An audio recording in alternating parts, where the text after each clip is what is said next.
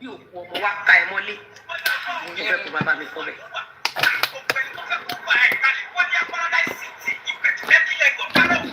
You see, at times when I look at this lover, you play dirty. I have the ring card. Despite the fact that my ring card can destroy you, you are too daft to understand the fact that Lizzy Anjorin is bigger, stronger, powerful, eloquent, intelligent than the rest of them.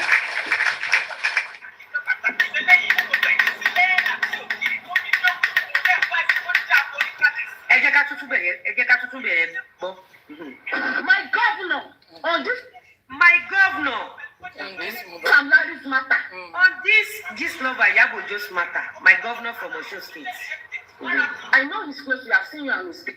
I know Iyabo Ojo is close to you. I've seen you and Iyabo Ojo. I know you are very close to Iyabo Ojo, my governor from Osun State. I saw you in Iyabo Ojo's party.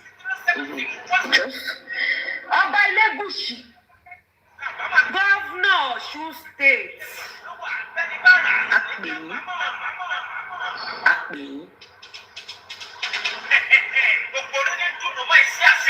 Governor Osun State, and maybe by Amama continue at Penisa. Daddy ni bad the cut letter 1 billion wasa. Amama continue at Penisa.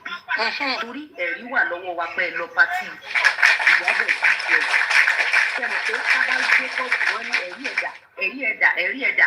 eri ni gbogbo wa máa gbé wa.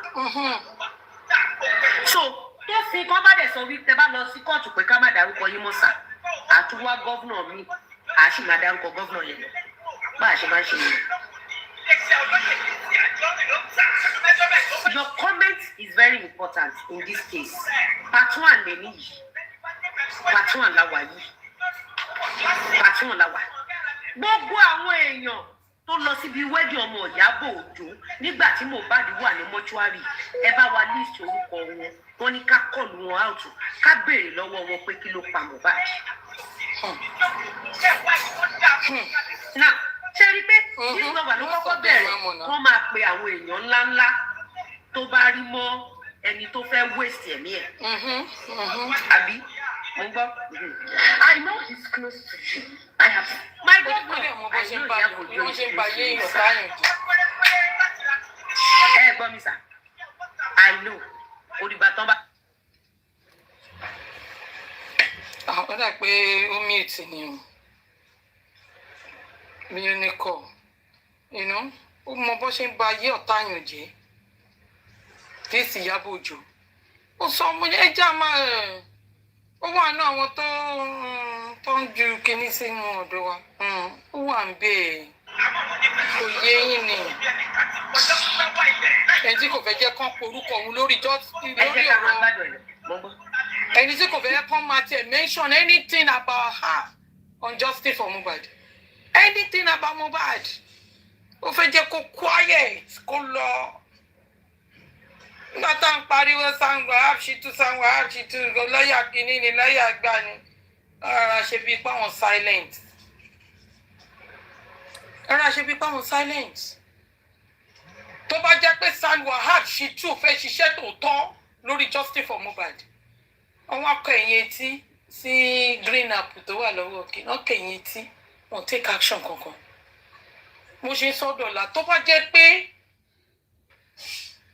San Fẹ́mi Fálànà ni ẹ gbàgbé kí ló ṣẹlẹ̀? Okay. Tó bá jẹ́ San Fẹ́mi Fálànà ni ẹ wá dá wọn jẹ rakati ìṣojú wọn lọ́ṣẹ̀ṣẹ̀ verdict ó dà pé kínní ni ò ń bá mi ìṣojú wọn lọ́ṣẹ̀ṣẹ̀ verdict tọ́yìn magistrate ó dín dé lọ́ọ̀yà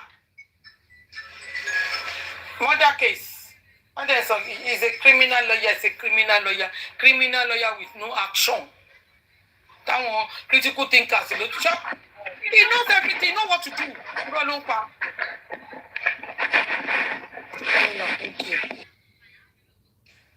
He knows what to do, he's just pretending. When time critical thinkers, when I want to say, Omo, don't play game ni. ó mọ nǹkan tó yẹ kó ń ṣe. What are we talking about? Everybody tó fẹ́ jẹ́ kí Mohbad rí justice tell them more. And their pictures together. My governor, sir, we have seen you and Iyabo in Iyabo's party. We've seen your pictures together with Iyabo this lover. Afẹ́ mọ ikú tó pa Mohbad, sir. Afẹ́ kẹ́ ẹ bá wa béèrè. Lọ́wọ́ this lover ikú tó pa Mohbad. Ọmọ ikú tó pa Mohbad, àwọn náà ló kọ́kọ́ lọ lé. Bàbá Mohbad kan.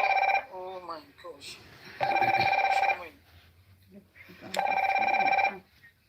Honorable Governor, sir, my dearest father, Governor of Osun State, Governor Adeleke, a father to David Adeleke.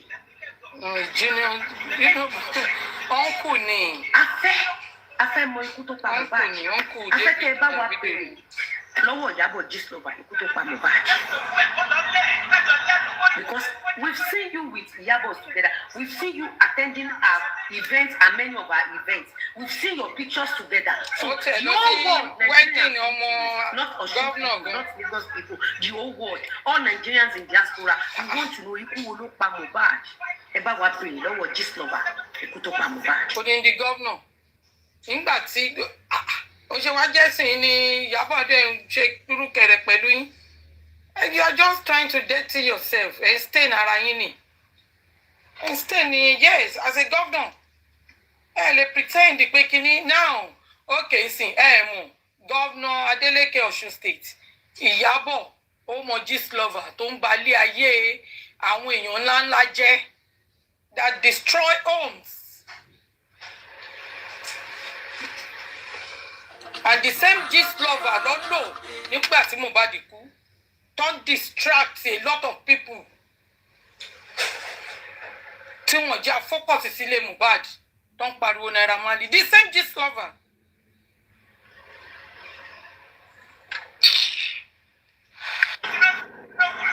Our dearest father, Governor Ademola Adeleke, sir. We want you. We've seen you and Iyabo. We've seen you attending Iyabo's. We've seen you spraying money while Mohbad is still in mortuary.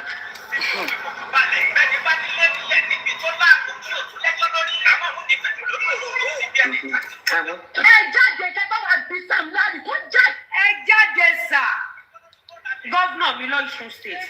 Ẹ bá wa béèrè lọ́wọ́ Gistlover Iyabo tó pa Mohbad. Ẹ bá wa béèrè tó pa Mohbad. Àbí o. Ọgbọ́n náà ṣe pé ti kinní náà ni àjọ máa fúnra yín lóògùn jẹ ni. Ẹ bá wa béèrè ikú tó pa Mohbad lọ́wọ́ Gistlover Iyabo. Ẹ bá wa béèrè. It is very important, sir. My dearest father, it is very important. She's a close pal with you. Jáde, ẹ má sọ pé my governor. Ẹ jáde, ẹ má sọ pé ẹ mọ̀ Iyabo kan. Ẹ má sọ pé ẹ mọ̀ Gistlover. Àbí o. Ẹ má sọ pé ẹ mọ̀. Diamond Ẹ má sọ pé ẹ mọ̀. Àbí o. A rí yín. Oh my gosh.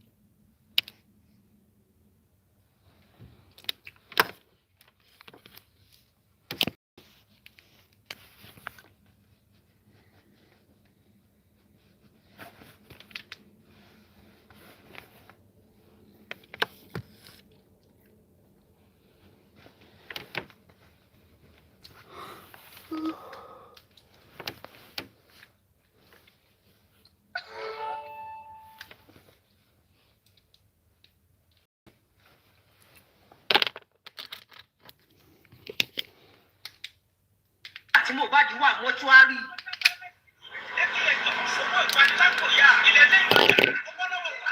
A rí yín papọ̀, a rí fọ́tò ẹ̀yìn àti ẹ̀ papọ̀ nígbà tó kọ lẹ́tà pé kọ́ wú òkú Mohbad. A fẹ́ mọ̀ nǹkan tó pa Mohbad. Now let's go straight to the point. Let's go straight to the point. Let's go straight to the point. It's going to be fantastic. You are going to enjoy it.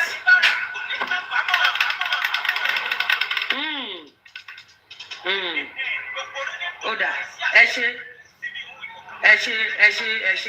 Àwọn kan fún mi ní information kan. Ẹ ṣe. Now, bàbá wa governor ní Ọ̀ṣun state. Ẹ bá wa bèrè lọ́wọ́ Iyabo this lover. Ikú tó pa Mohbad. Kí ló pa Mohbad? Ẹ jẹ́ ká gbọ́ bí tó wà lẹ́kọ̀ọ́. Bí ọmọ ni wọ́n jẹ́ ẹsẹ̀ tó ti bá àwọn ọmọ mi, ọmọ sọ fún ọmọ ìlú nípa. Bí ọmọ ni wọ́n jẹ́ ẹsẹ̀ tó ti bá àwọn ọmọ mi, ọmọ sọ fún ọmọ ìlú nípa.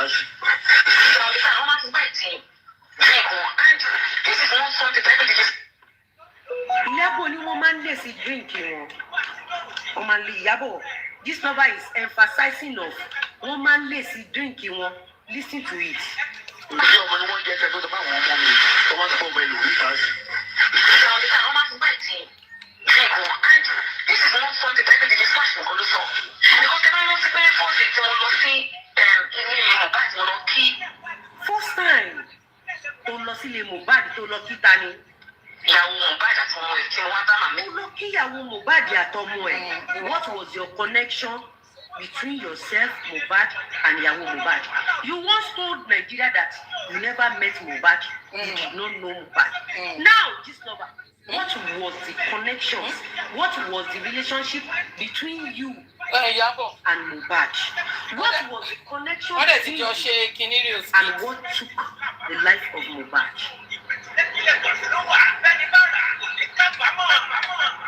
You're gonna love it.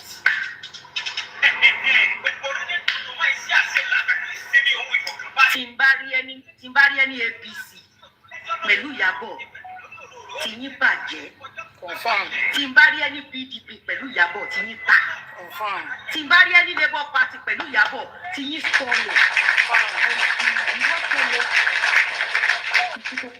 That is the game that we're supposed to be using.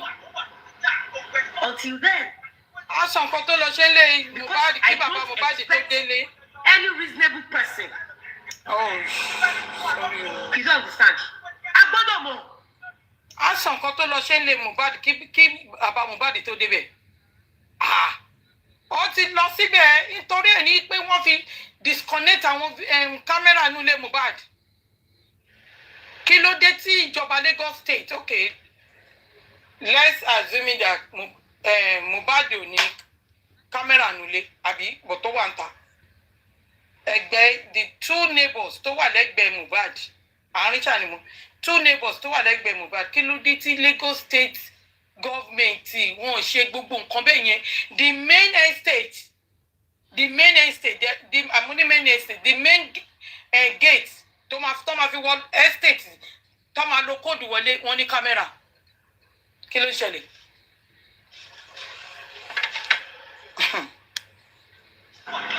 She once told us that òun ò mọ Mohbad yìí. Kí ló dé tí àwọn onítíátà tó kù ò ṣe sáré lọ sílé Mohbad? Kí ni this lover Iyabo ń wá nílé Mohbad? Nígbà tó ti kú yẹn tó ń gbé tó ṣe fídíò yẹn àtàwọn dàgbọ̀ ẹ̀. Nígbà tó ti kú yẹn tí wọ́n ń gbé. Tó ṣe fídíò yẹn. Nígbà tó ti kú yẹn tí wọ́n ń gbé tó ń ṣe fídíò kiri. If your hands are clean from his death, what are you looking for in his house? Are you the only one, this lover, that saw the video when they were carrying the body? Are you the only one that saw the video? Àwọn olórin lọ. So what was your connection with his death that made you to run to his house? What are the evidence you went there to go and pick or to go and claim? Tell us. You said this before. You once told us that you did not know her. And here you told us that when you saw that he has spied you quickly rush to his house for what? Because if any celebrity, any politician wants to be identified with Iyabo, we all should hold you for an accountability of what really by Mohbad.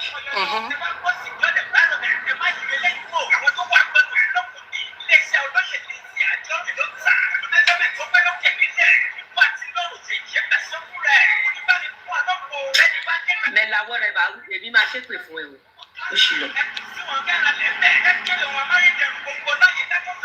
President says if you join APC, all your sins are forgiven. Is it sin of murder? Is it a sin of murder? We lost a Yoruba angel.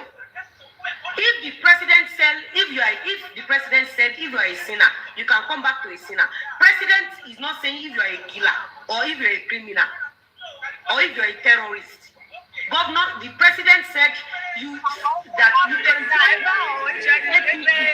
The president says if you join APC, all your sins are forgiven. Hey, Japan, drop in. Okay, thank you. Have you? Yeah, thank you. Not a criminal, not a killer, not people that has to do with murder. No that and no peace.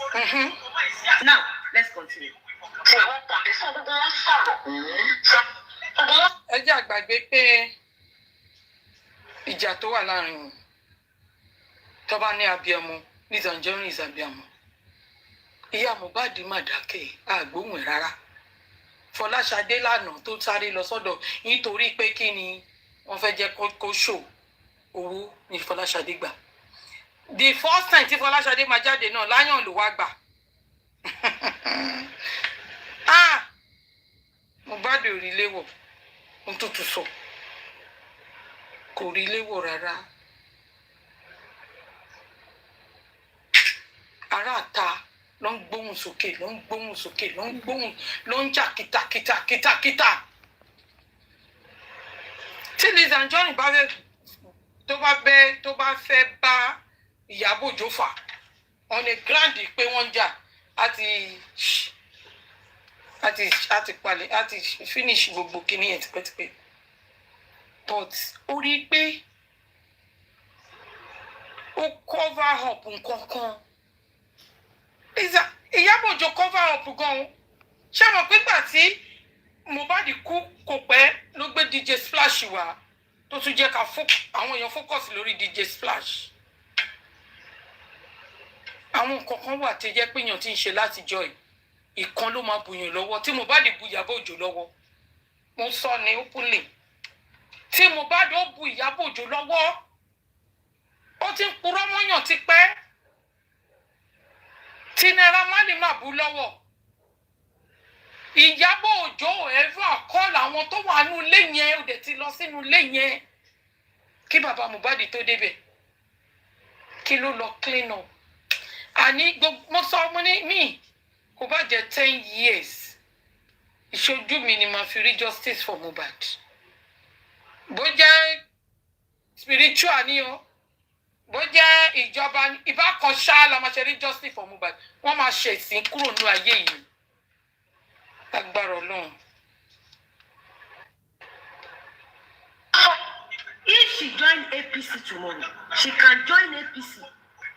Then and APC will not join her. Mommy, be wise. Am I communicating? Beautiful. Iyabo can join APC. One. But if APC join Iyabo Ojo, we will ask APC. Exactly. What by Mohbad? Ọwọ́ wọn dẹ̀ ló tún kú sí. Tí APC ló worst jù.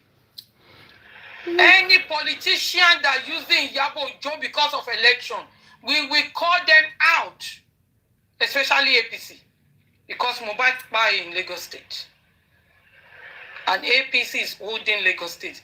The time Mohbad buy, any politician tó bá gbéṣẹ́ fún Iyabo, a máa call one out. Kó bọ́ síta kó wá sọ ikú tí Mohbad kú sínú ilé kó wá sọ fún wa.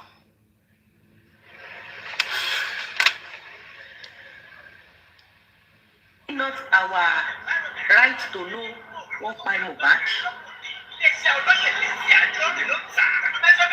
If Iyabo joins any party, it's none of our business. But if any party join Iyabo, we will ask them what by Mohbad. And it's going to be a very long matter. A very long. Oh my God, guess you are doing. A very long.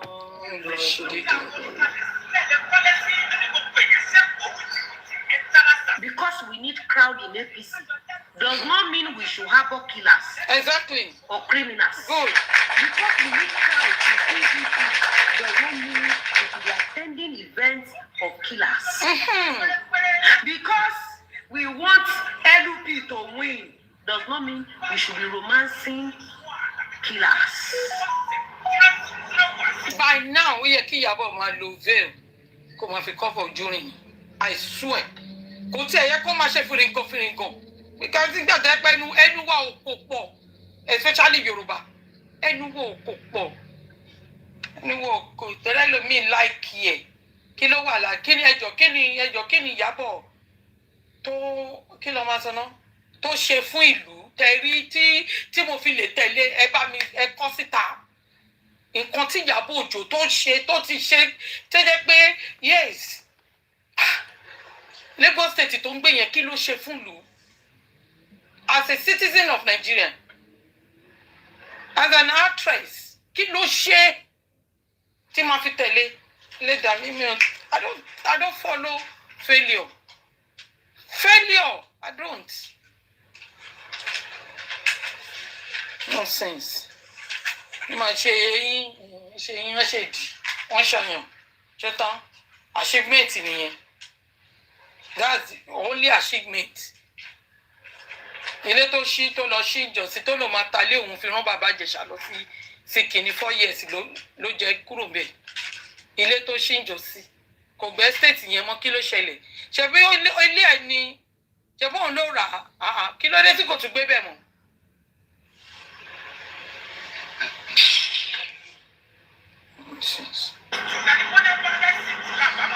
So if Iyabo Ojo decides to join APC, she's welcome. If APC join Iyabo Ojo, we will ask them. What by Mohbad? We will ask them. And if sorry, do you understand? If Iyabo Ojo join APC, it's okay. But if APC join Iyabo Ojo, ó ti yé yín.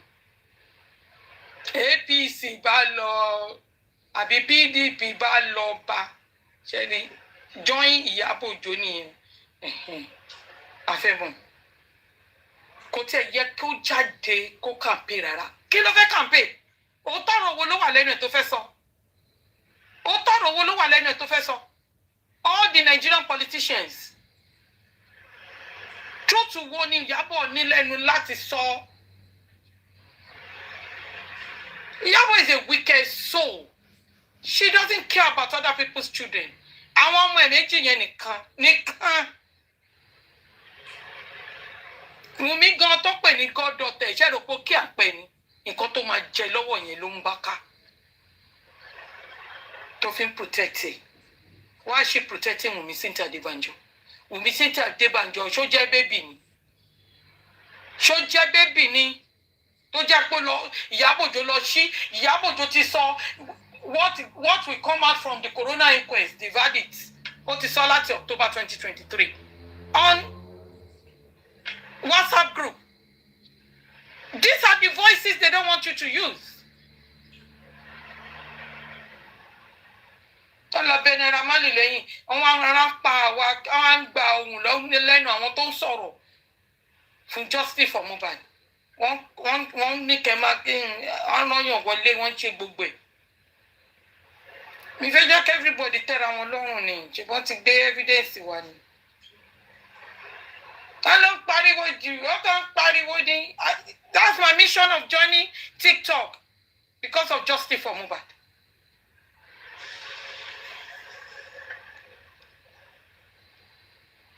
they really want to join Gist Lover, they would have ignored the call out of the Nigeria airport.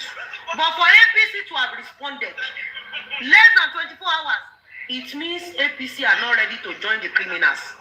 APC are not ready to work with the killers. You are communicating. I understand you very well. Am I communicating? Help me share this show. As Èmi you are typing, nígbà tí if kò you ṣe are done, pé I dára fún ẹ tí ó pọ̀. ó máa dára fún ẹ. Be helping Á us to jẹ́ wọn ask. mọ́. Our governor in Osun State, help us ask this number. Ó máa dára fún ẹ wà gbogbogbò onífàárẹ̀ ló gbà. Ẹni tó bá lóhùn láti Lizzy Anjorin wàhálà tẹ́ni yẹn nìyí. Torí ẹni tó bá ń ṣoríire làwa máa súnmọ́. Àní súnmọ́ lòṣì. Walk by Mohbad is very important.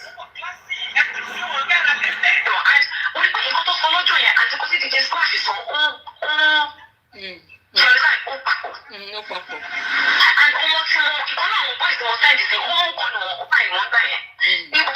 Ìkọ́nú àwọn boys to send this. Tí Mohbad. Just know but you told us that you don't know Mohbad. Kò mọ Mohbad. So you just confessed in this video that you sent someone to Mohbad's house. The person you sent to Mohbad's house is the person responsible for his death. Are you? Or why are you not talking about him? Why are you not attaching Mohbad's death to him? Since the person works for you directly, and the person, you are the one that sent the person to Mohbad's house. Did you actually send the person to Mohbad's house for something else? Diamond To Mohbad's house. Mọ́mí ètì, ẹjọ́ mo fẹ́ sáré sàn kankan, ẹjọ́ mo fẹ́ sáré Mo sàn. mọ̀ pé òun gbọ́ pé ni pé kó má lọ sọ̀rọ̀ síta ni. Mo fẹ́ sàn kankan, mo fẹ́ sáré sàn kankan. Okay. Mo ní mo ṣì wà surprise láti àná yẹn bí internet ò ṣe tí break pẹ̀lú gbogbo analysis yẹn, that is one. Then two, wọ́n ò tí crop àwọn videos, àwọn analysis yẹn mọ̀ pé normally tó bá wọ́n máa crop àwọn videos yẹn kékèké àti circulate internet. I'm still wondering why that video tí ò fi trend látàná. Nítorí pé the reason why is that Lizzy Anjorin ò kó èèyàn kankan sínú WhatsApp group.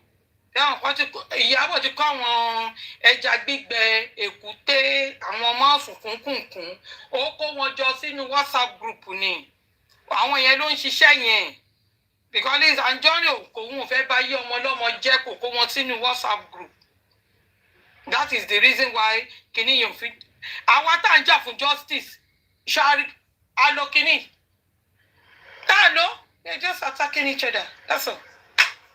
Hello, they're just attacking each other. Ẹni tó yẹ ká wá fún àwa fún. Bá ṣe ń ṣe Iyabo Ojo ká máa wá fún spending. Ká máa pé spending ká máa pé kí lorúkọ ẹ̀. Àwọn Adé West àti kí lorúkọ ẹ̀. Kí lorúkọ ẹ̀ ló ń pariwo. Ọmọ tó jẹ́ pé kò bá wọn délé o. Kò bá wọn délé o.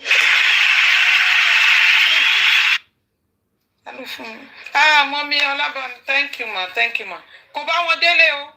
Prime boy ò bá wọn délé o. Prime boy lọ mú ṣọ àti kéde ta fẹ́ kàn pa. Kò right. If you are looking for justice. The same Nigerian police tó gbé Prime boy àti Naira Marley Sam Larry àti Túndé former kini Mohbad ṣé Túndé ni àbí mi ṣàmọ̀ pé èèyàn mẹ́rin lọ bail out ní magistrate Yaba. The same Nigerian police not that case yẹn. So why are we shouting Prime boy then? Ṣàmọ̀ pé tó bá gbé kinní yẹn kó lórí Prime boy, then Prime boy will join together with us kájọ máa jà fún justice. No ṣe lè dùn. Spending different time ni spending pay. Spending grant interview pẹ̀lú Westo ṣáàtì gbàgbé gbogbo ẹ̀ wà níbí. Different time ni spending pay. Wọ́n dẹ̀ lọ sí kóòtù àárín kankan tó televise a murder case. Àárín kankan tó televise. So that is a script. They think they are wasting our time. No, they are not wasting our time. We stay here put. Thank you for the gift, man. Thank you so much. Thank you for the gift. Thank you. Because instead of Naira Marley in cell or in prison, instead of Sam Larry in prison, why not the guy you sent to Mohbad house in prison? Why are they not in prison? I want to know. Listen to that part again. ìyàwó Mohbad àti ọmọ ìtí wọn bá màmí ẹgbẹ́ nígbà tó fi kú yẹn tó ń gbé tó ṣe fídíò yẹn àti àwọn other boys níbẹ̀ wọ́n pọ̀ ǹdẹ́ sọ gbogbo wọn sọ̀rọ̀. àti àwọn other boys níbẹ̀. nígbà tó ṣe fídíò yẹn ni o nídìí ó wọ ọdún mọ̀ pé èmi gan pé ṣàmì pé orin yìí o kí lorúkọ orin tí Mohbad kọ yìí o tí dáàdi Mohbad kọ bọ́dá bè Bọ́lá tí dáàdi Mohbad láwọn làwọn kọ gangan. Kí lórí yìí o ẹjọ́ ẹ sọ fún mi. Tẹ́lẹ̀ pé fọ́ọ̀sì orin Mohbad ni. Èwo ni màmá Fọlá. Èwo ni nínú ẹ̀ orin tó kọ́ pọ̀. Tó kọ́kọ́ kọ lọ́dọ̀ kí kí lorúkọ ẹ̀ kí ló pọ̀ OPP ó pọ̀ pa ayẹyẹdà OPP ó pọ̀ pa. In 2019, no. Is it 20? No. What I pick back day last 2020. Kó tó ṣe lockdown of COVID. Naira Marley. Watch a kinini in Bristol Arcade. Ṣé Bristol Arcade in something I don't know. A Bristol or Streatham or something like that. But until I ticket yẹn fún wa. Èmi àtọ̀rẹ́ mi àtàwọn ọmọ lájọ lọ. Ní 2020 February. Ó ṣe show yẹn tán ní March lọ ṣe lockdown. OPP ó pàpà yẹn Naira Marley ni mo rò pé kọ́ o. Mi ò mọ̀ pé kí lorúkọ ẹ̀ ni Mohbad ni. And Mohbad ti wà pẹ̀lú Naira Marley láti 2019. Ìwọ tó wá ti bá ìjọ ní ẹ máa gbọ́ onígbà tó ń gbé kiri tó ń announce nínú káà yẹn bàbá Mohbad gan kò tí ì débẹ̀ torí mímú ọ̀sán ni daylight ni broad daylight kò ń ṣe ní òkùnkùn broad daylight ni ìgbà yẹn Iyabo gan ti débẹ̀ before bàbá Mohbad. Iyabo gan ti débẹ̀ before bàbá Mohbad kò dẹ̀ gbójú síta kò jáde wá ṣe show Iyabo Òjó jáde wá ṣe show wo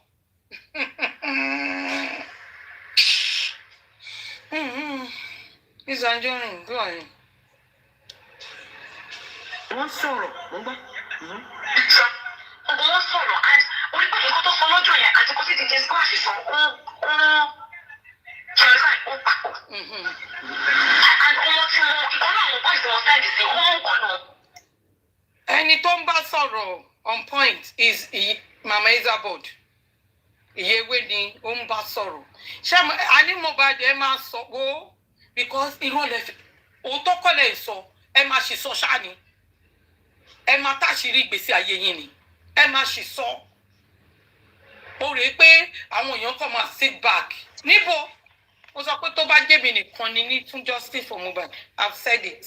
I don't care if it is 10 years. Àwọn family lè máa jà wọ́n fún justice. Wọ́n lè má ṣe kìrìkìtà fún justice. But a máa rí justice ní agbára lọ. ìkọ́nà àwọn boys. Ẹjọ́ màmá mi yétì. Nǹkan tí mo mí ní pé ẹjọ́ hold on ma. Nǹkan tí mo mí ní pé Iyabo ní pé nígbà tán ṣe fídíò yẹn kọ́ because kò lè jẹ́ 3 seconds video inú mọ́tò fídíò tó náà ṣe yẹn kí ló tó ń béèrè fún fídíò. Ti mọ́tò ni àní nínú mọ́tò ni ti mọ́tò ni tinú káà tó fi announce pé Mohbad kú. Nǹkan tí mò ń sọ ni pé kò lè jẹ́ 3 seconds. wọ́n jà ṣe fídíò ṣá ìyá rò pé ó máa gbé yẹn jáde ní. àwọn akẹ́kọ̀ọ́ lè jẹ́ 3 seconds exactly if they can do video and announce Mohbad pa ìgbà tẹ́ ẹ̀rù jáde wọ́n. ẹni yóò wọ́n ti pè é. ìgbà tó rù jáde ṣé inú mọ́tò nìkan ni àbí ìgbà tẹ́ ti mọ̀ because brought in pie ní Kuramed hospital sọ brought in pie Mohbad ti kú sínú ilé like what Wunmi's goddaughter said Iyabo Ojo her godmother Iyabo Ojo ó ní Mohbad pie inside not outside and the Kuramed said brought in pie kò síbi tó máa ti anything bọ̀ lára.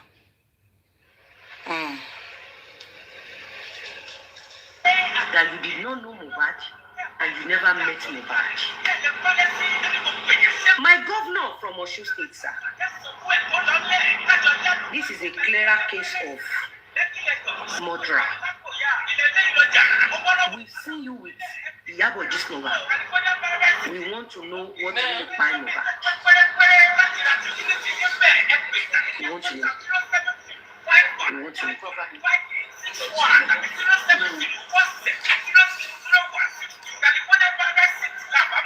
Why didn't you mention those 3 guys you sent to Mohbad house while he was still alive?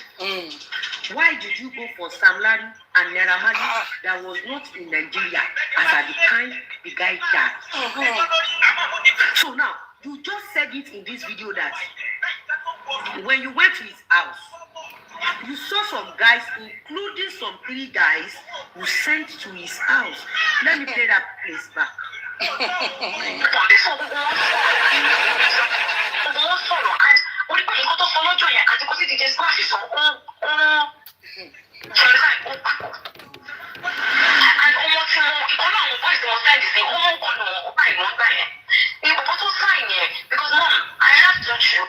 So, Mohbad has grown to the level that he has been signing some signings under himself. And you pin is there on Naira money.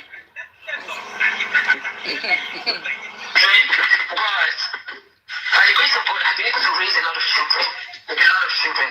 Okay, you raised a lot of children.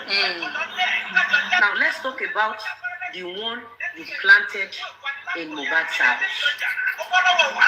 The one you forced Mohbad to sign. Let's talk about him. Why is the guy not being interrogated by Nigerian police?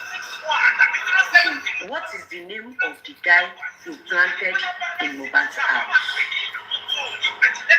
Why is the guy not in prison or in police cell? In prison alongside Naira Sam Larry. Who is the guy? What is his name? This lover, where is the guy? Since that guy comes from you, he lives with you. You were the one that introduced the guy to Mohbad. And he lives in Mohbad's house. So please kindly present the person. I'm sorry. I think someone said, me mo bóyá yesterday me mo bi te but that be me mo bi te ni ti sọ pé tó bá yá bóyá Fọlá ni I can't remember àbí Oyo mi ń lè rántí ṣàánú ni pé tó bá yá àwọn tó mọ̀ bí Mohbad ṣe kú wọ́n máa data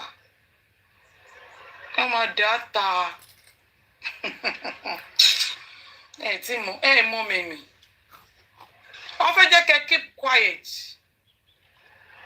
kan wá àwọn lọ́ọ̀yà tó ń bá bàbá Mohbad ṣiṣẹ́ gan wọ́n jẹ́ kí rẹ̀wẹ̀sì wọ́n tún fi fíà sínú bàbá Mohbad ò mọ̀ sọ fún kékeré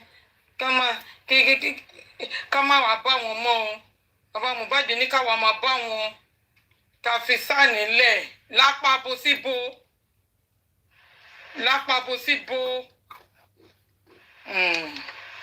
àwọn tá a mọ̀ gé àti rí géèmù yẹn ti pẹ́ long time long time àti rí game yẹ pé bàbá Mohbad gan ló fẹ́ gbókù Mohbad sí lórí. Gist lover ní 2023 ẹ lọ wọ update ẹ̀ máa wá jáde. Ó ní the police need to arrest Mohbad's dad on one ground. Tó fẹ́ fi arrest bàbá Mohbad. Gist lover ló ṣe update yẹn. What are we talking about?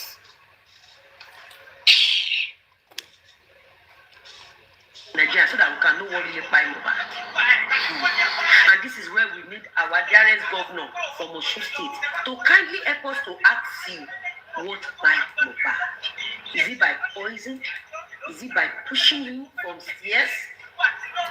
Do they strangulate him? Tàbí o. What really happened? Ọmọ ọlọ́gbọ́n. Ní o fẹ́ látẹ̀wọ́jọ́ rẹ̀ lẹ́nu. Ẹlòmíì kò yé bó ṣe ń sọ̀rọ̀ yẹn lọ. Àwa ó ti dé ènìyàn. Mo ń bọ́ àlọ́ pẹ̀lú ẹ̀. Mo ń ká skóòpù yẹn ń yé mi dáadáa. Ọmọ ọlọ́gbọ́n ọlọ́mọdé àti tàbí dìdìrìn lọ́mọ. Àwọn eléyìí gbọ́n ọpọlọ ló ń lo ọpọlọ. Ṣẹ́rí bó ṣe ń sọ̀rọ̀ yẹn ẹni tí kò bá ti lè ka kò lè gbọ́n mọ́. Ó ti yé àwa ti káwọn kan sún wá kan ṣe press up wá bá ọláì ó wà nílẹ̀ bí iyẹ̀pẹ̀ òkun.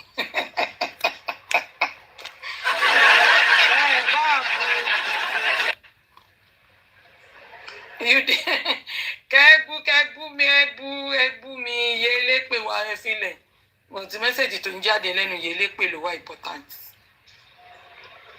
Inú ló fo lò ṣe déédéé ọ̀pọ̀ ọmọ ọlọ́mọ ẹ wá jókòó ẹ wá ṣe fúnrintàn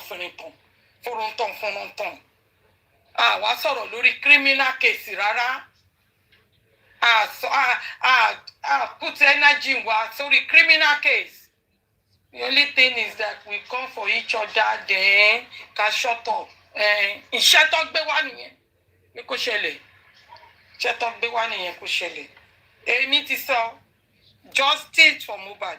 Wàláì kí Lagos State keep quiet tá a ṣe máa fún wọn jẹ.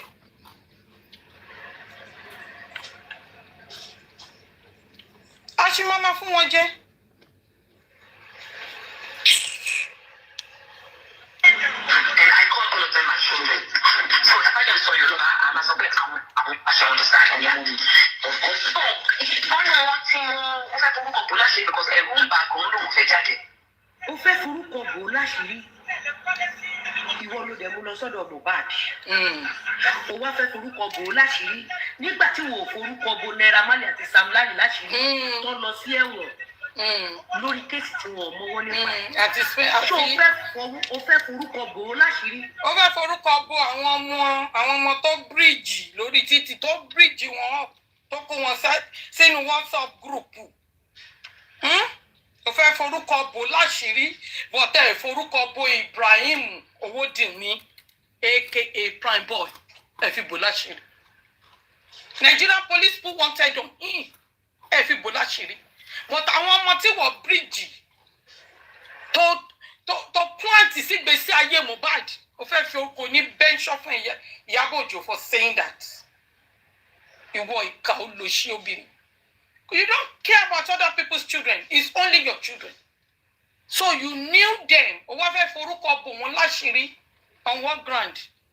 But you can call people's name out. Ó lè wọ black bonnet ẹ kó porúkọ àwọn èèyàn síta. Ó fẹ́ forúkọ bò ta ni láṣìírí tó ẹni tó wà pẹ̀lú Mohbad àbẹ̀wò.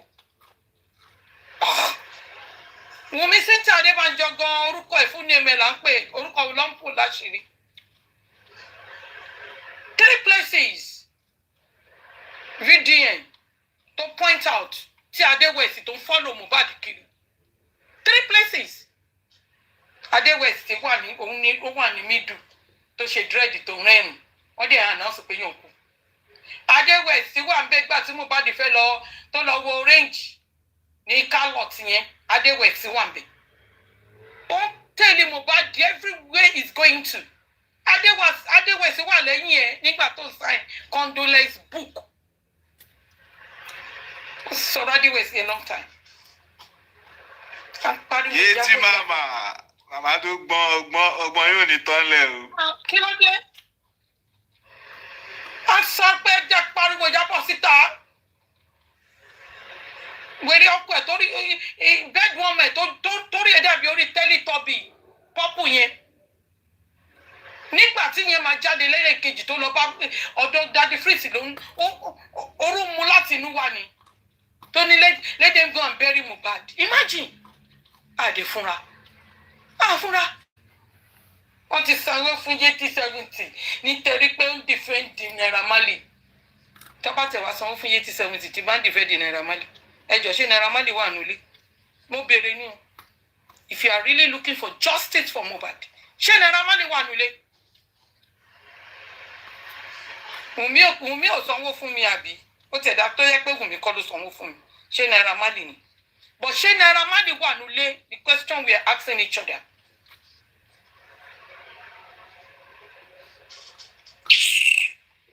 ẹ má bínú jàre nonsense. nítorí pé ó mọ̀ nípa ikú yẹn ni àbí pé ó fẹ́ forúkọ bò ó láṣìírí nítorí pé òun gbọgbọgbọ ló bẹ carry out ikú yẹn wọ́n sì ń bèrè àbí ó fẹ́ forúkọ bò ó láṣìírí nítorí pé ìbẹ̀rẹ̀ àti òpin ikú tó pa Mohbad he was fully aware. Then why is the boy's name not on social media? Why is the boy not being yet interrogated by Nigerian police? Then why are you keeping the guy's name? If truly you were the one that introduced the guy to Mohbad and he was there when Mohbad died, if your own hands are clean, if the boy hands are clean, why are you now for Obola Shiri? Why are you protecting the person's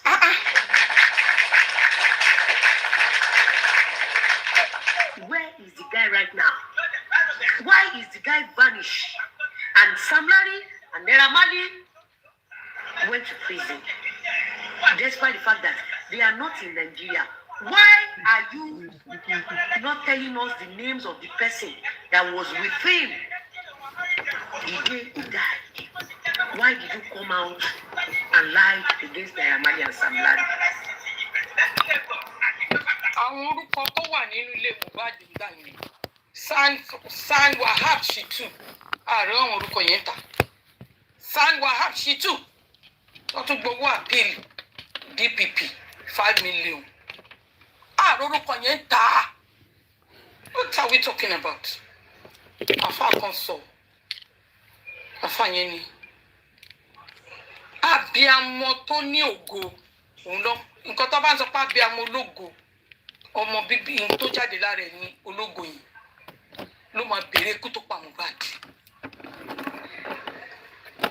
àfi abiyagbá ni kò kíá tó fẹ́ fọwọ́ cover sheet ni tó fẹ́ cover sheet èmi ò rí sand tó já what are we talking about kí là ń sọ gan-an O.J. Simpson ó dà pé ó ti kú kọ́lọ̀ fún oríjì even lọ́yẹ̀ ẹ̀ ṣì ń ṣe kàtàkàtà kó tẹ̀ mọ́ ipò òun ló pa èmi ò rí ibi tí lọ́yà ṣì máa kàn máa ṣe fine man wọ́kọ́ọ̀tù jáde wọ́kọ́ọ̀tù wọlé wọ́kọ́ọ̀tù jáde a rí fún San FF náà Fẹ́mi Fálànà ó máa glasses ojú wọn báyìí ó máa yọ nínú glasses báyìí ló máa mi orí ló máa ṣe kinní ló máa fight àríbi tí San Wahab Shitu tó tiẹ̀ jàjà pé kéèyàn tiẹ̀ tara kéèyàn ṣe kinní ìjọ verdict ṣé on the 11 àbí on the kinní ìjọ verdict July San Wahab Shitu tún credit magistrate Shotobini what are we talking about? Ṣé WhatsApp tó gbé jáde kò ti sọ fún wa dẹ̀ pé gbogbo authority ló wà ní WhatsApp yẹn lọ́ọ̀yà George magistrate COP ṣé commissioner of police ló ń pè gbogbo àwọn ó ní everybody ló wà ní WhatsApp group so ṣé ìyẹn ti sọ fún wa gan dẹ̀ àdẹ̀wọ̀n pé kínní àdẹ̀wọ̀n ṣe kínní. If you really know you want justice, channel energy wá sí ibi tó yẹ ká channel energy wá sí. To me, I will not cause any minor. I will not cause any minor. Causing minor just it's like we are distracting ourselves. We are distracting ourselves. Nínú gbogbo àwọn tó wà nílé yẹn, minus ọmọ yẹn nìkan ni kò mọ nǹkankan. Ní kò mọ nǹkankan. Ẹ má jẹ́ a fi inú bíbí ká fi ṣe nǹkan. Because they will be just laughing at us. Pé wo àwọn èèyàn kan wà tó jẹ́ pé wọ́n wò wá tó dẹ̀ fẹ́ jẹ́ kí tó jẹ́ pé ẹ̀rù ń bà wọ́n tó dẹ̀ fẹ́ jẹ́ kí Mohbad rí justice in another way. Wọ́n wò wá náà. Ama, please.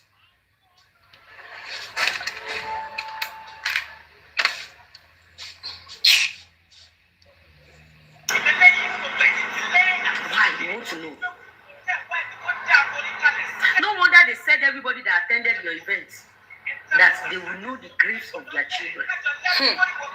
They said we should go back to the case. No, that for Mohbad is innocent seeking ones, for justice. For the innocent That one, Mohbad is no, seeking for justice. So where is the guy up to now? Are you telling us, this lover, that up to now you've not helped Nigerian police by submitting the guy's name, pictures, and necessary information to tell Nigerian police what really by Mohbad? So you really know the guy that stays in Mohbad's house that you, this lover, introduced to Mohbad? Kasa. This is very deep.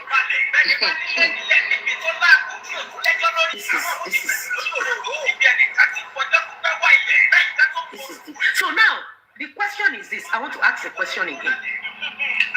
The guy you introduced to him was there when he died.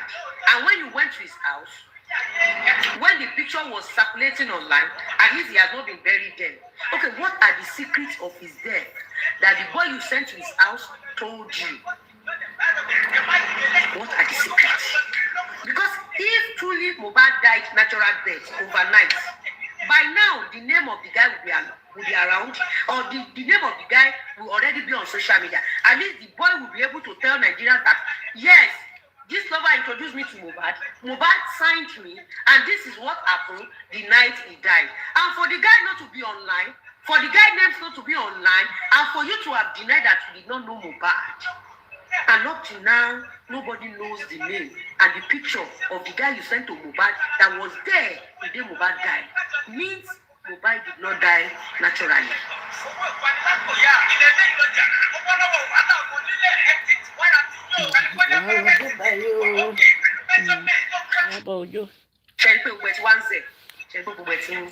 Ó ti yé wa.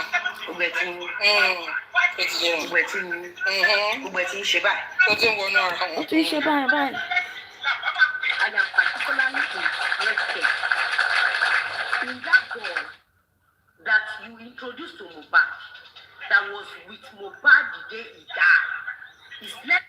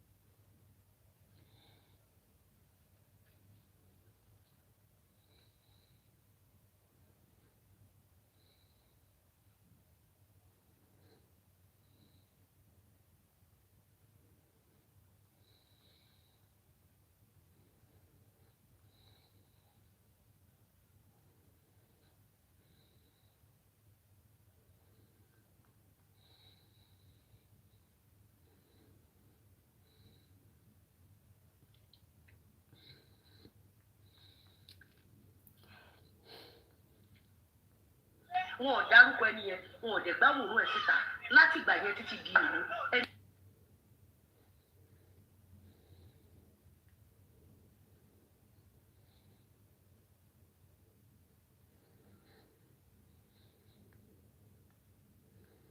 And use that one word to override everything that she has done over the past couple of months.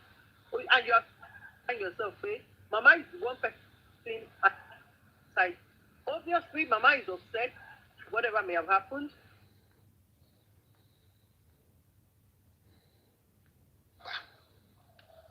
Somebody who has managed his family to this time, who has been an administrator. There was a day the man was telling me that I am a director, a member of board of director in 3 major corporations. Somebody who has an idea, somebody who has, as in his level of his sarcastic nature of handling things.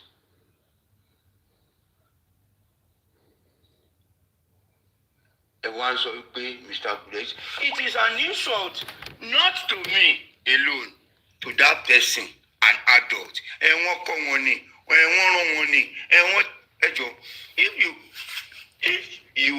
If your brain is so light and so watered that you are being manipulated, or you are being cajoled, or you are being directed, don't think every other person is like that. I don't believe anything another come out to say or another stand for is standing for it. And what Mr. Tazan said was nothing but truth. I sat down and I look at it. We can rub minds on issues. We can at least make clarification on issues. We can mend issues. When he said it, I was like, hey, Uga, so much a story àwọn P-Square ni bàbá yìí gbé jáde tí bàbá yìí fi ń sọ̀rọ̀. Because when the P-Square, when they were together, they said, this is and this. So they said when they were P-Square, they collected the loan. They collected the loan. And after they separated and made P-Square a defunct organization, báńkì tó yá lówó wá sọ pé wọ́n fẹ́ gbowó padà wọ́n yá yín lówó as P-Square, but the solution was made legal. So you are going to be asking for, that means whatever we did as P-Square was no longer in existence. I am Peter, he is Paul. I am Paul, he is Peter. So there was nothing like P-Square. It would have come from an angle of admission, idea and knowledge tí kálukú wá ṣe rí, òun ló máa fi sọ̀rọ̀. If there is an issue to discuss now, the way a good scientist, not all these social media TikTok scientists, the way a scientist will analyze it, like let's say the Israeli-USA Iran war. If you call an economist to come and analyze it, the way you will analyze it will be different from how a political scientist will analyze it. And how a political scientist will analyze it will be different from how a scientist will analyze it. And also a medical doctor will analyze it in a different way. It all depends on your field of study or field of professionalism. It was just, you will know that the man was talking as an administrator. And he didn't speak down on anybody.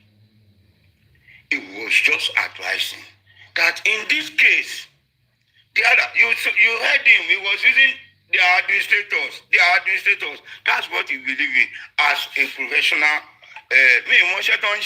But from his submission, I know this man is more official than our only state street hustler guy.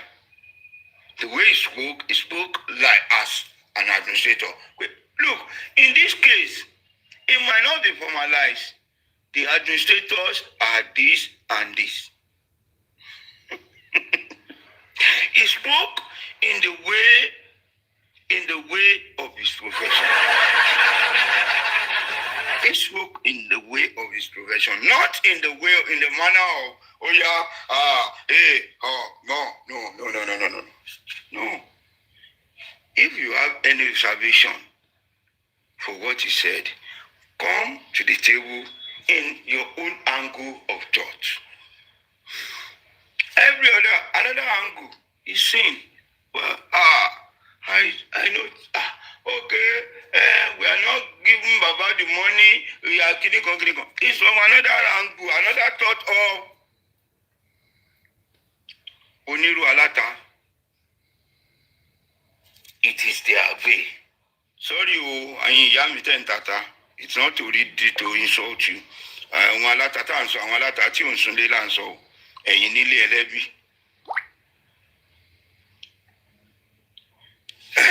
Yes, ma. Mono, Mr. Tazaniwa. Báwo ni máa rán uncle mi síta? Ẹjọ́ síbẹ̀ ṣé ẹrù kan gọ̀ ní tiyín ni?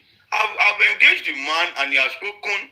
Look, I knew the man pẹ̀lú argument àti ìjà ni. He was defending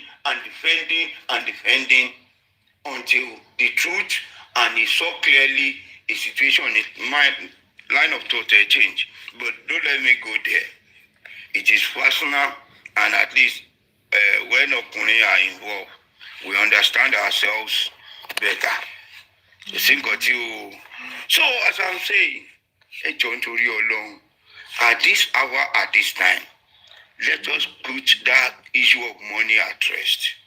If truly you are for justice, saying or discussing that money on social media or in public, it's a negativity on justice for Mohbad. It is a bullet that is being shot at justice for Mohbad. Don't let anyone use you. Don't allow yourself to be used.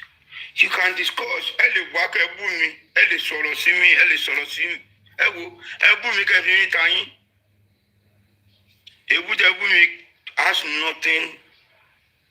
Has no adverse effect on justice for Mohbad. There is no court to Lórúkọ mi nú. There is no police station that I'm related to anything or whatever. But when it comes to the man and the struggle, please and please, if you know you are for justice, abstain and just keep quiet on it. Henceforth, anybody it is easy and it will be right to tag the person a justice destroyer. A justice destroyer or an enemy of justice. An enemy of justice, whoever that is saying it. Let's go all out to discuss the DNA. Wow. How you want the samples to be taken? How you want it to be? At least, let the government know that the public is not keeping short on how to get credible and trusted DNA test. The public is not keeping quiet. We might not come together to discuss it in your own strata, in different strata, Tani, in different groups, in different units. Let us discuss something that at least that will bring progress to justice for Mohbad. Not all this hula baloo, rigmarolling, senseless, unworthy discussions. that are designed or that have been sold out just to destroy justice for Mohbad. Sharing nǹkan tẹ́ mọ̀ ní pé the origin, or let me say, can I use progenitor of some of these issues? They have a mission, no? They have a mission. Wọ́n wá ti pa, wọ́n wá ti kún, wọ́n á ti wò pé ó yẹ ẹja lò báyìí, ẹja lò báyìí. They will just throw it at you because you are ignorant, because of your flexible mindset that can be dissuaded over flimsy issue. You just grab it and báwo ló ṣe ṣe lè báyìí, báwo ló ṣe ṣe lè báyìí, báwo ní kíni wá. Because you have been, they have sold it to you. They have sold it to you. I am indulging, appealing, and begging everybody, let us bring back our first love for justice for Mohbad. It's not love for me, it's not love for anybody. You can continue doing it the way you are doing it, but try to restore the first love that you have for justice for Mohbad. The like minds can gather together. We know, okay, this is your circle, but let whatever you share in your group or in your circle be something that is elevating and something that is cannot go right. Sorry, I'm coming on agent kicking here. Okay, good. Let what you are discussing in your group be a thing that is beneficiary, that is benefiting to justice for Mohbad. Something that will elevate justice for Mohbad. Something that will give a facelift to justice for Mohbad. And not something that will fracture or bring down the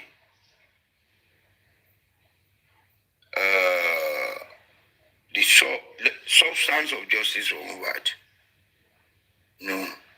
Let us have our change of heart and bring back our first love in your group with the people you share common interest with. Restore back that love for justice for Mohbad. And henceforth, ẹ jọ̀ọ́ nítorí Ọlọ́run, ẹni tẹ́ bá gbọ́ tó bá discuss owó yẹn, ẹ kérú èkélé lórí. Ẹ jẹ́ kán ṣe nǹkan tó ń ṣe. Àkáǹtì ẹ̀kọ́ lówó lọ. I am not. If I need support, I call for it. If I need it, I call for it, and you will know that you don't need the coin.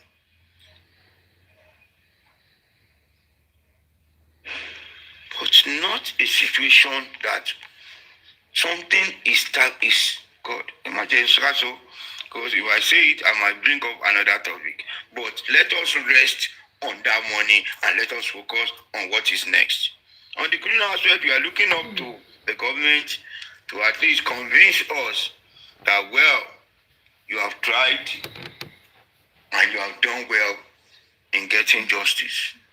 Let the government, the Nigerian police, the Lagos State government, the judiciary, let them do the right thing and do the need to. Well, if anybody wants to come up, you are invited. Anything you want to say, so I suggest you can, if you have any questions or clarification or anything, please, you can bring it on board. We rub mind, we can at least have a, so I say, are you there? Are you there? Are you there? Are you there?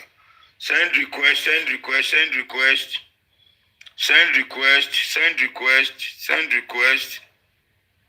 You are invited. If you have anything, no insult, no derogatory statement, no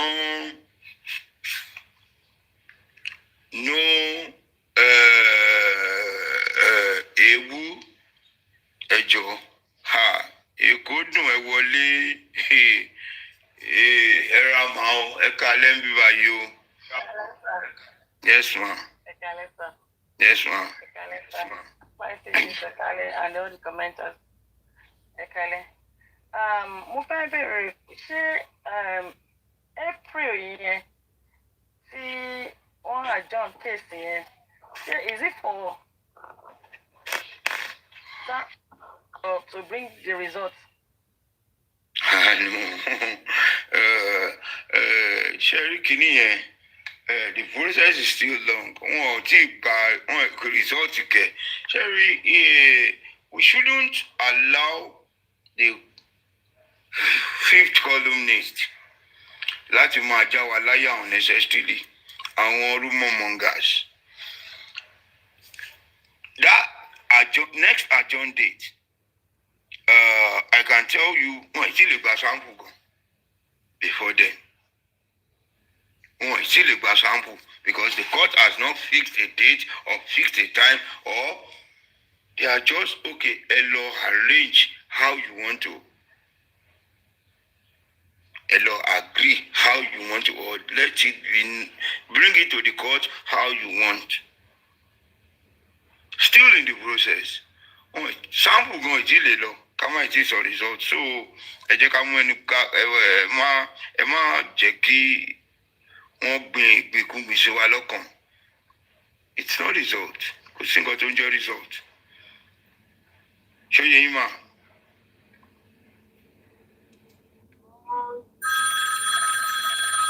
It's still a long process nìyẹn. Nigeria judicial system kì í ṣe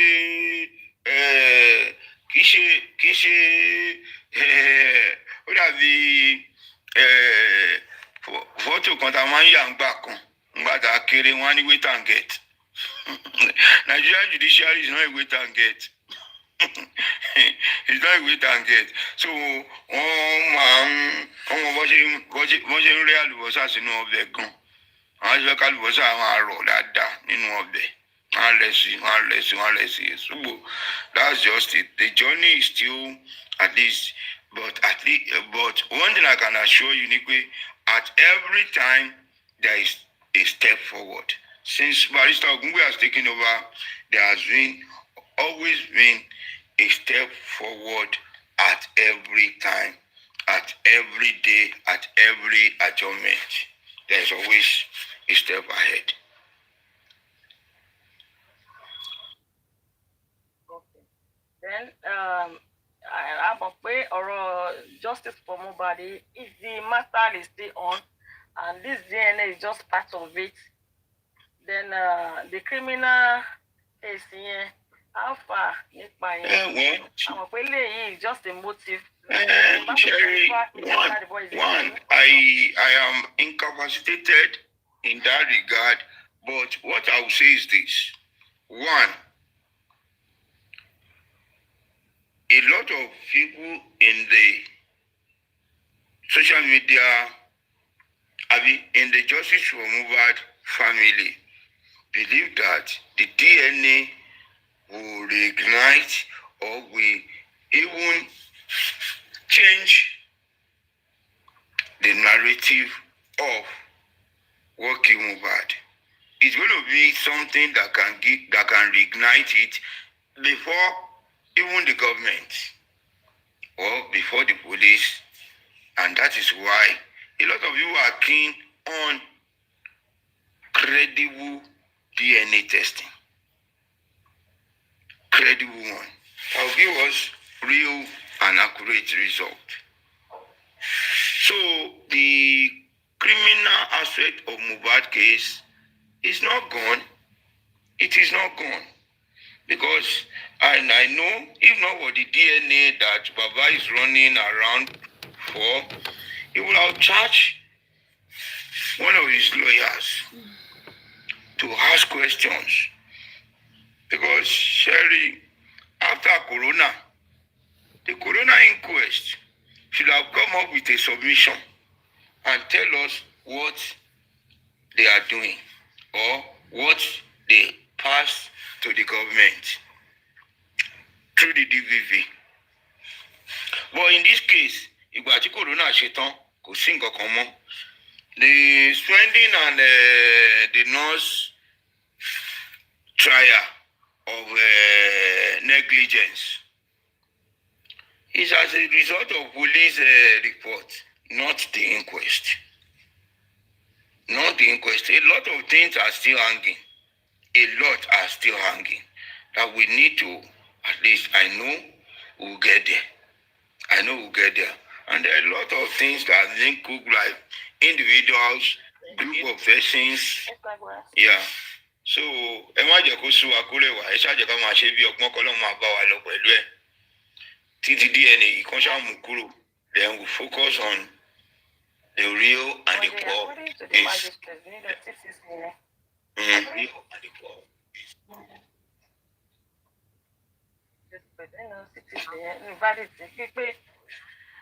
There is still room for proper investigation by the police. And it should come out. It should come out as in recommendation as submitted to the DVB. DVB don't want to come out with a decision. We have yet to see the decision of the DVB. Corona by law or by practice, they read their report to us. They read, at least they had the report. They should have submitted the report. But we all have the findings and the final, the conclusion or whatever their statement is towards the end is not binding, no. Because we are going to go through every page and everything that happened in the corona to make further recommendation to the DVB or to the government. So there are areas that the government or the DVB need to touchlight. But corona till date, nothing is done regarding or as continuation to the corona inquest investigation. We'll get there, we're coming there. Okay, there is a question I wanted to ask, but discover you are not a lawyer. So if not, I won't throw the question, I won't ask you the question because you are not a lawyer. So before coming to my Zoom, bye. So let me just I'm not a lawyer. No. Okay. I have a lawyer who is listening though. Okay. Nínú àwọn citizen yẹn ṣe àwọn pé àwọn nǹkan kan wà omitted. Is it normal under normal circumstances pé something should be omitted in the citizen or something, or it's just I don't know. Okay. Anyway, that's the technical question. Only lawyer, and the lawyer that is listening might relate it later to us. She would like to come up, but she has listened. If the room permits, I'll let you know the response. I'll let you know the response. You're not a lawyer. Yeah. Yes, somebody yes. Oh my Lord,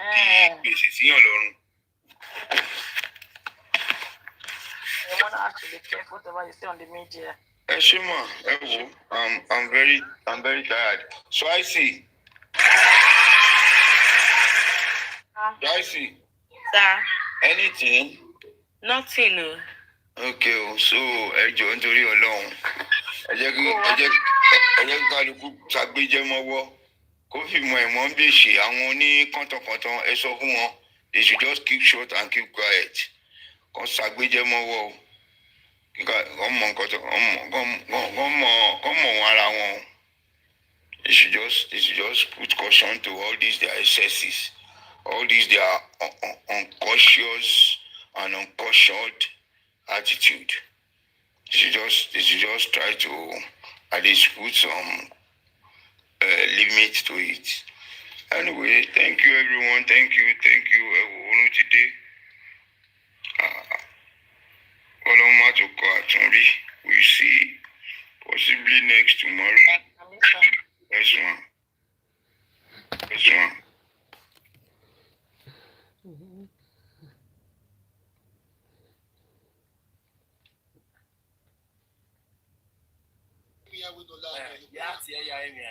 Exactly.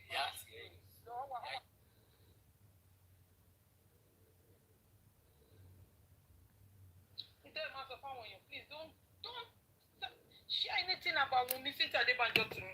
Go back we want yen. Go fring a be umbrella. I don't care.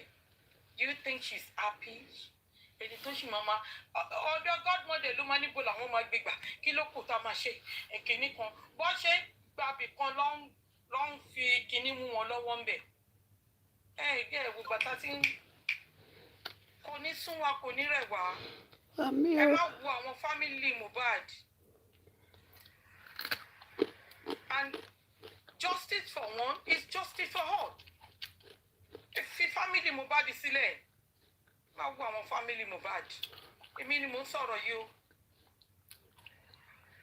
Because I say it as if they are not ginger us. Let's ginger ourselves. Let's ginger ourselves. Lè dákẹ́. Ìpàdé àdákẹ́. Wọ́n máa pa ẹlòmíì. Ṣebí after Mohbad lọ fẹ́ pa Sàló. The same Sàló yìí ló sọ. Pẹ̀lẹ́. The same Sàló yìí ló sọ yìí pé ló sọ fún Prime Boy pé Prime Boy má pa mí bó ṣe tó fẹ́ pa mí bó ṣe pa Mohbad ni. Few weeks, months, ló máa shoot Sàló. Ṣé àmọ̀ pé tó bá pa Sàló? Ìkíní yẹn ló máa gbé wọn máa court. Wọ́n ní Prime Boy ni. Mo ṣá. We sit on their matter. Gbogbo ọpọlọ gbogbo tíríkì yín gbogbo géèmù tẹ fẹ́ lò tẹ fẹ́ fi mú àwọn ọmọ aláìṣẹ̀ sínú ẹ̀wọ̀n tẹ ẹ̀ ní rí lò lágbára Ọlọ́run. Ẹ̀yin kà dédé yìí. A dẹ̀ ń sọ fún ara wa ẹ fi Prime Boy sílẹ̀. Tó bá tẹ gbé wọ́n tẹ̀lé kúrò lórí Prime Boy. And Prime Boy will fight for his friend. Nǹkan méjì ni Prime Boy ń fight fún náà. Ta ló pa ọ̀rẹ́ òun? Àti wanted tó gbé sórí orúkọ ẹ̀. Ṣé ẹ fẹ́ jẹ́ kó rí bí lọ ni? Ṣọ́ gbé wanted sórí Ade West. Where's Darosha today? The PA, a cousin, a first cousin to Mohbad. Where is he? Do we use our voice? Mọ̀mí Eti, ṣe rí kíní kan ṣì ń jẹ́ mystery sí mi dè níyì. Tí bàbá Mohbad àti Prime Boy tán ṣe ṣiṣẹ́ pọ̀. Because from the beginning ló yẹ kán dìjọ máa ṣiṣẹ́ pọ̀. Nǹkan tẹ́ rí the beginning yẹn ti wọ́ wa. Because ìyá Mohbad ti sọ̀tọ̀ kú sọ̀kọ̀. Àìgbọ́n nǹkan tí ìyá Mohbad sọ ni. Ó ní bàbá ló ní kí Prime Boy lọ gún Mohbad pa.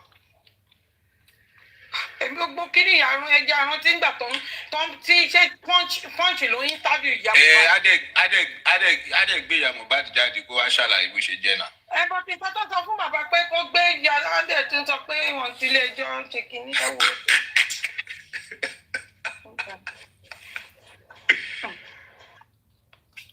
Ṣárí àwọn èèyàn máa ń gbàgbé ọ̀rọ̀. Ìyá Mohbad gan-an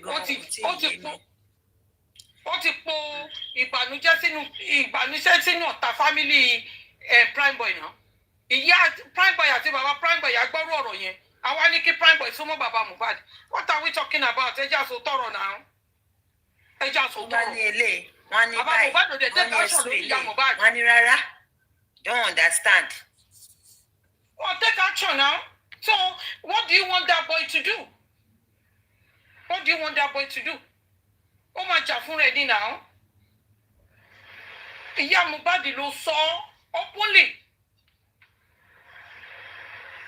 Ìyá Mohbad ló sọ now. If the family of Mohbad trying to protect themselves, ẹ wá ní kọ́mọ, hold ní Prime Boy gan, dáadé ń pariwo. ẹ wá ní kọ́mọ yẹn máa wà àná ìkóyún má bí ẹjẹ́ máa fi nǹkan gúnra wá wò. Make the stop of Mohbad. Almost 4 months. Because na Baba na send a message. Na Baba send a me go follow Mohbad go show. I think na Baba na in line get and say na in Mohbad. Wọ́n gbé sórí àdúrà. Tí bàbá ní pé kíni Nigerian police ṣe ní Lagos State. Àdúrà òsùn. Even nígbà tí Wùmí kí lorúkọ ẹ̀ Yọ̀mí pariwo kiri. Àdúrà ti sọ kíní o. A ní ìdòwò o. Kọ́ má lè release ẹ o. Kó tún sun sẹ́ẹ̀lì o. Bàbá ní kò fọjọ́ kan sun sẹ́ẹ̀lì. What are we talking about? Tó bá jọ̀ta ọmọ yín ló ń ṣe bẹ́ẹ̀, how are you going to feel? Ẹ má tara bí amọ̀. Tó bá jọ̀ta ọmọ yín ló ń ṣe bẹ́ẹ̀, how are you going to feel? The same àdúrà alọ́ba tó ń gbé orí Mohbad nígbà tí Mohbad ti kú tán pátápátá tó ń gbé orí ẹ̀ sórí ẹsẹ̀ kò máa sún sẹ́ẹ̀lì fọjọ́ kan rí. Prime boy sùn sẹ́ẹ̀ prime boy bá wọn lọ́lé o. Because na lójú kòkòrò na torí spending dénú lẹ́yìn ohun tó pa Mohbad. Spending wà inú ilé yẹn spending sọ́nà nínú interview tó ṣe pẹ̀lú kí lorúkọ ẹ̀ bọ̀bọ̀ yìí Westo béèrè how many of you in the car with kini ó sọ mo ń wá títí Bukky Jesse àti Mr. Ishaq níjọ́ tó ń question spending mo ń ẹjọ́ nítorí ọlọ́ I need it níjọ́ tó ń question spending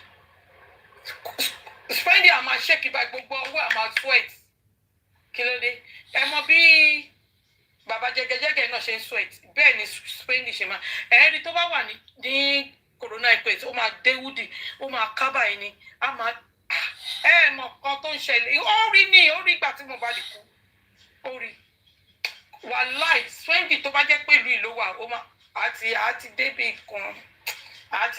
kan but àwọn ọlọ́pàá ibi àwọn ọ̀rọ̀ máa ṣe bíi pé kí ni wọ́n ẹ wo interview spending àti VDM yẹn náà ó kàn láàgùn ẹ tẹnu ẹ ń gbọ́n.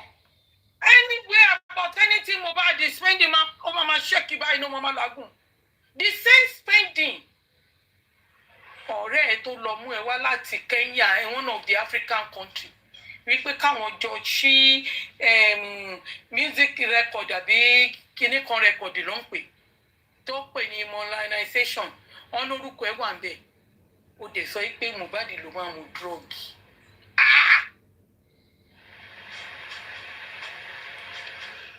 ó dẹ̀ ní Wùmí ò mú rárá sìgá bíi pé kò mú rárá odidi sọ kò mú rárá ni ọ̀ǹtìgbà tó lọ gbé ex-girlfriend Maisi wá a máa rí picture níbi tó ti ń fa balloon.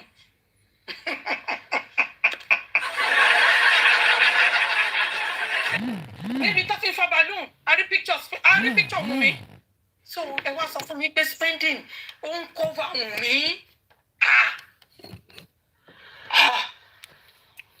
àwọn èèyàn kan wá ní ó yẹ kí VDM parí iṣẹ́ tó máa ṣe torí kéèsì Mohbad nìkan ló wà ní gbogbo Nàìjíríà kéèsì Mohbad nìkan ni VDM ń ṣe interview tó ti fún wa yẹn even lórí spending lásán lórí Fọláṣadé lásán I pay attention on Fọláṣadé that's why ni mo ní Fọláṣadé is not telling the truth.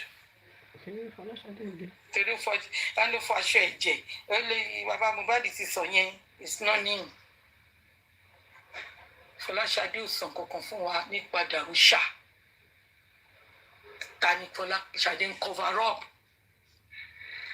You see, justice for Mohbad is not just by mouth tó ìpẹlẹ. Okay, sorry. Justice for Mohbad is not just for mouth ìbá ṣe ń sọ verbally. No, we apply number 6 and wisdom and knowledge láti wo ni. It's not about verbal and it's not about English. Dictionary kan ni justice for Mohbad ikú là ń sọ ikú. Ẹ má bínú jàre. Aláyọ̀mí, thank you so much.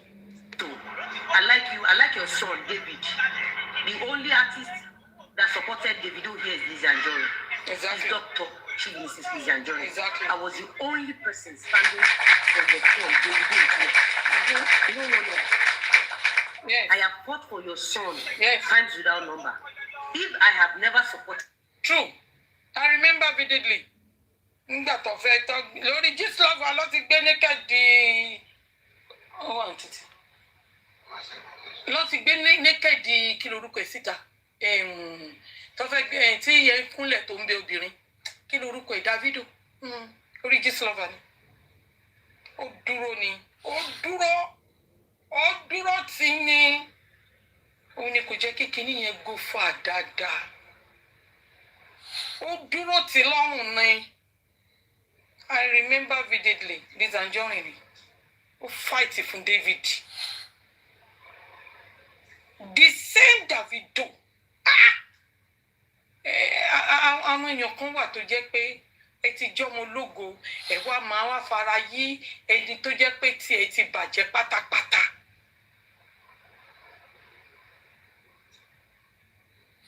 The same Davido ló ń fún Iyabo Ojo ní invitation wá sí wedding ní America. Mi mọ̀ nǹkan tó fi cancel kìíní. Ó dà pé green app yẹn ló fi cancel ẹ̀. Ló fi gba kìíní mo rántí. Green app yẹn ni. WhatsApp group. WhatsApp group ni ó fi withdraw invitation yẹn lọ́wọ́ ẹ̀. Ìgbà yẹn Iyabo lòun lọ ṣọmọ́gọ̀ ní Canada. Àwa gba Canada lọ sí America. Nǹkan tó fẹ́ ṣe nìyẹn. I think around August last year. Green app ló fi gbà because Iyabo gangan ni admin. Iyabo gangan ni admin. Ẹ máa wo nǹkan tí VDM máa ṣe ń sìn. Ṣé rí mi ní sọ́ọ̀sìn mi ní sì sọ nífẹ̀ẹ́ sọ jù. But ẹ rántí pé mo sọ pé VDM ẹ máa rí nǹkan tí VDM máa ṣe ń sìn. Iyabo rẹ̀ pé àwọn abiyamọ gidi wọ́n ṣe wà lórí mátà yìí lórí justice for Mohbad. Wọ́n dẹ̀ wà lórí mátà yìí because you know what by Mohbad you came out and told the whole world that Mohbad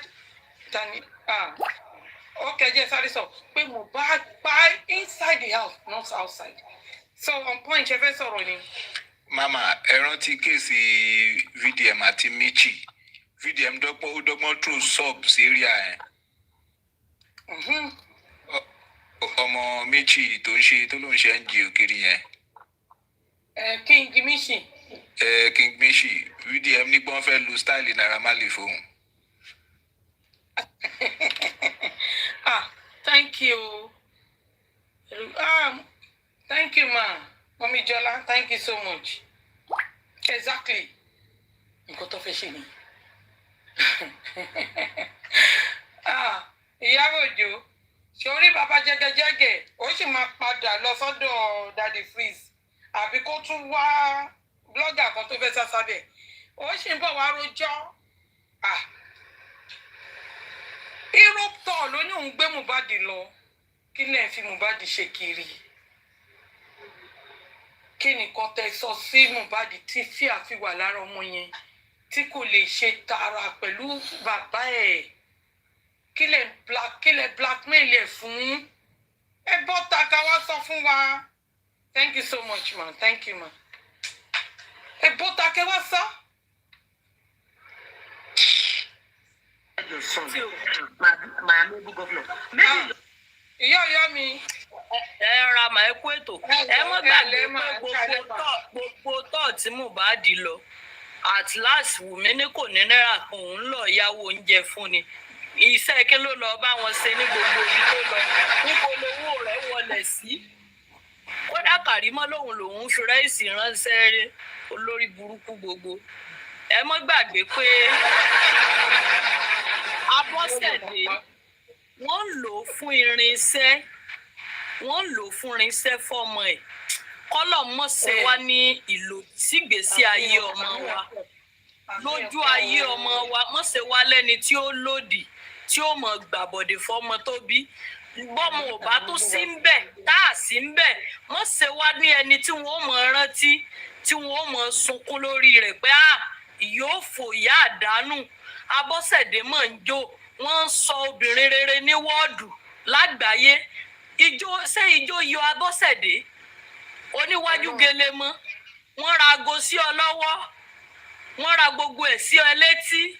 Olórí burúkú iwájú ẹ̀ wá yọ jẹnu lọ, ọwá ń jójú ẹlẹ́yà, ọkọ̀ pàkọ́ sáwọn bàbá òsìkà tẹ́ ẹ farati. Òjò ẹ̀sìn yín ò ní pẹ́ rọ̀. Ẹsẹ̀ mọ̀ kíní yẹn mo tún lọ kú wò. Ẹ rí i pé mo sáré kú ò torí mo ti sẹ́ẹ̀fù fídíò yẹn bí mo ṣe kàn gbára báyìí ni mo ti sẹ́ẹ̀fù ẹ̀ pamọ́. Abọ́sẹ̀dé ń jó ẹ̀ẹ́dẹ̀ rí orin tó tún play yẹn náà pé orin pọ́mọ yẹn sísẹ́ ni má sọ̀rọ̀ òdì nípa àyà rẹ má ṣe kinní kan ìwọ ìyá tó ti ṣòfò tọmọ rẹ ti sọrú ẹni tó jẹ́ ìmọ̀ tó kù tó ń yọ̀ lé lórí. Kódà kí Mohbad kó fi gbogbo ayé yìí kówó fún ọ kó mọ̀ ṣe àwo ẹyọ kan tó ṣe fún ọ pé 10 years àná sí mọ́ ní ìbá pé ọ ju orin tó ṣe é lẹ̀ fún ọ tó lè jẹ tán lọ ọ jẹ́ ìran rẹ̀ ó tún bọ́ jẹ́ ń bẹ̀ olórí burúkú Abọ́sẹ̀dé grandma Liam nìyẹn. Àwọn olóṣì Wùmí náà mọ̀ ń wá láìsí ni lójoojúmọ́ lò náà ń hóòsì ojoojúmọ́ ní ọ̀sẹ̀ grandma Liam Abọ́sẹ̀dé grandma Liam ní Lagos State náà àwọn náà wọ́n láti welcome grandma Liam àwọn náà máa ṣe. Báwo olùkọ́ ọba wí wọ́n ní Mohbad ti pẹ́ níbi tó wà Mohbad ti pẹ́ níbi tó wà lóòótọ́ bẹ̀tì ọjọ́ tí Mohbad lò níbi tó wà kèétó ètò lò lórílẹ̀ ayé torí pé bí ọ̀rọ̀ ẹ̀dọ́ ọ̀bá tí ì lójútùú tí ọ̀bá tí ì tásìkò àti sùn fùrọ̀ ńlá básìkò tí Mohbad ọba wọlé bá tó ìdájọ́ òdodo ni ó síwájú gbà náà torí kípa ńlá Mohbad kó lè tó wọn jẹ ní Lagos State ló ṣe wà mọ́ wọn lọ́rùn because wọ́n ní ọtí ò tán bàbá ò lọ wọn ò rí ìdájọ́ Mohbad ò wọlé. ẹ ṣe o yọ̀ọ̀yù.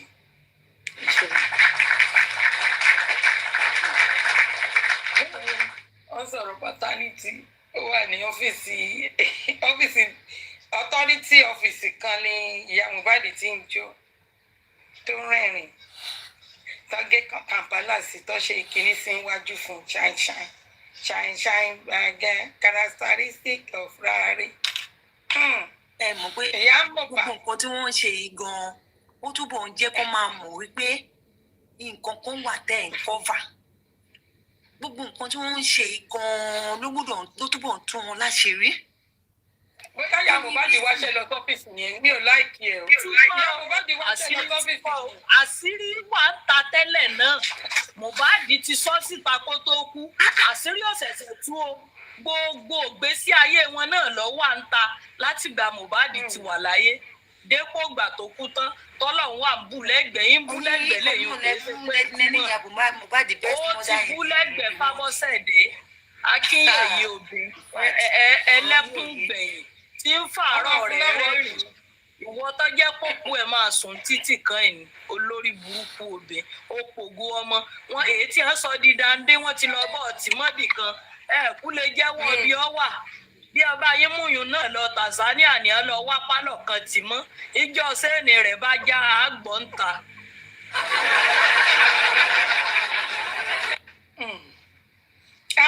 ìyá Mohbad wáṣẹ́ lọ sí Lagos authority office kan ní Lagos State ni ìyá ṣe cleaning tàbí ọ́fíìsì ṣàlùwà ibi táwa ti rí ọ́fíìsì kan ṣàlùwà ṣàṣìṣe ọ́fíìsì.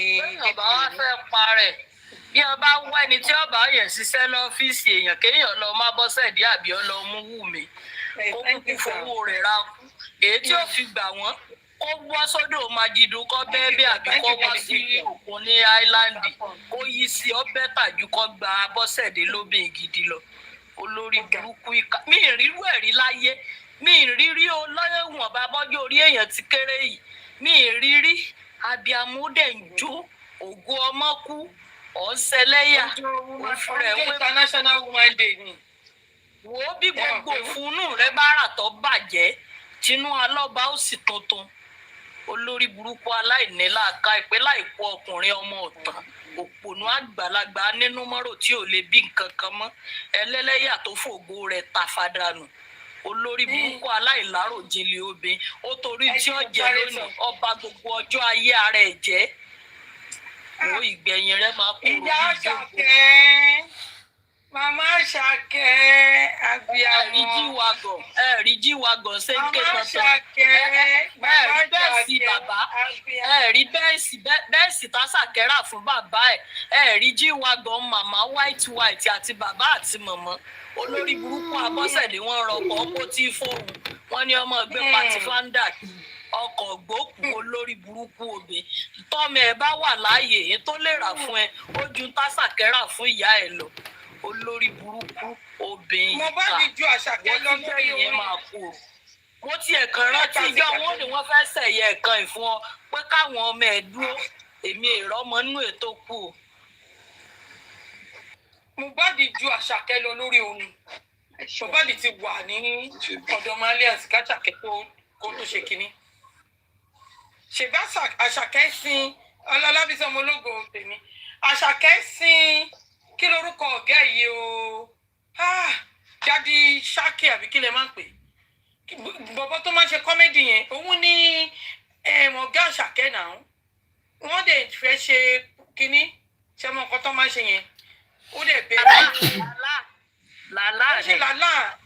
làlá kọ́ sẹ́ẹ̀ làlá kọ́ ságì àbí kí lẹ máa ń pè ságì òun ní ọ̀gá Àṣàkẹ́ ó wà lọ bẹ́ẹ̀ nìyẹn tó invite àwọn ságì tó fẹ́ wá ṣe kínní ní kínní tó tí ẹni yẹn tó fẹ́ ṣe ó lóun lè kọrin ó ṣàbẹ̀bẹ̀bẹ̀ yẹn ní àkóso kínní kan kí bọ́dà ságì mánéjà ni Àṣàkẹ́ jẹ́ fún bọ́dà ságì mánéjà ni ó lóun lè kọrin yẹn wá ní àpé òun ò ní owó kọ̀ọ̀kan ó ní kó tẹ̀ má fún wọn bí bóyá ó kọ̀ọ̀kan díẹ̀ ni or something like that bí Ọlámídé ṣàṣe bó ṣe bọ́ sọ́wọ́ Ọlámídé nìyẹn bó ṣe di kinní nìyẹn Ọlámídé bó ṣe di kinní nìyẹn first kinní Àṣàkẹ́ ibi tí Naira Marley ti ṣe kinní ní 2020 February tá a ti lọ fún kinní show Naira Marley ibẹ̀ ni first kinní ẹ̀. ọmọ èèyàn mi kan ẹ mọ̀ pé first kinní ọmọ kan kú tó tẹra wọn she's a qualifying nurse ẹ wò ẹ jẹ máa kó yé ìgbà wo l'Àṣàkẹ́ bẹ̀rẹ̀ is it after Mohbad pa l'Àṣàkẹ́ wá sí UK ngbà yẹn first kinní ẹ ní international yẹn tó wá ṣe ní UK pero ọjọ́ mẹ́ta ló fi ṣe ó dà pọ́jọ́ mẹ́ta ni èrò yẹn ti pọ̀ jù ewu Àṣàkẹ́ ewu bàbá Àṣàkẹ́.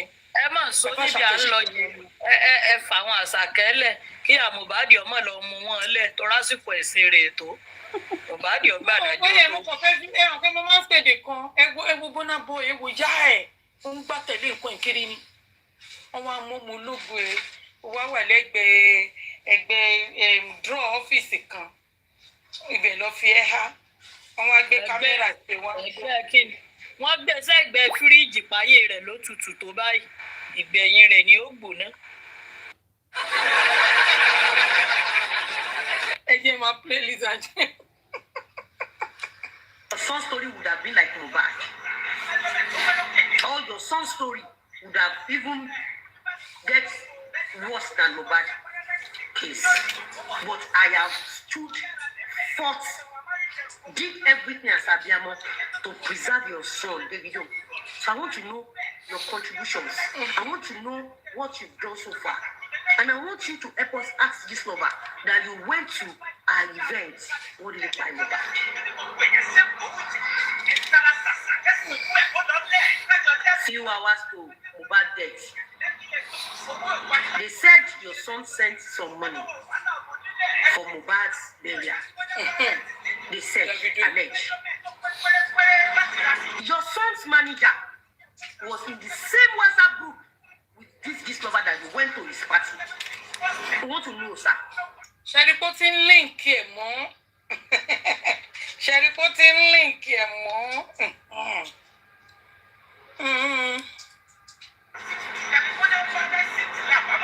At least since this lover has been dragging Davido, your son, you've not for once come out. I have been defending your son, Davido. I want to know what you've done to get justice for Mohbad. Mr. Governor, sir.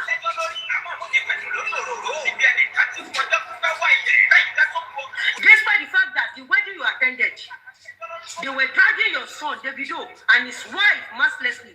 I stood for your son and his wife.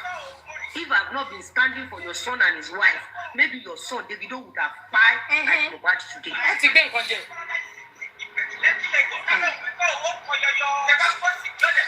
You see, one thing about this lover is our secret is dirty, our life is finished. In as much this lover, you want to come for me, I will destroy you with truth.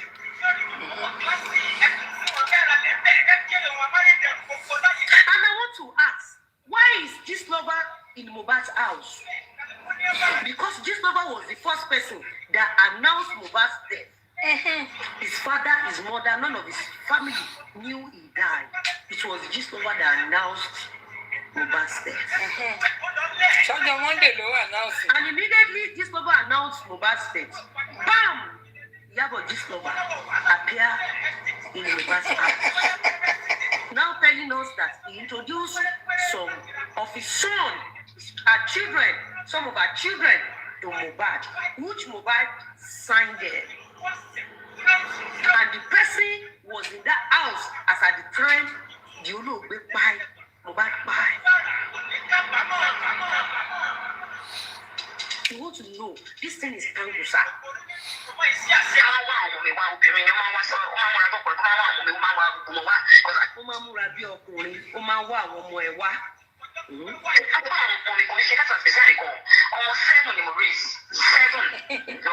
Those 7 children you raised, what are the work they've been doing for you? Did they go to school? No. Do they learn any hard work? No. So what kind of work or jobs these 7 children has been doing for you? And you claim that 3 of these children you raised, you introduced them, you send them to Mohbad's house, Abi? And Mohbad was signed them, Abi? And they were in Mohbad's house as at the day Mohbad died. So what is the major job these 7 children you raised, including your biological children, what job are they been doing? What have they been doing? Okay, they said your son took some drugs at DJ Splash House. Abi? Drugs. The other one, the daughter, you said it was that your daughter that has been giving you information about some rape cases. So, the lives of your 2 children automatically told us what other adopted 5 children, the job they've been doing for you.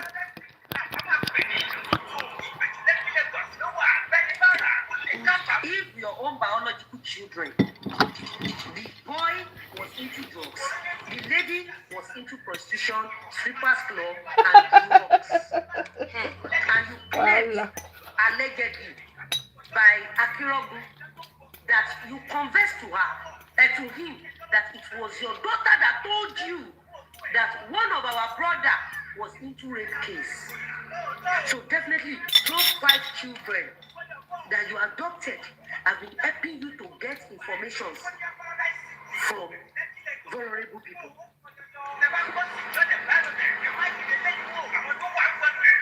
Which Mohbad happens to be one of the victims.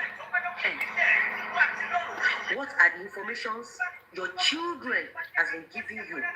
And what makes you shielding, hiding that your child, that your adopted son, that you installed in Mohbad's house? You said when he called you mommy, you said you shouted at him. What was the thing he told you that made you to shout at him? Tell Nigerians. Video ni Akirogu. I want to know. Now, you said you are doing movies, you are producing movies, you are doing parties, you are doing your daughter's wedding. What happened to Mohbad? Okay. That you wrote a letter to authorities that they should resume his dead body for what? For donation. But instead of justice, you eventually used Mohbad for two things: donation and to destroy Naira Marley and Sam Larry. On what basis? On what purpose? For what purpose?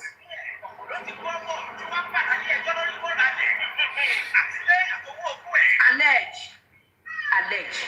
Everything we are saying today, allege. Alleging you is an allegation. Allegedly. So if your two children, one is into prostitution and drugs, the other one is into Gabriel and drugs.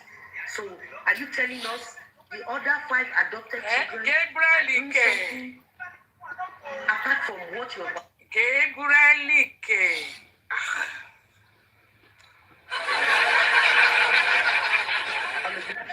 Your biological children are doing, or they are helping you to do the same job that your 2 biological children are doing for you. Now, let's see this.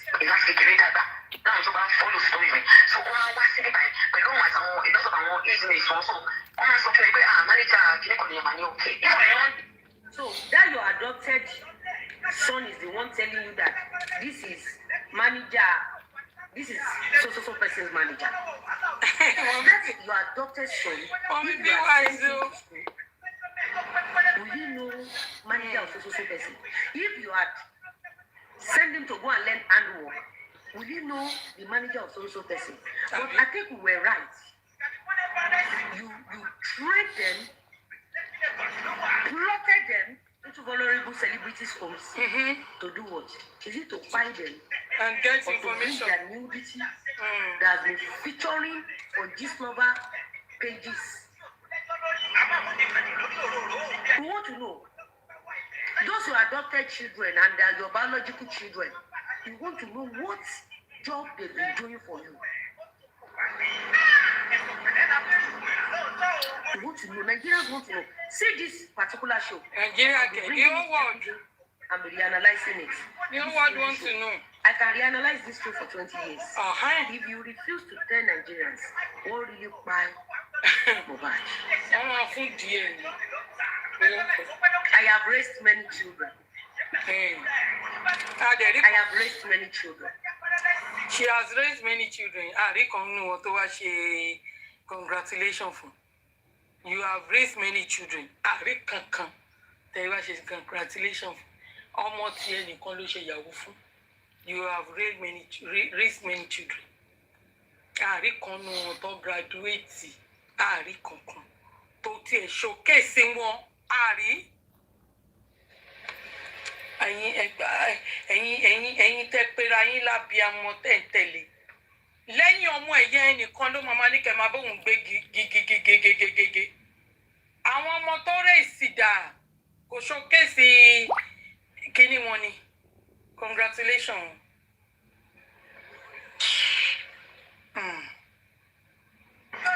Every children that I've raised, unfortunately, they are not on social media here. Some of them, they learn tailors. Some of them learn many handworks. That is why you can't see my biological children or adopted children.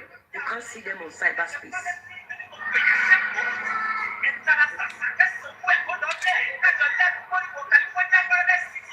You don't understand? So all those informations, all those nudity of celebrity they've been posting on Gistlover. And Gistlover, what is the WhatsApp group? That WhatsApp thing that they used to post nudity. So it's those your adopted children that have been giving you information. And thank God that those adopted children were part of people you planted into Mohbad's house. And of course, they must have been the one notifying you immediately Mohbad pie and you quickly posted it on Gistlover. After you posted it on Gistlover that Mohbad has planned, before you even posted it, because you were waiting for Nigerian reaction, you were scared because Mohbad's death was not natural. You were scared. Then you think 2 + 3 + 4 - 1. You said they should put him on labs and do mini video. ẹ rántí ẹ rántí lifestyle tó wà ní UK lẹ́nìí ẹ rántí nǹkan tó sọ tó ní nǹkan tó ń bá lè jí out of the country kìíní kan wá sí àṣọjọ́ ń plan yẹn ni lifestyle wà ní UK lẹ́nìí nígbà tó Lámìdé wá tó kó gbogbo èèyàn wá lifestyle náà wà níbi back of the stage tí gbogbo wọn wà ní torí bí room tó ti ń change yẹn a rí fídíò lifestyle ó ṣe jẹ́ nígbà tí ẹdún náà a rí fídíò gbogbo àwọn Àṣàkẹ́ kí lorúkọ Ọlámídé a rí gbogbo àwọn crew tó jọ wá lifestyle náà wá bá wọn bẹ̀ kí ló dé títí Mohbad irútọ̀ Paul Okoye irútọ̀ àárín kankan àrómi ara rẹ̀ jẹ́ ti Mohbad àrómi ara rẹ̀ jẹ́ ti Mohbad. Side motto that they should post it back to you. You know, those people that put Mohbad on their laps, they are your adopted children. And because you know that if you announce Mohbad death, if you go there, practically, people will question you. Those people in that car, when they announce Mohbad back, is your adopted children, 2 of them. The 3rd one is Adura Aloba. And one of them always feature anywhere. Tí Mohbad wà. Ibi tí Iyabo ti ń sign condolence, ó wà lẹ́yìn. Ó wà lẹ́yìn right? Ade West. Oní dread. Ó wà lẹ́yìn. Ṣẹ́ǹdì.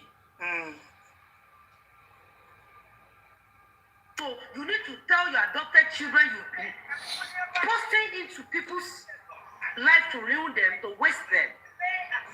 So you told them to bring Mohbad out so that they can make video on their laps. And after making the videos, they posted it to you. And you posted it on this number.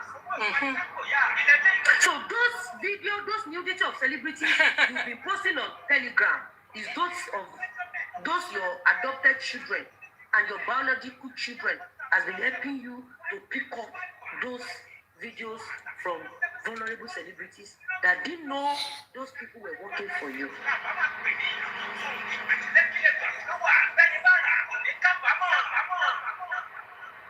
Listen.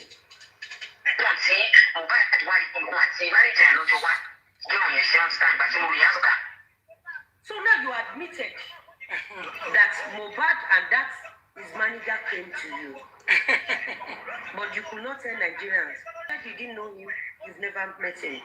Despite the fact that you were together with him in UK, of which you've not tell Nigerians the venue of where he played in UK and where you and your basically paid his money. You've not given Nigerians the evidence. And those people that put Mohbad on their laps, those 3 guys, where were they when Naira and Sam Larry was in prison? Where were those? I thought if anybody needs to go, if one person has to go. Immediate brother to Mohbad, Adura Loba. Wọ́n ní kó ń fèsì music tí Mohbad tó ti fi ohun ẹ̀ kọ. Wọ́n ní kó wá ride voice ẹ̀ lé lórí. Nǹkan tó ní kí yẹn ṣe nìyẹn. Ade West tí a rí ní Nàìjíríà mọ̀ ibo ló wà. Àti the other one tó ṣe yín òkè. Daddy is dead, Mohbad is dead. Where are they? Where are they? Àwọn nǹkan tó yẹ káwọn lọ́yà kọ́kọ́ ranjú mọ́ nìyẹn. It's very easy. àwọn yẹn gangan because àwọn lọ́ra náà sọ pé Mohbad kú òkú dẹ̀ wà lẹ́sẹ̀ wọn òkú wà lẹ́sẹ̀ wọn evidence kan nìyẹn lọ́yọ̀ òṣìṣẹ́ débẹ̀ mi ò láìkí ẹmọ mi là fún kì ìmọ́lẹ̀ àdúrà orin Mohbad àdúrà dé ó dé jí kọ ohun Mohbad ni òun dé jẹnu nígbà tí Mohbad máa sọ pé ìmọ́lẹ̀ àdúrà ní àdúrà ẹ lọ gbọ́ olófo ọmọ òṣì ọmọ tó yẹ kó tẹ̀ tí ó yẹ kó ti fi nǹkan oṣù ẹ kán ti gbé dànù wọ́n ti fi ẹ́ ṣe nǹkan oṣù dànù kọ́dìrì nìyẹn kọ́dìrì tí bá ń wo kọ́dìrì bá dà pé mò ń gbàdúrà ni ọmọ yẹn bó ṣe máa wọ international nìyẹn you are even taller than kọ́dìrì because àtẹnujẹ àìlèṣiṣẹ́ àìlèkọ́ṣẹ́ ló ṣe di slaves lọ́ndà Wùnmí Cynthia Adébánjọ tí màmá ẹ Abọ́sẹ̀dé Adéyẹmọ aka Mohbad ó gbé ẹ ó dẹ̀ sọ ẹ di slaves lábẹ́ Wùnmí Cynthia Adébánjọ because ẹrú ló ń ṣe lábẹ́ Wùnmí ẹrú ló ń ṣe wọ́n ń já ìdí ẹ kí ló ń já ìdí ẹ fún ṣó pààyàn ní àdúrà lọ́ba yèyé mẹ́ṣọ́ aya wọn nìbàdàn àdúrà lọ́ba is the third guy tó wà ní mọ́tò tí wọ́n fi announce pé Mohbad is spy immediate brother of Mohbad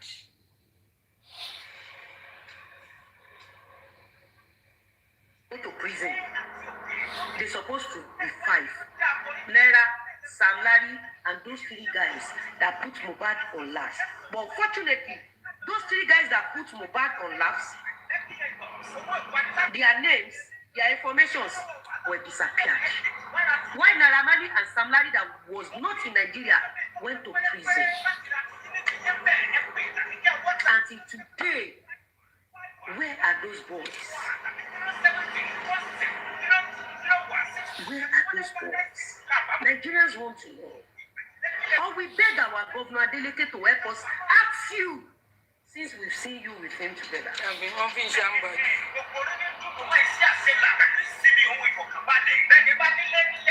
Where are those boys?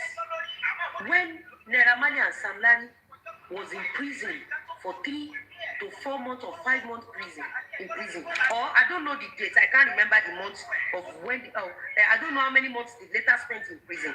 Where was those 3 guys that put Mohbad on their laps? Exactly. Even when Mohbad was to raise his head, they strangulated him back and shoved him back. Where was those guys up to now? These are the questions to Yeki lawyer Jadi.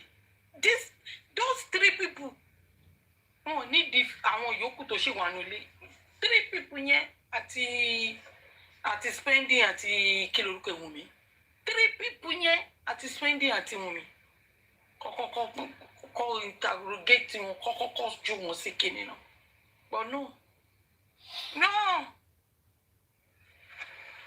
3 kíni nǹkan tó ń sọ ẹ̀ 3 established kíni kan 3 anchan òyìnbó yìí nìkan là ń gbọ́ English nìkan là ń gbọ́ nonsense.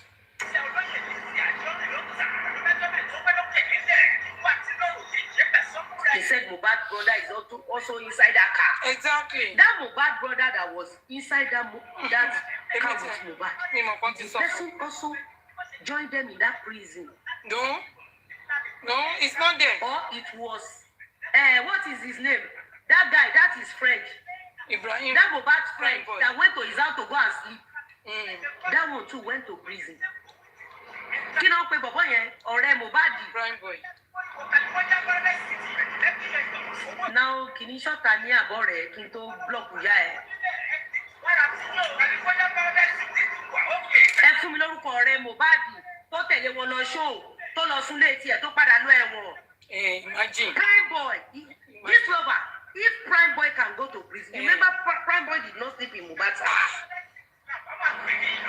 If Prime boy can go to prison, if Naira Marley and Sam Larry can go to prison, and those that sleep in that house with Mohbad, including the person you plotted in his house, including his brother that was inside the car with Mohbad, if those people did not go to prison and Prime boy went to prison, Nurse went to prison, Naira and Sam Larry did not.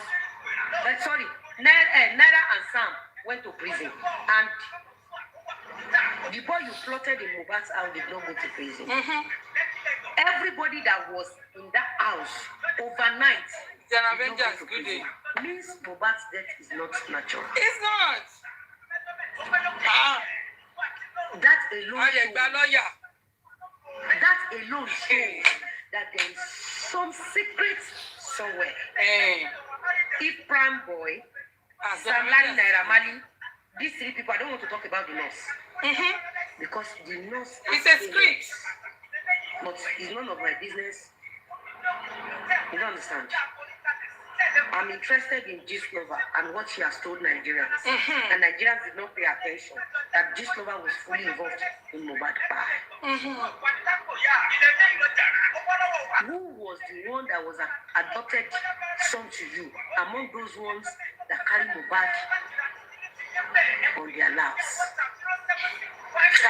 Iyabo, if you could remember, the same guy that wrote that he saw Mohbad when they brought Mohbad into the hospital was the same guy that said his mother shop is next to the shop of where I came to steal gold.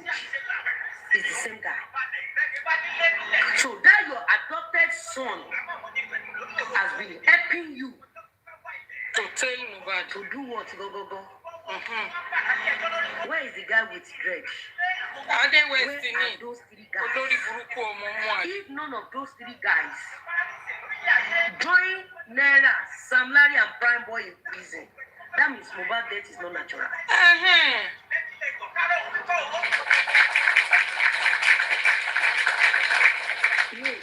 If truly Mohbad's death is natural, those in the house supposed to go to prison. Prime boy is supposed not to go to prison because he did not sleep overnight. He was not in the house.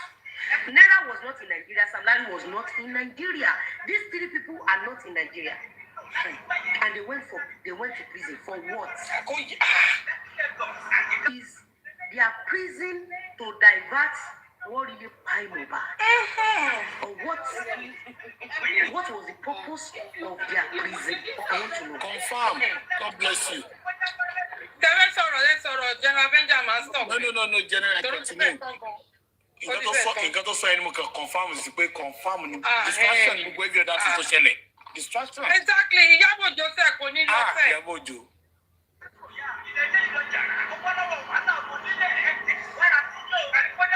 If people that did not sleep in the same house with Mohbad went to prison, if they've gone to prison, to divert our attention from those that really knows what Bible. That boy was eliminated. No doubt.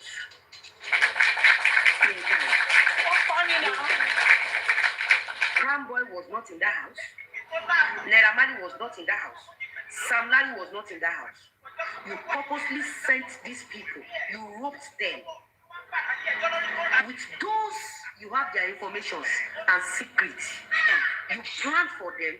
You set them up with prison so that people can carry their mind away from the real killer that slept in Mohbad's house the day he died. Sorry. Now, listen.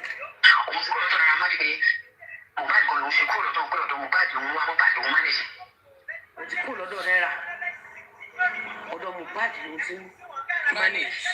Ìyẹn manager tó máa ń wá sọ́dọ̀ títẹ̀ tó máa ń múra bí ọkùnrin tó jẹ́ ọ̀rẹ́ tímọ́tímọ́ ọmọ tí wọ́n adopt. That is Sheyi, Mohbad's manager. Sheyi is manager to Naira Marley. wọ́n tún mú yẹn náà kúrò wọ́n wá fi ti Mohbad wọ́n wá ń tẹ̀lé gbogbo ìgbésí ayé Mohbad gbogbo nǹkan tó ti ń kójọ tó ti rí pé yes ó ti kíní yẹn ti ń kún wàrà àtọyìn ó ti ń dà ọyà káìsẹ̀ nílẹ̀. So ṣé látara mánéjà yẹn lẹ gbà fi plọ̀tì ọmọ tó padà mọ tó pa Mohbad tí ó sọ̀rọ̀ yìí ṣé true manager tó ń wá sọ̀rọ̀ then what is Naira Marley's manager or what is Mohbad manager doing with you?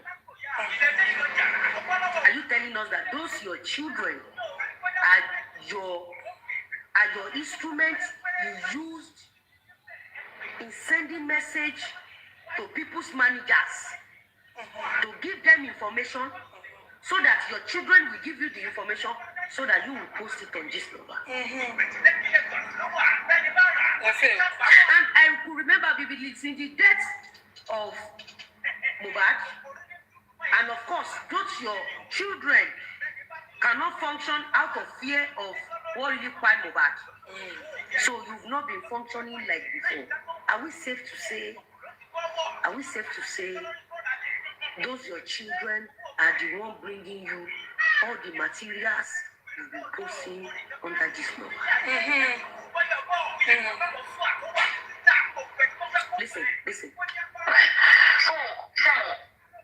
Gbogbo táìmù yẹn àti kéèsì ń ṣẹlẹ̀ tí gbogbo àwọn bọ́ìsì yẹn tí ìdísípàṣẹ sọ̀rọ̀ tí gbogbo àwọn bọ́ìsì yẹn tó wà ní ọ̀dọ̀ Mohbad náà lọ́jọ́ fún ọlọ́bẹ̀ tí wọ́n náà sọ̀rọ̀ ẹ àwọn ọmọ mi. The splash wà ń bẹ̀, but the splash was not in Mohbad's house. Exactly. But in this video, you claim that the splash came to Mohbad's house. This statement you said shows everything concerning Mohbad's death is plotted. Exactly. If we are to judge it based on how you were being exposed, that you chatted the splash under Gislover, you went to his house, and the guy later came out and destroyed you with truth. If we are to connect it with this your statement, it shows Mohbad's death was pre-planned. Yeah, premeditated. Because the splash was not in Mohbad's house the day he died. The day you went to Mohbad's house, the splash was not there. So everything you've been pushing out for Nigerians to consume are scripted and lies. I'm sure you are enjoying this thing. Don't tell me you are not enjoying part 1,000 forensic analysis.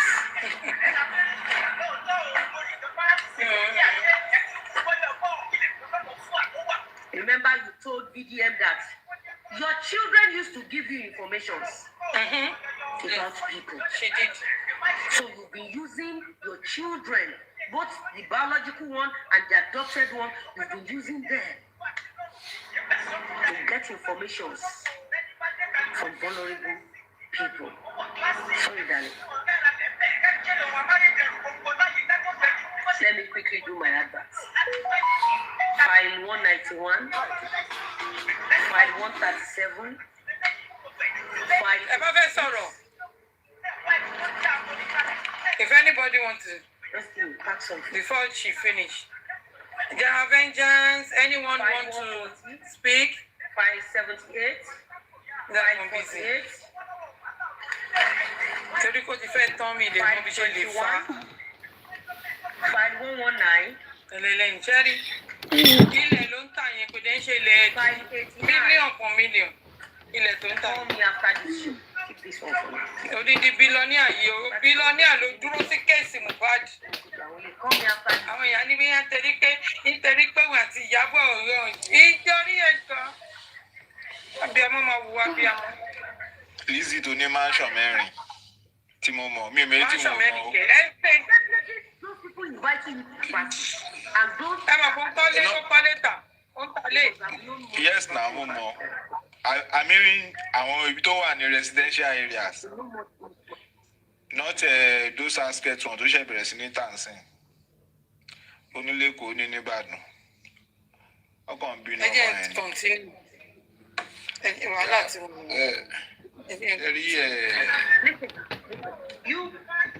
You granted this interview. You conducted this show. This is your voice. This is not AI. This is what you said. And it has series. You called on Esabod platform to say all this. You said it with your mouth.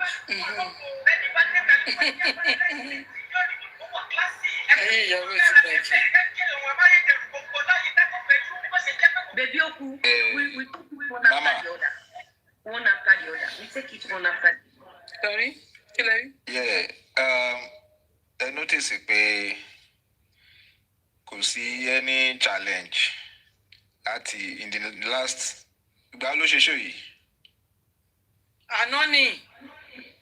In the last 24 hours, ẹni pé kò sẹ́ni tó reboot ẹ̀.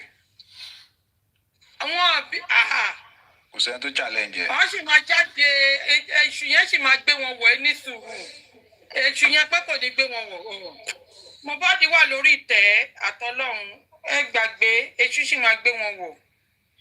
Tí táwa náà bá ń sùn kán máa gbọ́ pé ní orí wọn nílé stream wa wọn bí wọn dá. Àwọn báwo. Ẹ mọ̀ nǹkan tó jẹ́ kí Anjorin. Ẹ mọ̀ nǹkan tó jẹ́ kí Lizzy jáde tán báyìí. Ṣé gbogbo nǹkan tí Lizzy sọ yìí òun ló yẹ ká máa sọ on baba side, but unfortunately that is it. Cloud ti bò, you know. No, à ń sọ ṣe rí nǹkan tó play yìí à ń play tẹ́lẹ̀. No, but 24 to early 25 ló hot on baba side. But to the mid 25 sígbà tá a wà yìí kò sí coordination ẹ mọ́. Torí àwọn tó wọn ẹ má wọrí àwa mọ̀ nǹkan tó wá plan. Iyabo náà ẹ gbàgbé ṣẹ́rí tó lọ́ bá lọ fógun ọdún ọjọ́ kan ló tó máa cover ẹ̀ ọjọ́ kan kò sí bí kán ṣe lè cover irọ́ ọjọ́ kan ni. Mohbad gan ṣe rò pé ó gẹ́ ẹgbọ́n kan tó sọ ó ní he's looking for vengeance ẹ̀san pé kò rest ó ń jà gidi gbogbo nonsense spiritual tó lọ ṣe uncover because ṣe rí ohun tiwa ló tún ju smoke yẹn síta ló tún help Mohbad náà. Àwọn ni ká má bú lọ́ọ̀yà kan ká má sọ̀rọ̀ sí lọ́ọ̀yà kan ká má gbà. Ṣé rí bọ̀bọ̀ Shitu àti bọ̀bọ̀ Muyiwa àwọn boys méjì yẹn láì say something dey worry them. Kò sí tí ń wọ́rì ìwọ̀n omi ayé ló gbìyàn lọ. Ìjẹ́rìí ọmọ ni òjé wọn ó ṣiṣẹ́ tó yẹ wọn ó ṣe torí ìpọ́n náà ò fèwé kú. Olórí burúkú tó jẹ́ pé gbogbo èso tọ́lọ̀ ńlẹ̀ máwọn náà la ní òṣojú wọn rẹ̀ dànù. Àfitán àbá gbábọ̀dé fún Mohbad àti Muyiwa àti olórí Henla. Àwọn òmùkọ tí wọ́n jẹ́ náà ìjà la wà bàbá olórí ibú adájọ́ gba pọ́npọ́. Olùsìkà gbogbo. Béèyàn bá gbẹ́jọ́ fún yàn tó bá mọ̀ pé ẹni tó ní kó ṣẹjọ́ takò yìí ó lọ́mọ ẹbí ẹ̀ àbí kọ́sítọ́mù ẹ̀ wá ní tẹ́tẹ́ gbé fún mi yìí àbáyín wá àwọn tí ó ṣe bóyá kẹ́ wá àwọn èèyàn míì ni torí pábẹ́ Ìyábọ̀ lẹ ti ń jẹun bàbá òfò ẹnu ẹ̀ lẹ́wà. Wọ́n ní bàbá tún dọ̀bálẹ̀ bẹ̀bẹ̀ ni wọ́n tún ná price tẹ́lẹ̀ mọ̀ pé. Báwo ni bàbá ò ṣe ní dọ̀bálẹ̀ wọ́n láni tí ọ̀lẹ́ni ní mo sọ yóò mú kíkan. Nàìjíríà fúnni ní tó dùn mú ohun tó korò ní ọmọ rẹ́dì láti gbé lọ́fẹ́ bí wọn. Kò sí agbára tí bàbá ní ju tán ṣe yẹn náà lọ míwáyé àfẹ́ pa bàbá oníbàbá kìí ṣe pé gbà Mohbad kú kí bàbá ẹ̀ náà wá ronú kú nígbésí ayé nígbà tán Wùmí ń bẹ láyé tábọ́sẹ̀dé ń jubiréètì tí ń ṣe ìyá lọ́mọ lẹ́yìn òfo. Èèyàn ò lè ní kí bàbá lọ́ba kú èèyàn ò lè ní kí bàbá yẹn para rẹ̀ bàbá yẹn ń ṣe tó lè ṣe náà téèyàn ò bá lágbára òfin nílùú yìí tí ó dẹ̀ lágbára àṣà pẹ̀lẹ́pẹ̀lẹ́ ní òṣè mọ́. Ìdí ni pé bàbá ń sáré wọn ní adìẹ ńlágùn ìyá rẹ̀ ní òjì àmọ́ kò dìgbà tí wọ́n bá wọlé tí wọ́n gé bàbá yìí lórí dàálẹ̀ ká tó mọ̀ pábí amọ́ ni nà ó fojú ọkùnrin 9 ni ọkùnrin tọ́tọ́kùnrin ni bàbá lọ́ba bómi bá dẹ̀ ti pọ̀jọ́ kà lọ ó ti rọ̀ pẹ̀tẹ̀ nìyẹn ọlọ́run ó yàn ló kù téèyàn bá rí lẹ́bù díẹ̀ fi sí ni bọ́ bá sì rí láfúngbá kòkòrò ń dì ló kù síbẹ̀ ẹ̀kọ́ wọ́n fi bàbá lọ́ba àánú ni bàbá yẹn rí gbà àwọn tó ń ṣe léyìí káàkiri tí wọ́n ń rìn káàkiri ilé ẹjọ́ tó ń rìn káàkiri ilé àwọn ọlọ́pàá kí ni wọn ò lè ṣe láti wá sẹ́yìn báwọn tó ṣiṣẹ́ Mohbad sì ń bẹ láyé. God bless you. àwọn tó ṣiṣẹ́ Mohbad ṣẹ́kù wọn ò rí ọ̀nà débẹ̀ ní. ẹ jẹ́ kí n sọ nǹkan fún yín ìbàbá lọ́ba tó bá listen sí somebody not even me General Avengers is a popular person tí bàbá lọ́ba lè tọ́ọ̀lù sọ páwọn wọ́n dẹ̀ ń sọ pé ẹ má jẹ́ kán gbé fíà sí yín lọ́kàn fíà lọ́ plant sí bàbá lọ́kàn fíà what are we talking about fíà lọ gbé sí bàbá alọ́ba lọ́kàn fíà yẹn ni bàbá tí kò fi lè ń sọ pé no fáwọn lọ́ọ̀yà tó máa ní lọ́ọ̀yà wọn ni lọ́ọ̀yà wọn nǹkan tí lọ́ọ̀yà wọn bá ti sọ ṣebí nǹkan tí lọ́ọ̀yà wọn sọ náà ni. tí ẹ̀yẹ náà lọ fi ń ta àdúrà bí. exactly tí ẹ̀yẹ náà ni inú àdúrà náà wà ní ẹ̀tì. olúwa mi oríṣẹ́ ẹ̀yẹ àdúrà wà ló ti dèrò ọ̀run tí sì ń bẹ láyé orí pé àdúrà ọgbàṣẹ ẹ ló ti dèrò ọ̀run nísìnyìnbẹ láyé ìdí ni wípé tó bá ń fọkàn sọ̀rọ̀ ṣí ẹ̀yẹn nǹkan yẹn ọlọ́mọjòmí ọtẹ̀yìn wọ̀gbìn lẹ́nu ọlọ́mọpa wa fúnra wa ìgbà ń bẹ là ń advise ara wa bàbá dẹ̀ lókùnfà justice ọlọ́mọ fi nǹkan séjègùn rẹ̀ ọmọ ilé wọ́n fi afọ́tayọ̀ mọ́jẹ̀ wọn ó ṣe kà á tán kí ó pẹ́ títí sẹ́ẹ̀ ìlérí olúwa máa gbàdájọ́ ẹnìkan ní òun ọmọ bẹ́ẹ̀ mi òun ọlọ́dún 10 sí ìwọ ló mọ ẹ̀tì rẹ ìwọ lọmọ àìsàn tí ń ṣe ọ̀yún wọn ó ní bóyá òun máa lo 10 years sí ẹ tí ẹ ní ó jẹ́ 10 years wọ́n tó jogún ọdún àwa tiẹ̀ tún fi 50-50 sí náà pé bó jẹ́ 50 years à ń bẹ́ẹ̀ ni ẹ̀yin lẹ máa ti dòkú àwa máa wà láàyè ẹ̀yin lẹ́mọ tí ń sọ lórí ẹbí yín ẹ̀yin lẹ́mọ tí ń ṣèyálé ilé inú yín ẹ̀yin lẹ́mọ tí ń sọ lórí inú yín ẹ̀yin lẹ́mọ tí ń ṣayaba inú yín àwa wà kánpé gbogbo ìgbà tí ọba gbà wá níwọ̀n gba tí Mohbad ọmọ gbowó oúnjẹ lọ́wọ́ yín tí ẹ ṣe pé ń pe bàbá tó wà ní Lagos State Sanwó-Olú pé wọ́n ra ráìsì wá bẹ́ẹ̀ wọ́n ọ̀rá sẹ̀mú fún ẹ jẹ́ Mohbad ò wà ń bẹ̀ bẹ́ẹ̀ fún dájú ẹ̀yin gò sinmi ẹ mú ọ̀tán bàbá òrèlé wo àmọ̀lò fìdíjà lẹ́mọ̀ náà lọ àjọ máa rí kókó ọbẹ̀ Mohbad. ẹyẹ sì yẹn máa ń dùn wọ́n ni nǹkan tó fẹ́ ni pé kéèyàn dẹ̀ máa ṣẹ̀sí lẹ́nu lórí ọ̀rọ̀ wọ́n ní bó bá gba 10 years lẹ́yìn tẹ̀lé ẹ̀yin lẹ́lẹ́ ló 10 years torí pé ẹmọ tí ń ṣe years wá tẹ́lò ọ̀rọ̀ ọkọ̀ fílẹ̀ mójútó olórí burúkú gbogbo ẹni ibi ìka ọ̀bàyéjẹ́ ẹ mọ̀ ọ̀tọ̀ ní ọ̀rọ̀ ọ̀tọ̀ ní kéèyàn sòdodo ẹ sọ̀rọ̀ pé wọ́n ní 10 years ó ní bó ni ta ló sọ pé ó máa lo 10 years ẹ rí páwọn èèyàn ń rora wọn pè mí wà ilé tó ti bí wọn èdàgbà ń bẹ wọn èkúléwé lè tàwa yìí béèyàn sa ìdàgbà bí òdògbò kéèkú àwọn ò ní kúléwé ànífèwé kú ilé yìí ni ó ti mọ kú ọwọ́ ẹ ti àwọn yẹn lẹ wọn fẹẹ dàfà tiwa ní ẹ wo géèmù yẹn tẹ bá wọn play tẹ jẹ àfọkọsì Ìyábọ̀ Òjó ẹ pè síta mo ń sọ látijọ́ yẹn ẹjà máa fún jẹ òun ló sọ pé Mohbad kú sínú ilé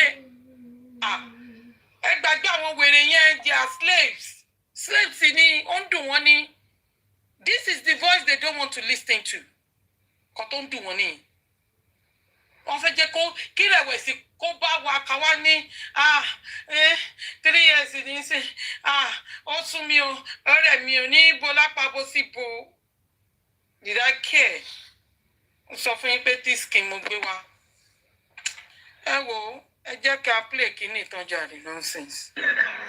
Don't let us just jump. This is a clearer picture of what really fired that boy. You don't understand. And this case here, treat it. If this lover continues to come for me, I'll continue with this case. Nobody can hold my lips not to talk about this lover. Nobody. Nobody. Àti ẹ̀ máa sọ́rí tó ṣe lẹ́yìn. A máa ń jẹ dáadáa. If this lover Iyabo Ojo continue to come for me, I will continue to expose. Not when they even told me that Mohbad needed justice. That Mohbad is crying for justice. You don't understand? And to be candid, and to be serious, to be factual, it does not make sense for Iyabo this lover to keep Mohbad in mortuary and be going up and down. It does not make sense.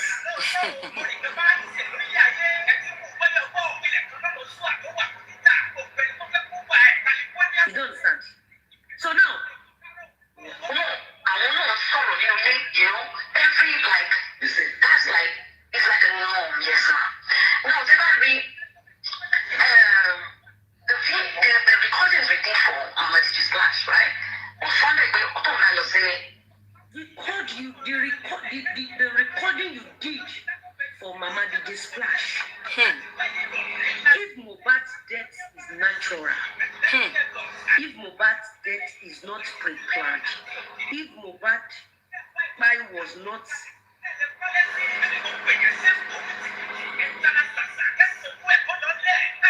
if Mohbad's spy is natural, why did you pick camera to record Mama DJ Splash? What has Mama DJ Splash got to do with a boy that was spied by a group of people overnight in his house? We'll continue this show tomorrow. We'll continue this show. This is part 1. We'll continue. Join me, share this show, tell everybody that forensic analysis on Mohbad's case is back. Here today, this is join me tomorrow. Join me on Instagram, join me on TikTok, join me on Facebook. We don't lie. We only analyze what they say. Don't forget where we stopped today. You all will remind me where we stopped today. Mohbad needs justice. Mohbad is crying for justice. The guy was being murdered by unknown people. And those that did that evil stuff to that guy. Sorry, Mohbad was being MURDERIN. MURIDER.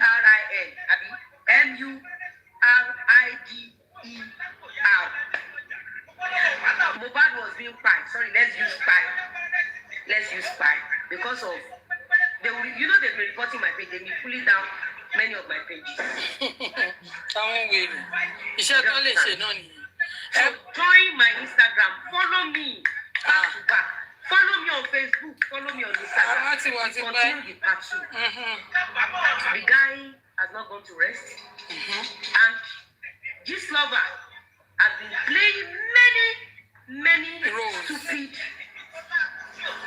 stuff to divert our mind from what really happened to that boy. So guys, continue. We continue tomorrow. Love you so much. Love you. Go and join my Instagram. Share it. Tell your mama, tell your papa, tell everybody. Because we don't know the next victim. Thank you guys. Exactly. Thank you. We love you. We love you. We love you. We love you. Love you. Mi ro ko ti jáde. Mi ro ko jáde. Ko ti jáde. Ko jáde leni. So, General Vengeance, if you want to say anything. Yeah, thanks so much, General 870. God bless you. That is a yo. General DJ Sonu. That is the breaking news on point.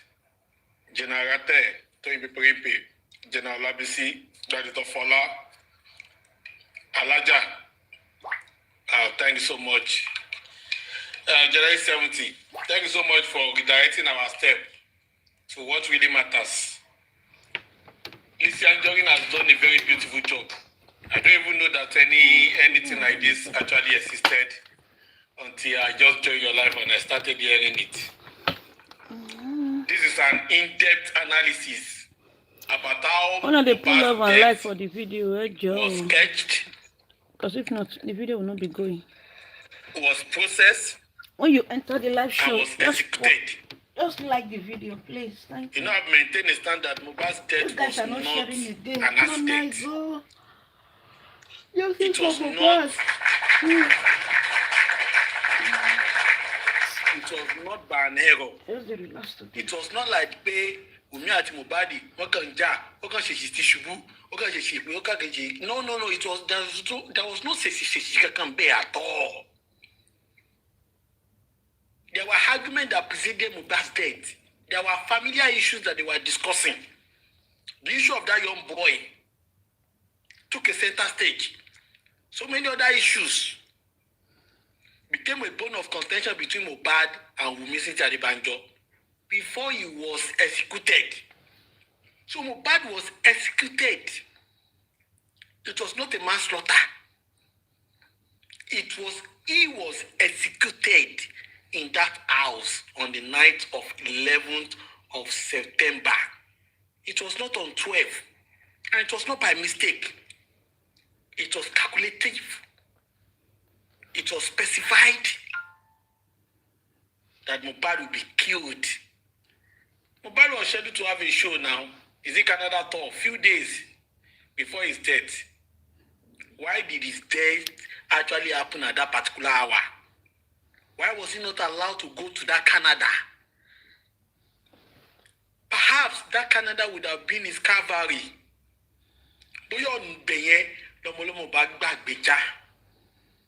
So they knew and they had to carry out that assignment at that particular time.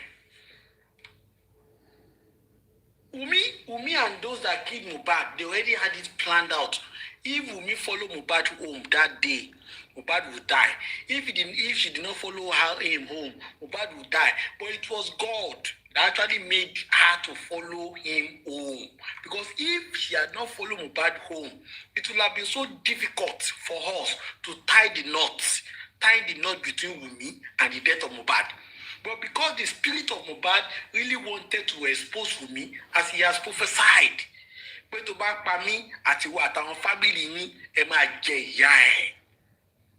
he has prophesied, and because Mohbad was even a prophet in his own clan, that prophecy has come to fulfillment today. Irrespective of their powers, irrespective of Mohbad's money that they are spending to hinder his justice, irrespective of their political connections in Nigeria, Wunmi and her family members, including those that killed Mohbad, they are still suffering it because they never thought it would turn out this way. From the every look of things, the one that we have known for a while and the one we have listened to today, it is quite obvious that Iyabo knew that Mohbad was going to die. Iyabo was in the plan of how Mohbad will be killed. That was why, as soon as Mohbad died, I was shocked when Lizzy Anjorin was saying Gistlover was the first to announce Mohbad's death. And I could remember truly.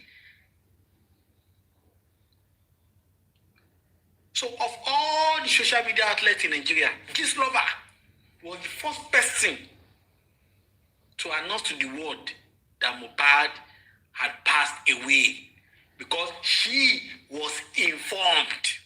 Perhaps informed even before the matter solved. She don't know.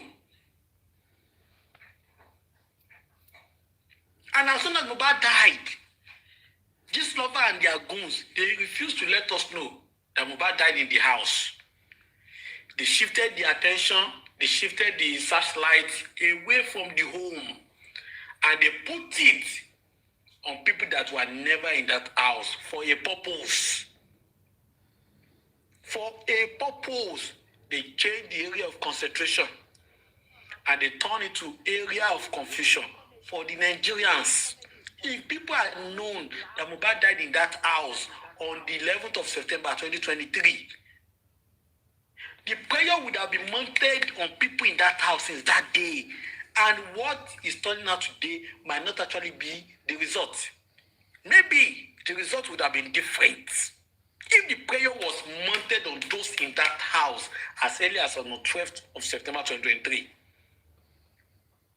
But because it's like they have actually weighed the value of Mohbad, it's like they have made consultation about the spirit. It's like they saw the consequences of their actions and they were really afraid and they had to strategize on how to evade the consequences of their actions of killing Mohbad.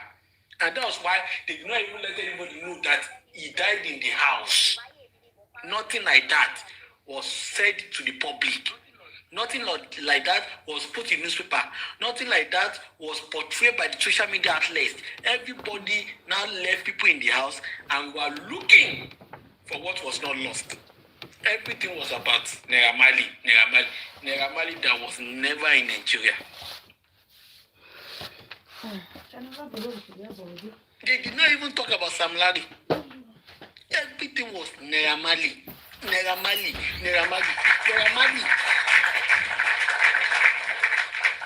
Marley, whose name was not in the petition that Mohbad wrote.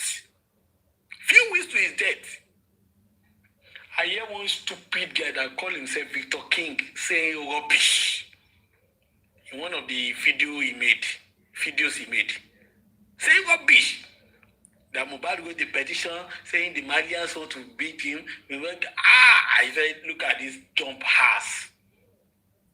In the petition Mohbad wrote, Naira Marley name did not surface. That is enough evidence to tell us that even Mohbad had Naira Marley in high esteem in his heart before Wunmi and her goons killed him.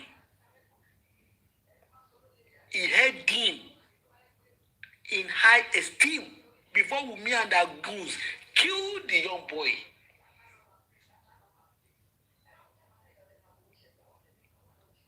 Do you know how long it took before we realized that Mohbad even wrote petition?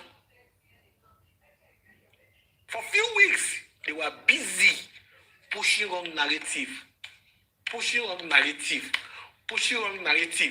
taking away our mind of who killed Mohbad in the house. And they were blaming it on who is far away over 7 rivers and 7 lands. There was an agenda. If there was not an agenda, why such a complicated master class of planning and execution? Why such a big distraction? How did they manage to arrange every narrative? How did they manage to set up WhatsApp group? How did they manage to get important personnel into those groups? How did they manage to pocket the judge, pocket the police, pocket everything? So you will know that it was a well-defined plan to execute Mohbad. And it was not a measure of circumstantial happening. No, it was not a circumstantial happening. It was not by mistake. They had him down for a mark. They marked him for death. And they carried it out. However, they didn't know that people will start talking about the people will rise. The reason of the harming of Mohbad is what has changed the tone of the battle for them. And that's why it has cost them a fortune to deplete the army of Mohbad, even to this level. And they are still trying. They are still fighting hard to overturn the truth. But the truth is very rugged. That's why they say,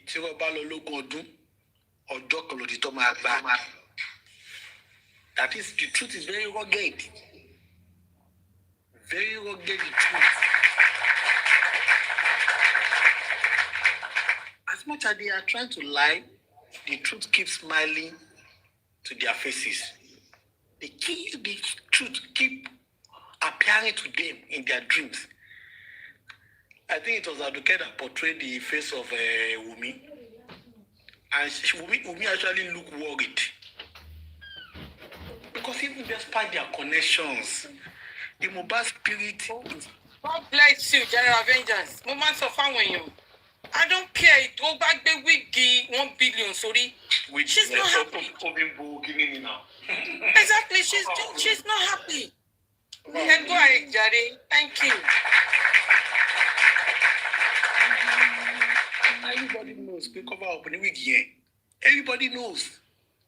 She knows that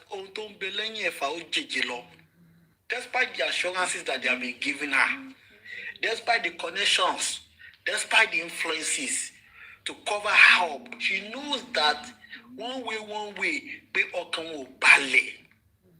vengeance must take place over the death of Mohbad. She might not know when it will happen, but she knows. She may not know when it will happen, but she knows there is an element of certainty for her to face the consequences of ending Mohbad and conniving with those that ended Mohbad's life with her together. She knows she must pay for it. When she will pay for it is what we don't know.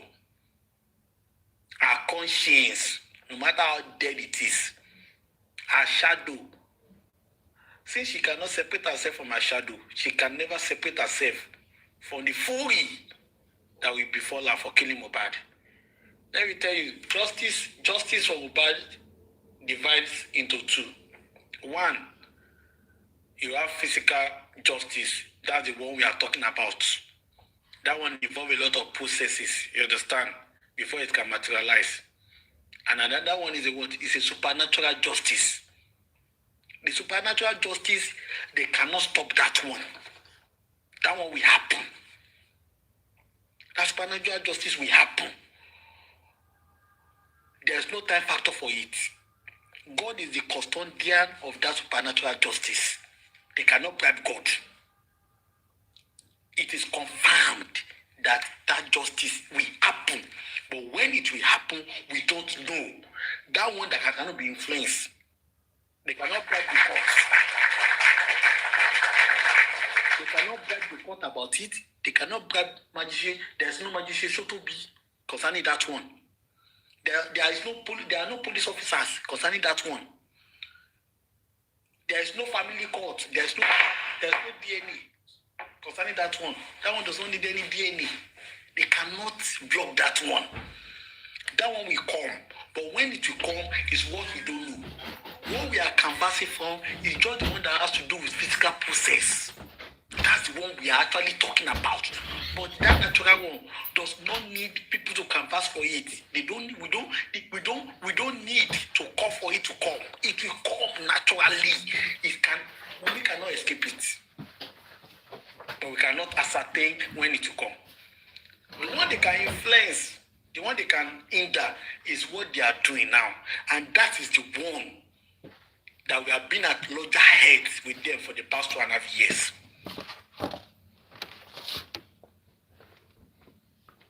So Wunmi knows this fact, and that is why her mind is not at rest. She's more worried, let me tell you the truth, with the present government in place in Nigeria. Wunmi Adebanjo is more worried about justice by natural phenomenon, by supernatural power, than the one in the court of law, because she knows that our goons are already taking care of that one in the court of law. But you know that one that is with God, she's worried about that one. Because she knows, pé ẹ̀jẹ̀ Mohbad sẹ́ pé kò lè pé Mohbad pé òun lè ta Mohbad lẹ́jẹ̀ sí lẹ́gbẹ̀ẹ́. Ó dá lójú bí àdáni. But ọ̀nà tí ìdájọ́ yẹn ṣe máa wá sórí ẹ̀ ní òun gẹ́gẹ́ òun mọ̀. Kò mọ bí tó máa gbà wá. Kò mọ bí tó ti máa yọ sí òun. Kò mọ bí tó lọ ti máa gbà mú un. Nǹkan kan tó ń bà nínú jẹ́ gẹ́gẹ́. Before we start getting worried about the other one, That is until our goons, our protectors, when they vacate power. Until the likes of Sanshitu, Tobari Wale Asha, nínú J4M, tó gbé criminal cases sílẹ̀. That is when that second aspect of justice will be disturbing Wunmi. But for now, okay, take by the first aspect justice here. The main worry is the second aspect of the justice. That has to do with God and natural phenomenon. But by and large, there's no rest for the wickedness of Wunmi. Yes, there's no rest for her at all. That is the truth. Ó tẹ jẹyàn sílẹ̀ ẹ̀jẹ̀ ní tó tẹ ta sílẹ̀ yẹn ó dẹ̀ da gbàgbà yẹn rí wúrú fún odidi 2.5 years. Ẹ̀dẹ̀ wo ẹni yẹn lè lọ lásán kò sí babaláwo tó fẹ́ bá fọ wọ́n máa rì sínú àgbo lójoojúmọ́ wọ́n máa rì sínú àgbo lójoojúmọ́ wọ́n máa rì sínú àgbo lójoojúmọ́ wọ́n máa rì sínú àgbo lójoojúmọ́ ẹ̀san máa ké lórí Wunmi Adébánjọ. Hades, go and tell Wunmi Adébánjọ.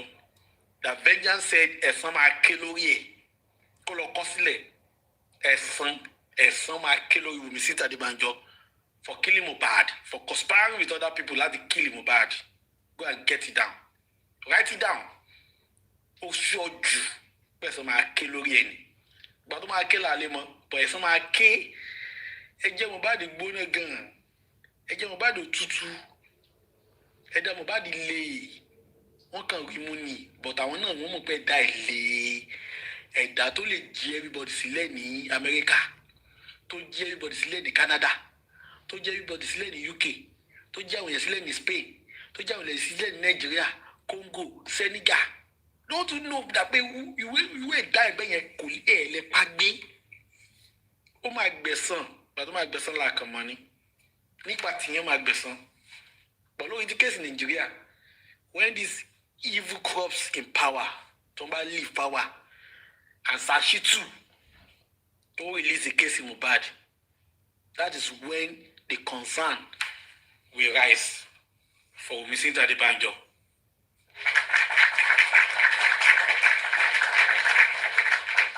Wọ́n pa Mohbad dànù ni wọ́n pa ni kì í ṣe pé bí a kò ṣe mistake wọ́n pa dànù ni. Ọmọ tó kú tí ò kú tí wọ́n ní wọ́n ti máṣọ káàkiri tí wọ́n ti máṣọ tẹ́tí ń aṣọ funfun fún tẹ́tú di gẹ́fìlà fún ẹjọ́ báwo ni wọ́n ṣe wọ́n aṣọ òkú Mohbad yẹn náà ṣé nígbà tó wà láàyè ni wọ́n ti wọ́n Mohbad sílẹ̀ ni. Yes, you know that's the apostle that tó ti máa ń wọ́gẹ̀ mi. Ṣé nígbà tí Mohbad wà láàyè ni wọ́n ti wọ́n sílẹ̀ ni wọ́n ti take measurement aṣọ funfun tí wọ́n wọ̀ fún nígbà tó kú yẹn sílẹ̀. I don't understand. Abi? I don't understand. Because ẹ sọ pé ó kú ní 3:30 ọjọ́ Tuesday by 7 o'clock ẹ̀ dẹ̀ fi yà wọ́n sọ fún. Ṣé tẹ́lẹ̀ tó kú níjọ́ Tuesday ẹ̀ náà ṣé ẹ ti gbé tẹ́lọ̀ síbẹ̀ ni? Ẹ ti gbé tẹ́lọ̀ sílẹ̀ ni tó dúpọ̀ ayé ń aṣọ. Wọ́n gbé tẹ́lọ̀ wà ní wọn ni. Ẹ ti mọ̀ kó máa kú ẹ ti wá gbé tẹ́lọ̀ síbẹ̀ ẹ dẹ̀ ti raṣọ funfun sílẹ̀ fún bóyá máa rán ó máa kú ní particular time yìí ṣáà ń aṣọ sílẹ̀ ní tiẹ̀. So a lot of mystery about this death of this guy. The plan is dead. Wọ́n dẹ̀ pàdánù.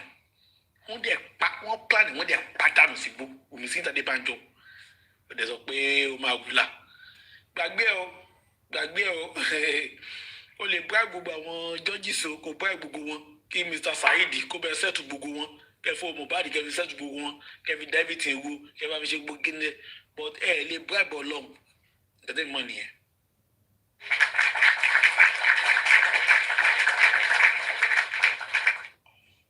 Ẹ lè bribe Ọlọ́run. God bless you. Great appreciate. That was a nice one, sir. I did the analysis of the. Hold on, let me appreciate General Vengeance. Sorry, Mr. On point. Thank you very much, General Vengeance, for that good submission. You see, we need to put our energy. We are here because of justice. Don't let anybody distract us. If anybody have problem, they should go and solve it behind the closed door. We are not going to give any room for stupid thing on this justice for Mohbad.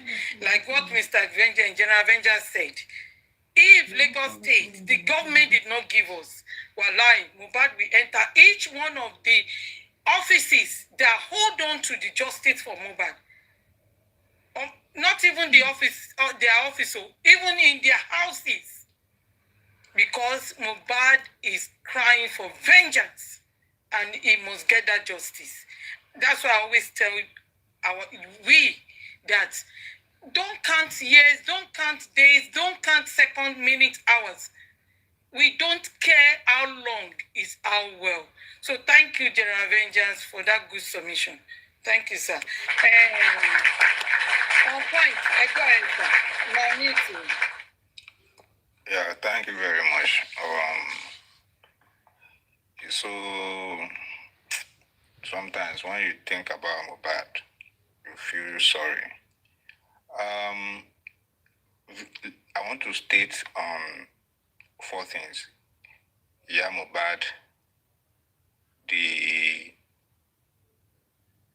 3 seconds video, not your 3 seconds video, the Adura and Co 3 seconds video, and Prime Boy and Baba Mohbad. Let me start with Mama Mohbad. There is something called signal call. The video Mama Mohbad made is simply to send a signal to the new power in the policing sector. That sorry to interject. I don't know if everyone have seen that video. General Avengers, where Mama Mohbad sat in one of the offices, and the picture of our governor is in that office. So that means that is a Lagos state. So I don't know. So, wherefore, go ahead. It's just to send a flashlight to the new policing authority that the new guy, in town, that anything that has to do with this woman, you see the picture behind, divine the puzzle. Then to the 3 seconds video of Adura and Co. while Mohbad was in the car. The video, was it shot in the street or in front of Mohbad's house? Please, who has any idea? I want to check something around that area.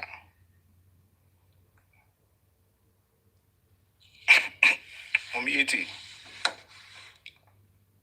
Which video are you talking about, sir? The one involve Adura, Adi West, and the other OG. I think it's on the road, but we don't know, maybe in the estate or close to the estate. But not on in front of Mohbad's house. I don't think so. It's inside the car. Is so unimportant that they can't do the video while they are bringing him out of the building. And anyway, Lizzy didn't find Then you didn't understand the game. Yeah, I understood. That's it. The game was not to allow anything that will set them out, anything that will reveal their secret. That's why they made this anything that will point to the house directly. That is it. They made it short. So nobody will even say Kini. I was even expecting to see a video while they are opening the gate of Mohbad's house, while everybody is screaming, shouting, while all those stuff. They will not make the video now. Not the one at the junction. If possible, they'll go and make it in Neramali's house. To show that way he died in Neramali's house.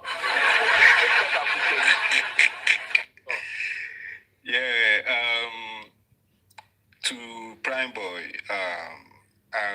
if Prime Boy is around, I would like to not appeal, just advise him.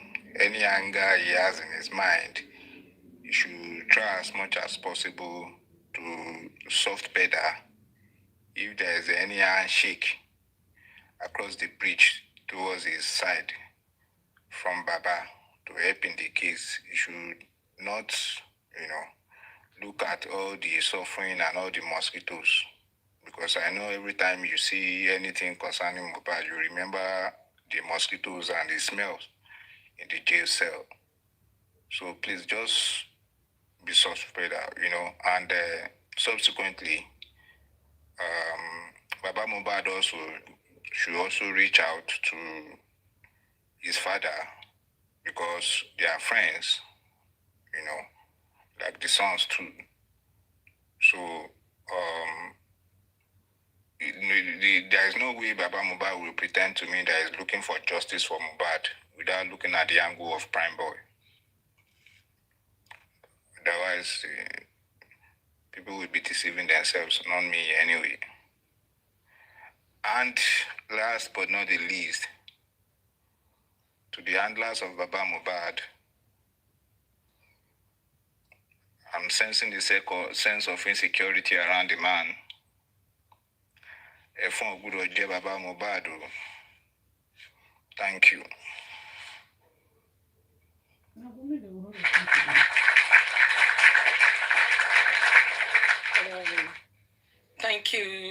Thank you. I don't know if anyone wants to give submission. Oh, no. In fact, sorry, playing Coco. There is one, I think it's long time. This one of the UK-based immigration officer, UK-based, I think it granted an interview, maybe in Nigeria or somewhere. So I just want to play what the man said.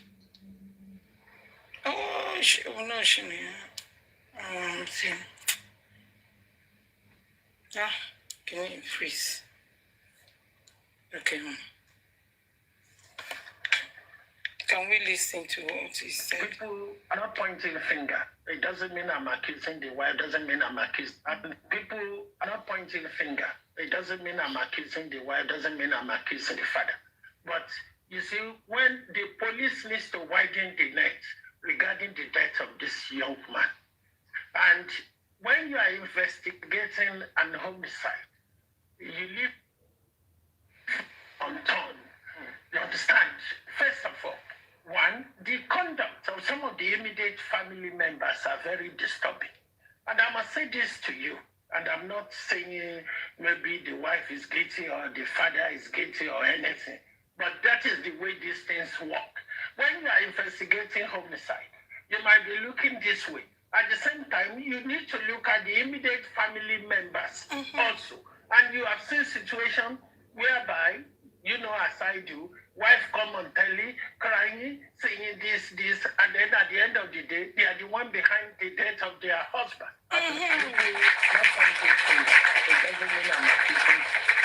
That is why the reason why I play this. I remember this man at 2023. You see, I think what's insider. It's not that I'm patronizing, but me, I don't care any blogger. So far, if I can get my hands on any videos, I think he's really loading a lot. I remember this man, I think he's Yoruba man. He's a UK-based immigration officer. He knows what he's saying about Wunmi Cynthia Adebanjo. Crying, no, that is emotional blackmailing at the beginning. And what Iyabo is trying to do that time, he doesn't want us to look at Mohbad's inside the Mohbad's house. He's pointing fingers on bully, Naira Marley and Sam Larry. And it takes a while before everybody thinking, how can a bully? Is Mohbad buy on the road? Did they buy Mohbad on the stage? How did they trying to, then we are asking each other this kind of questions. So what is Iyabo covering for Wunmi Cynthia Adebanjo? Wunmi Cynthia Adebanjo, mo so. He's in that house when Mohbad buy. She cannot take that away from me. She cannot. I don't want to talk too much about Lizzy Anjorin. Why is she doing that show? Ó receive nǹkankan. Ó ní instruments. That is it. Ìfẹ́ sọ̀rọ̀ jù. Èèyàn tó bá ní confidence tó mọ̀ pé tó ń sọrú nǹkan tó ní lọ́wọ́. Ṣé gómìnà ló fẹ́ gbé lọ sí kọ́tùn sí i? Tí kò ní àfẹ́ ti Iyabo. Gbogbo nǹkan tó dẹ̀ sọ lórí ẹ̀kọ́. Tó bá dẹ̀ tẹ̀ńdà kínní ní ilé ńlá. Ibi tí ìyẹn tá a ṣe ń wá public kínní kiri títì. Ìfẹ́ sọ̀rọ̀ jù. Ó ti yé gbogbo wa, àgbàlagbà ní gbogbo wa, àṣọmọdé. Exactly. Let there be light. You understand? Ẹni tó jẹun kánú ni kò ní òun. She's a billionaire. She can do it by herself because she's looking for justice. And Lizzy Anjorin has been the Tobani. Àwọn tó kọ́kọ́ ń jà justice. She's the one. Òun ló ní ká má gbọ́rọ̀ sí mo kíní lẹ́nu Iyabo Ojo. Ó ní she's lying. Don't listen to her. Nígbà tó ń pariwo Naira Marley injustice. People saying that Lizzy Anjorin, she's jealous. Although Lizzy Anjorin, she just got like 100. Sharing on Gidi, that is especially Yoruba. She got like 140 something view. Iyabo Ojo get like 17 or 18K. But kilo wata irọ́. Wata ro fún wa ni. Wata irọ́ fún wa wọ́n tí ṣe candle night. Onírọ́ ló ń pa, onírọ́ ni o. Ó ní nǹkan tó ń kọ́, but people did not listen to Lizzy Anjorin on that day. Iyabo lo focus. They did not listen to Lizzy Anjorin on that day. It's not that we patronize Lizzy Anjorin, but the truth must be told. Mo rántí ọjọ́ yẹn, ohun àwọn méjèèjì lọ́jọ́ one life. Kò sí nǹkan tó sọ tán. Ṣé nǹkan tí Lizzy Anjorin sọ ń jọ sí, it come to pass? Is it not the same Iyabo Ojo begging Naira Marley? And the same day tó ń parọ́, òun ló ń beg Naira Marley. Òun ló beg Naira Marley bí Jésọ̀nà. Àfà tó lọ bá. Ó ń beg ni. Conspiracy ni Iyabo Ojo ṣe. Conspiracy òun ló ń pè. Wọ́n ti kọ́kọ́ fẹ́ sọ pé wọ́n fẹ́ ṣe kéèsì pẹ̀lú ẹ̀nà. Kọ́ tó wá wo ọwọ́ tó wà nínú ikú Mohbad, conspiracy ni. Kí ló ń cover up? Nonsense. Ta ló wà ń bẹ̀ yẹn? Ta ló fẹ́ sọ̀rọ̀? Fọlá dà, ṣé Fọlá wà ń bì? Okay, Fọlá, you want to say anything? Tàbí ṣé mi ìwà ọdí? Fọlá. Again, wow, another one. Again, mute.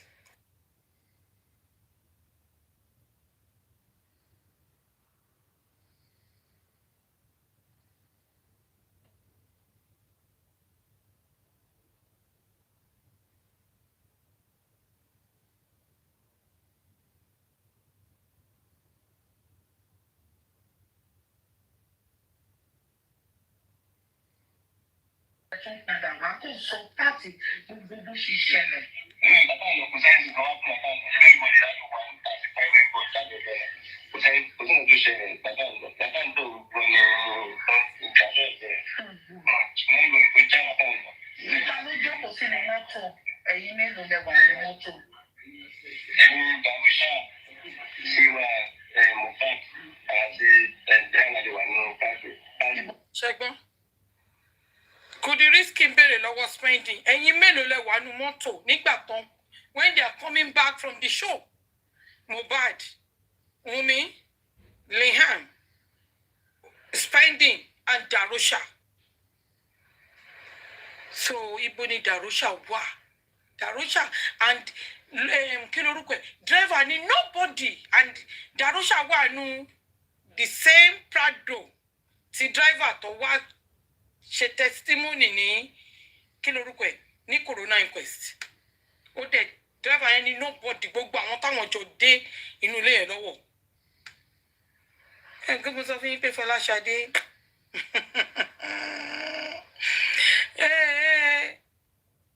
Darosha wà ń bẹ nígbà tí Mohbad kú Darosha wà ń bẹ nígbà tí Mohbad kú Darosha wà ń bẹ nígbà tí Mohbad kú Wùmí dẹ̀ jáde ó dà pé General Avengers ní kinní yẹn lórí kinní tí tó sẹ́ndì sí Yomi Wùmí jáde after driver tó ti lọ sọ nǹkan tó máa sọ ní corona inquest Wùmí dẹ̀ wá second nǹkan tí driver sọ ó ní nínú àwọn 3 wise men tó jáde ní 3 a.m. tí driver sọ ó ní Darosha is there Fọláṣadé dẹ̀ sọ pé Darosha owó tẹ̀lé wọn délé ibi tó sùn sí ó jìn Wùmí náà confam Darosha wà ní Wùmí sọ pé Darosha wà ní ó wà náà àwọn 3 wise men tó jáde ní 3 a.m. tó fẹ́ lọ sí pharmacist ọ̀hún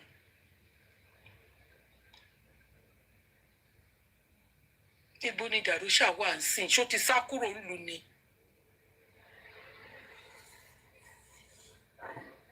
ṣé Darosha ti sá kúrò lù ni wọ́n pariwo justice for Mohbad àtẹ̀sí ìrúnjọ àdúrà ìsìn láàrin mọ́ wèrè ògúnfẹ́ oníkaro white aláṣọ funfun àmọ́bi tó gbé lọ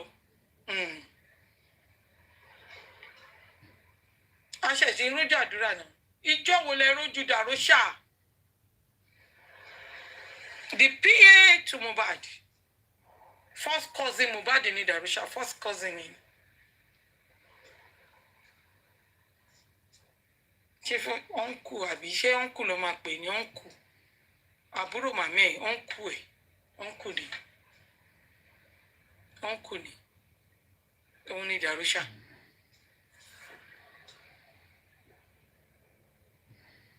Ó ti sá lọ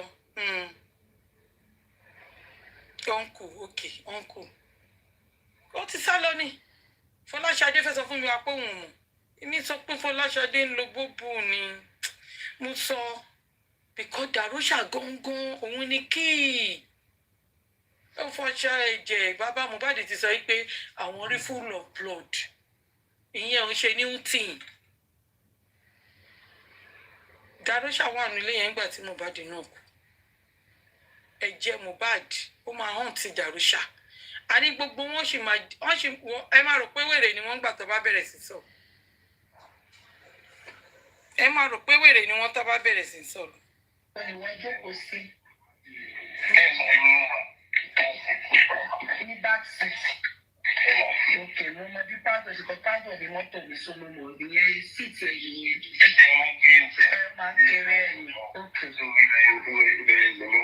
So, àwọn tó bá wà ní wájú àjọyọ̀ àwọn báyọ̀ tájọyọ̀ àwọn kọ́ńfẹ́ lájọyọ̀ sí i. Àwọn fẹ́ àlẹ́mí sọ̀rọ̀ yẹn tó ní ìṣẹ́ bó bá ṣẹlẹ̀ sí ìbá sì fún ẹ̀kọ́ sọ̀kalẹ̀ tó kọjú àmúdá ọ̀tọ̀ àwọn bá lómi ìbá ní àwọn ti bá ní ẹ̀rọ ọ̀pọ̀ ìjọba kọjú àwọn sí yàtọ̀ ayé àgbẹ̀rẹ̀ àwọn bíbí ẹ̀sọ́ wọn kọ́ àwọn ibi bẹ́ẹ̀ ni wọ́n ti bá wọn fún ti ṣòwò ẹ̀ka ìwà ìyọ̀ wọn kọ́ wọn fún wọn pàtàkì tó wọn ní wọn mọ́tò àti bẹ́ẹ̀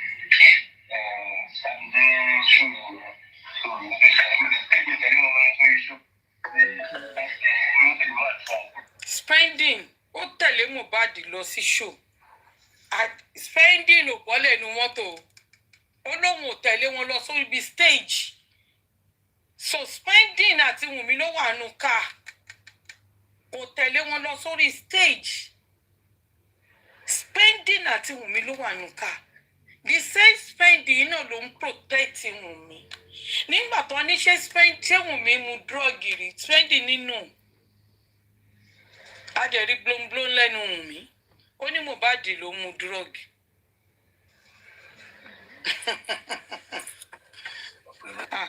ẹni yóò ń gùn ké ok ó ti bọ́lẹ̀ iná.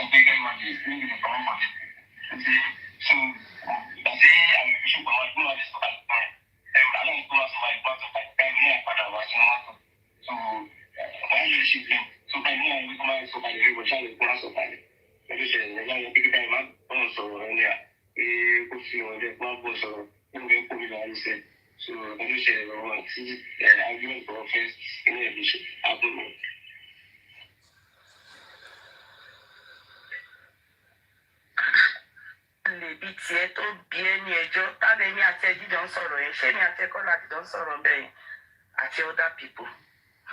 Now ìyẹn ò tiẹ̀ bọ́dà mi because mo ti ní mi ò dá sí ọ̀rọ̀ yìí nǹkan tí gọ́ọ̀mẹ̀ntì bá ti sọ lábẹ́ gé abẹ́ gún.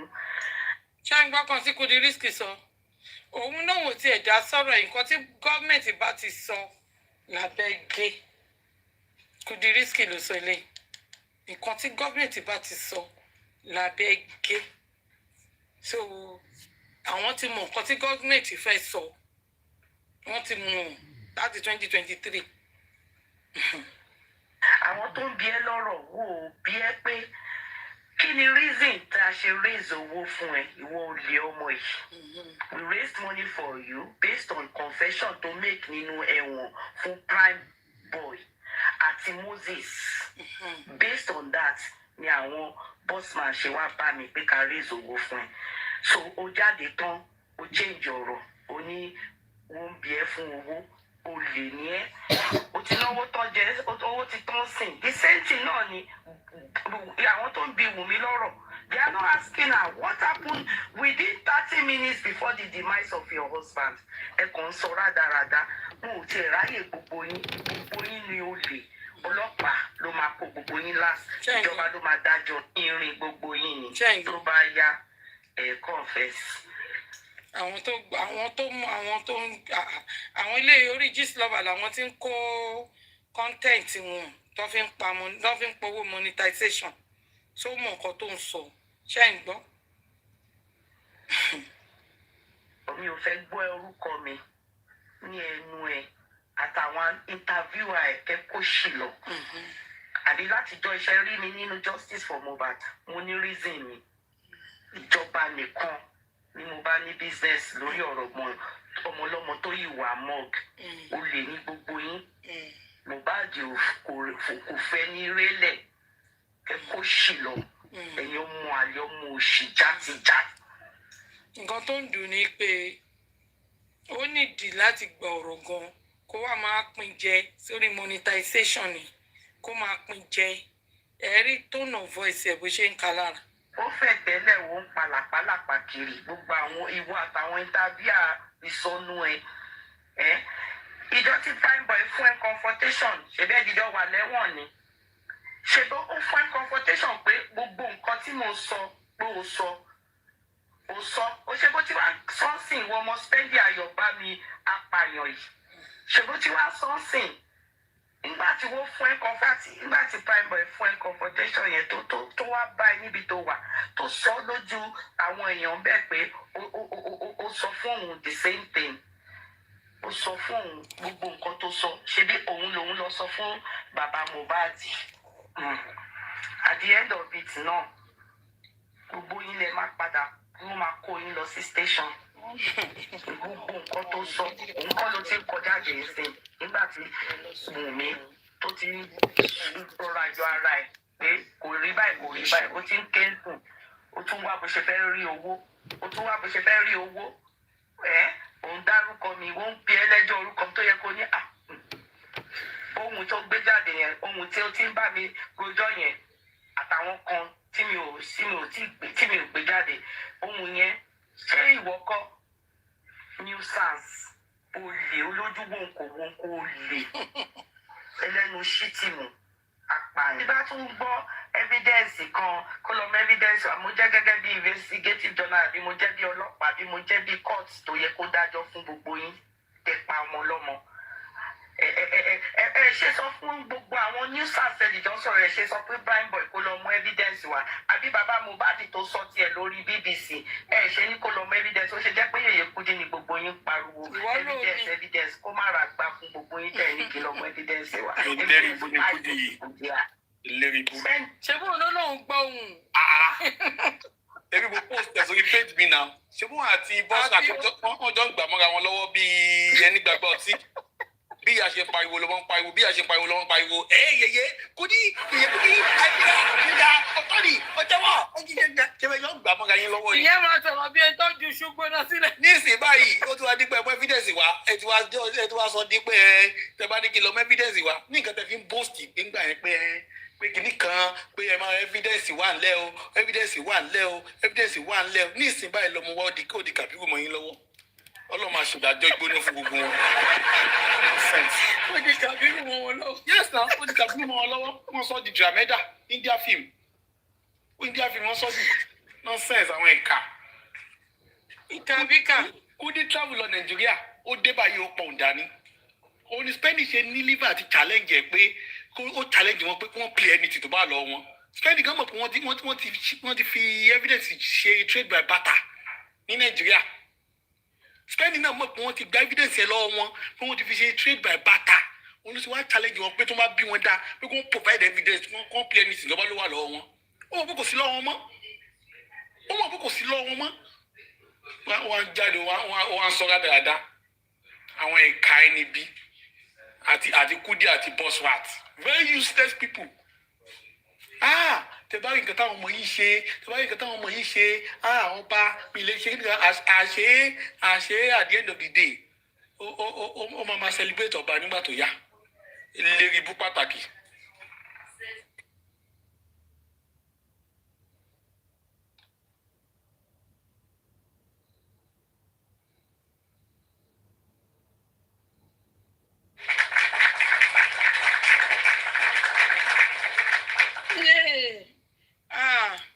ó ti ń wá ibi kíní Naira Marley ni níbi tó ti ń ṣe interview fún kíní. nísìnyí ọ̀gá pa rẹ̀ wọ́n náà wò ló.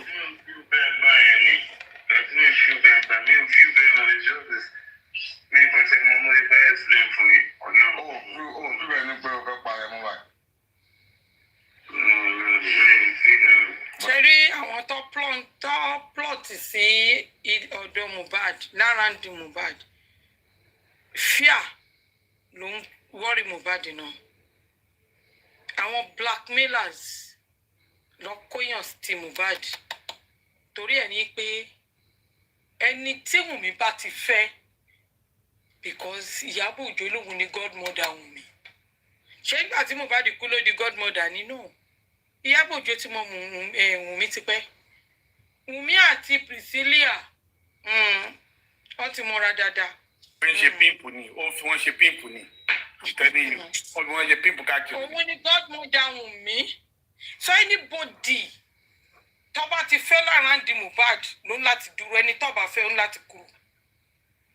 ẹ̀gbọ́n ẹ rí bọ́mọ iṣẹ́ ń sọ̀rọ̀ bí o bí Mohbad ṣe ń bá Naira Marley sọ̀rọ̀ after Mohbad left Malians.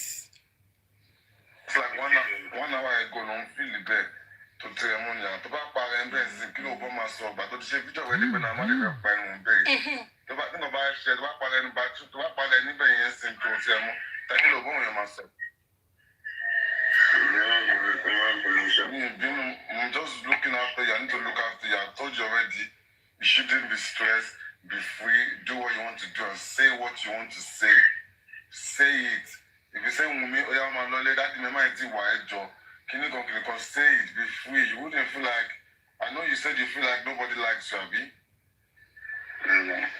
But if nobody, if you can't feel like. Because they are the one. Àwọn tí tọ́kọ ti Mohbad àwọn lọ́nà gbogbo àwọn ní snitch gbogbo nǹkan tọ́mọ yìí fi wé pé tó bá gbọ́ nǹkan bì kan á wé pé báwo ni kò trust nobody kò trust gbogbo wọn tó surround ẹ̀ ó kò dá wà ṣá. Nobody likes it. It's not always way to kill yourself. Do you get? Because they're not showing it that they don't like it. So don't who are there where won't like it. You won't feel bad. You will trust it. It's something in the back of your mind. Let's erase. I'm trying to erase it. I'm trying to be person. You know, I'm trying to be shameful now. Okay, cool. Then. But you're locking yourself, man. So, feel very, but 1 hour ago, don't feel very bad. 1 hour ago, don't feel very bad. And others is surround others. But the same thing, don't stress it. You know, shall I from last time, we should be doing things.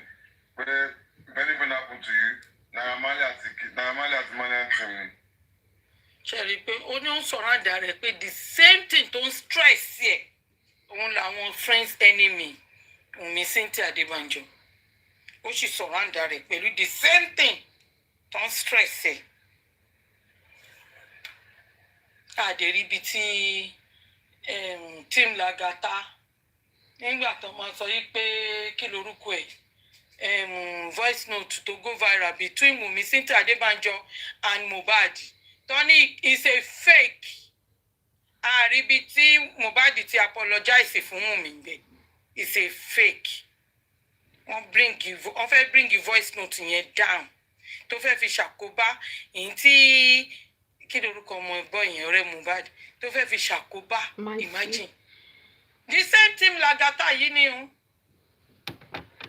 Táwọn èèyàn dẹ̀ ṣì gbà tẹ́ wọ́n ń pariwo Sam Jojo tẹ́ ń pariwo the other one. Are they not the same? They are the same. It's the same thing. Táwọn mẹ́tẹ̀ẹ̀ta ń ṣe. The same Alami náà ni àwọn mẹ́tẹ̀ẹ̀ta kò yàtọ̀. Àti ẹ mọ̀ pé the other one àti Sam Jojo a mọ̀ pé lé lọ́ padà sí. Èwo ni tó sì jókòó tó ń ṣe kúchẹ́ tó bá lọ sí platform kan. A ní ká máa ṣe submission nípa nǹkan tá à ń sọ nípa fídíò Lizzy Anjorin ta plane sí. Ẹ jẹ́ kó òun débì. Did you hear what Yeti 70 did? They are just calling her names. And before, they said I'm a liar. They need to come and apologize to me. Oh, ní kó submission. Ó máa gbé yín kúrò. Àwọn èèyàn dẹ̀ fura. Ó máa gbé yín kúrò ní lane tí tẹ́ ń sọ̀rọ̀ justice for Mohbad. That is how. But don't fura. Nígbà tí a bá sọ̀rọ̀ sí irú Sam Jojo pé Alami ni snitch kí ni nǹkan tó ṣẹlẹ̀ láti 2023 pẹ̀lú Team Lagata yìí. I will not stop comparing it. Until tá bá gbọ́n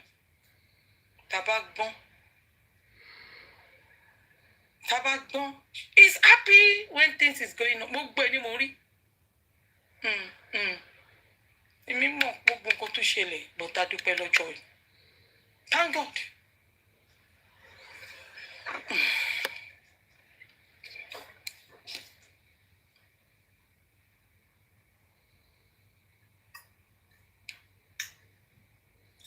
Lónìí kí ni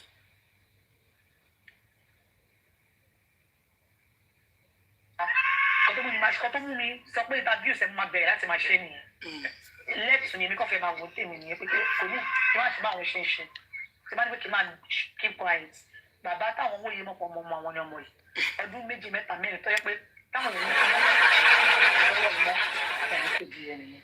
Mo lè máa sọ fún ọkọ mi lọ́hùn. Àfọwọ́ ìpá bí ọmọ tó yẹ pé o bá sùn ni ló máa jẹ́ kí ìmọ̀ bàbá ẹ̀ àti àwọn èèyàn burúkú tó pọ̀ tó fẹ́ bá yọ ọmọ ẹjẹ́ ló máa gbà láyé ló máa gbà wọ́n láyé tí wọ́n bá yọ ọmọ ẹjẹ́ tó yẹ mi ti gbìyànjú mi lè ṣe ju mi ṣe ṣe lọ gbà tó tó stage kan mi pa òfin mi lè dá ṣe wọ́n kọ́ pé wọ́ tẹ́lẹ̀ bá tiẹ̀ fẹ́ pa mí gan wọ́n tí wọ́n pa láàyè pọ̀ fún mi gan kó tiẹ̀ pa mí ṣùgbọ́n kọ́lọ́hún ṣàjùwọ̀ kọ́lọ́ bá mi tẹ́kọ̀ ọmọ Liam yìí kó wà láyé wọ́n fẹ́ kó pẹ̀lú bàbá rẹ̀ ni with me as much as I live even if that will be the last I'll do in this world Liam must live I am here today to rejoice my testimony.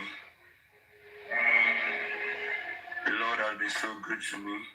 It makes me the light that refuses to dim.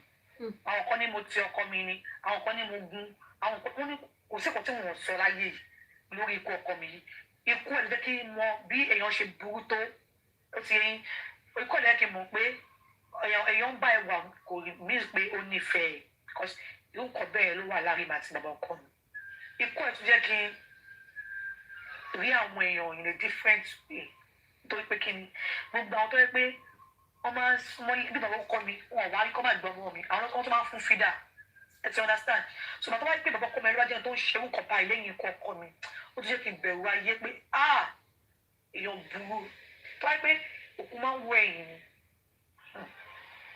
ọkọ mi máa ti sun ẹkún gallon nítorí pé kí ni tó wá sọ pé àwọn ènìyàn kan máa ba ẹ̀yìn òun jẹ́ báyìí kò lè ro pé bàbá mi ẹ mọ̀ pé mo ti dé ipò tó yẹ pé kò sí kan tí mo lè ṣe I'm helpless ìgbà tó bá rí fàbí mi tó bá ní pé àbíyá mú pretend ó ṣe kíní kan kò sí wàhálà láti ọkọ tó bá ti ṣe ní bá ti ṣe wọn àmọ́ bó ṣe rí so àwọn tó bá ti go through tí mo ti go àwọn tó bá ti jẹ́ bí òpó bí tèmi ó dẹ̀ go through kan tí mo go through. Thank you ma mọ́mí Khadijat thank you. ìfọ̀ ẹ̀kọ́ tí mi kàn ní gbà ní wípé àwọn akọ mi ò ní bọ́tà mọ́ ní interview láti sọ pé ìdí kan wà táwọn ò ti sìn ọkọ mi kò sí ìdí kankan kò wù wọ́n ni ìjọba láti sọ ọkọ mi sìn yìí kò ní sí bàbá Mohbad gẹ́gẹ́ kò ní sí ìyẹn mọ́ ọkọ tó bá bú mi èmi mo ti dàgbà máa leave bọ́ mọ́ mi yẹn ọ̀rọ̀ ìsìnkú ọkọ mi àti ọ̀rọ̀ corona inquest nǹkan mẹ́ta tí mi ní silence fún wọn nìyẹn àwọn ẹbí dàmọ̀ pé kò sí ìdí kan fún nǹkan mẹ́tẹ̀ẹ̀ta yìí ó kàn wù wọ́n láti ṣe bó ṣe wù wọ́n ni.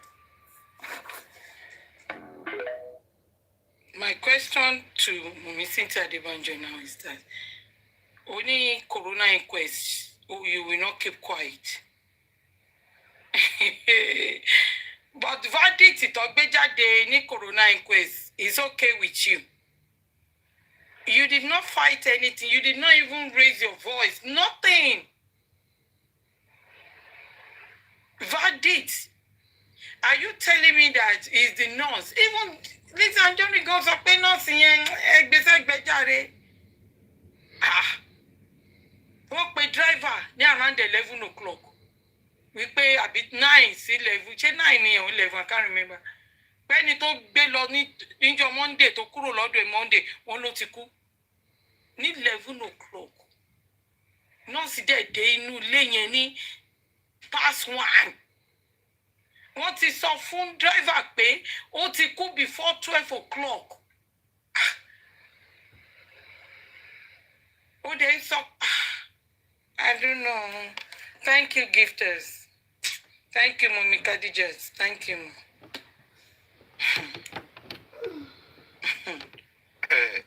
Corona ló gbé mi wá sókè o. Okay. Ọ̀rọ̀ corona tó sọ yẹn now is she just told everybody that his backbone to use, his weapon to use to fight is the verdict of the corona. Thank you.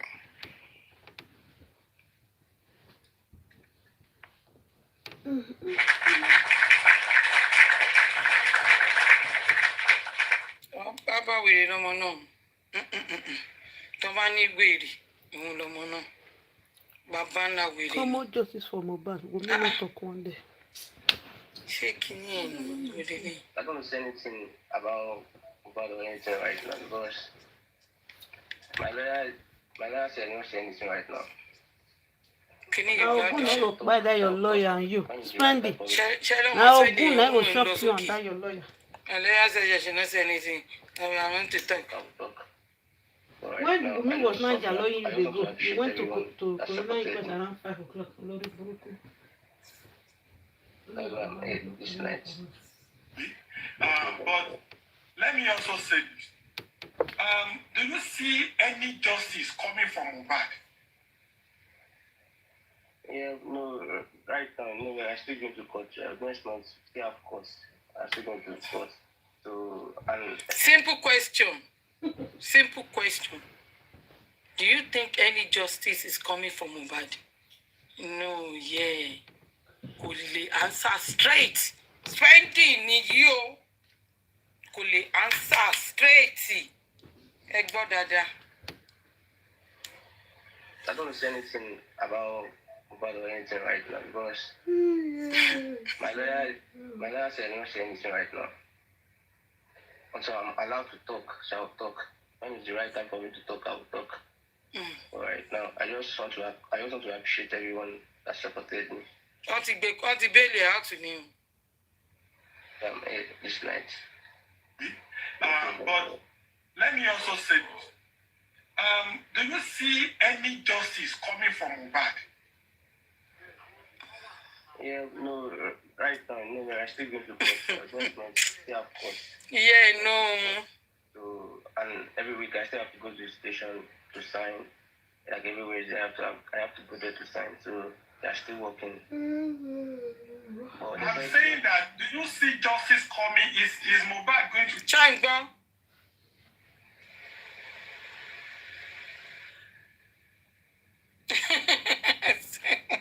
Shane, don't you think? Where's to repeat that question? He repeated that question. Spending only answer that question straight away. And it top belly jade. It's still fresh. Kefi mo ipe. Get justice? Can you say that Mohbad will get justice? Is he going to get justice? Definitely. And because I know I'm not resting until I get justice for my friend. I know what happened to me, how I'm broke down already. So we have to get justice. I don't really understand how my friend died. So I don't even understand. So we have to get justice. I'm not okay. You don't understand how he died? Yeah, so we have to get justice. I have to bring justice. I don't know anything about my friend's death, so we have to bring him to justice. Okay.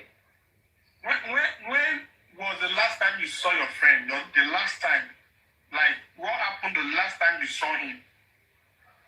Yeah, the last time I saw him was on Monday. I saw him on Monday. Yeah, before I left his place because I'm still close to his house, so I left his place on Monday. That's when I saw him last. You saw him last on Monday? Yeah. Around what time, please? Yeah, I left there the night now. Like, Monday night? Yeah. Monday evening? Yeah, like 9 o'clock. 9 o'clock in the evening on Monday? Yeah. And he was ill and hearty on Monday? Yeah. So you don't see him on Tuesday at all? At all. I always saw him at the hospital. You saw him at the hospital on Tuesday? Yeah. When they said they rushed him to the hospital, that's why I saw him.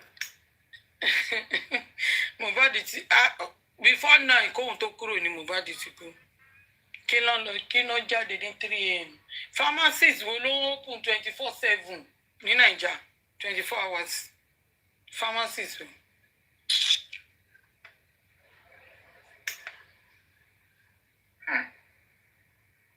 Spending. I would have loved to ask you a series of questions. And I know there are a series of questions bothering a lot of people as well.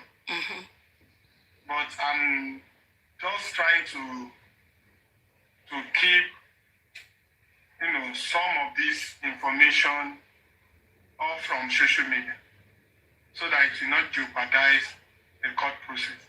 But nevertheless, what is your plan to get justice for Mohbad? What is your plan?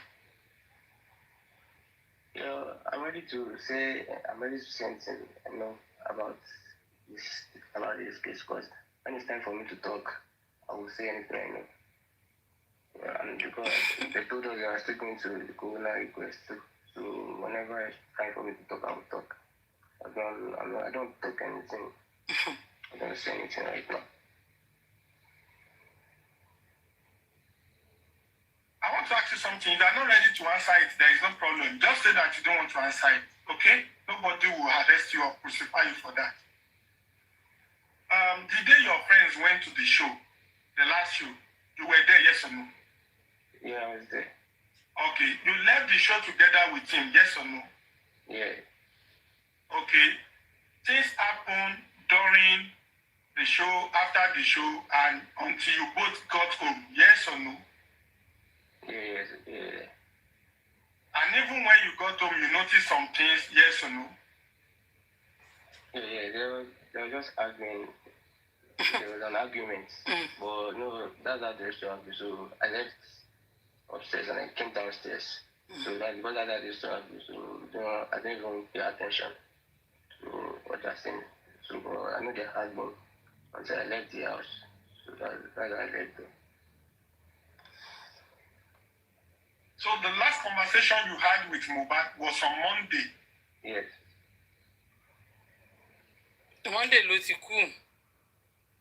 Abi? Because if it is Tuesday, you didn't see Mohbad. But on Monday, Mohbad ń sọ fún ẹ nǹkan tó sọ nìyẹn o pé spending ṣé mo máa wò mí báyìí ni ṣé ò ní help me out. Ó wá délé nǹkan tó fẹ́ fi ṣe phone forensic yẹn ni.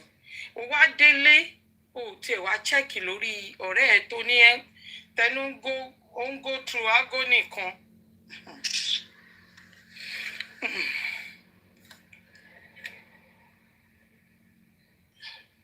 Nígbà tí èèyàn fi làpálàpá lẹ̀ tẹ́ lọ́ mú nǹkan míì ta.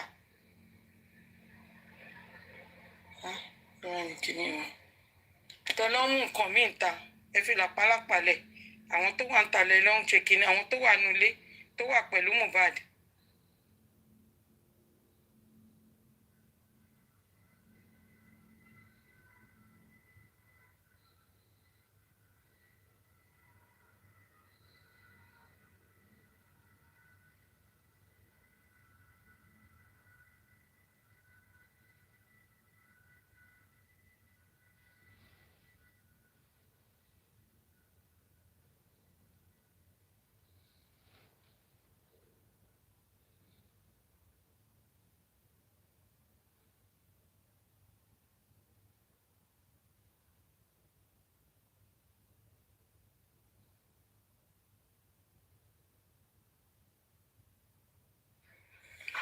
I think I have it.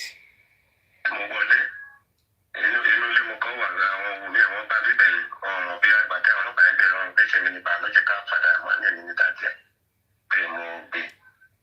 Baba, this is nurse dad. Baba nurse ló ń sọ̀rọ̀ yìí o. Ìgbà tí wọ́n lè kọ́ bẹ̀rẹ̀ tó ní kó jẹ́ ìṣẹ́fẹ̀ pé ìgbà yóò lọ jẹ pé ìgbà tí nọ́ọ̀sì délẹ̀ kí ló ṣẹlẹ̀ nǹkan bẹ́ẹ̀ olóògbà bẹ́ẹ̀ fún onígbà tó gbà bẹ́ẹ̀. Abẹ́rẹ́ mélòó ló gbà because àwọn èèyàn ń Mr. Priest pé abẹ́rẹ́ kan ní kíní kan. Abẹ́rẹ́ méjì ló gbà. Méjì ẹ ṣe gan. Ok. Màá fẹ́ stop yín bẹ̀yẹn torí mi ò fẹ́ disturb yín lọ títí ẹ má worry daddy ọlọ́run àṣẹ ìyanu ṣẹgbọ́n. Okay, but they are talking about the fair complexion. Wọ́n ní pé kì í ṣe Mohbad pé ọwọ́ dúdú kan àtọwọ́ funfun ọwọ́ ẹni tó pupa ló treat ṣé lóòótọ́ ni. Irọ́. Okay. That is ọmọ mi kò ń parí ìwà tí mo béèrè lọ́wọ́ ẹ̀ onígbà tó. How did she know it was Mohbad? How did she know it was not clear or black? I mean, okay, can she tell who is Mohbad or not? Okay, wọ́n ní pé ṣé ó mọ Mohbad ṣé ó mọ bóyá Mohbad lòún treat. Kò mọ̀. Okay, kò mọ̀ ọ̀gbà tó débẹ̀ tó kò tẹ̀ mọ́ kò mọ̀ rí kò mọ̀. Ṣé Wùmí ò ṣàlàyé fún nígbà tó wọlé ṣé Wùmí wà ń bẹ̀ nígbà tó ń ṣe gbogbo kínní. Wọ́n dúró ti Wùmí wà ń bẹ̀ wọ́n ti wà ń bẹ̀ náà ni wọ́n wà ń bẹ̀ ni. Okay, báwo ló ṣe wá di pé okay, let me speak English so people can understand. Why is it that she can't stop them pouring water on Wùmí because a nurse supposed to be in charge? Your duty demands people not to take over your own career. Okay, this is my job. Ó ṣe jẹ́ pé we'll stop nurse in that process.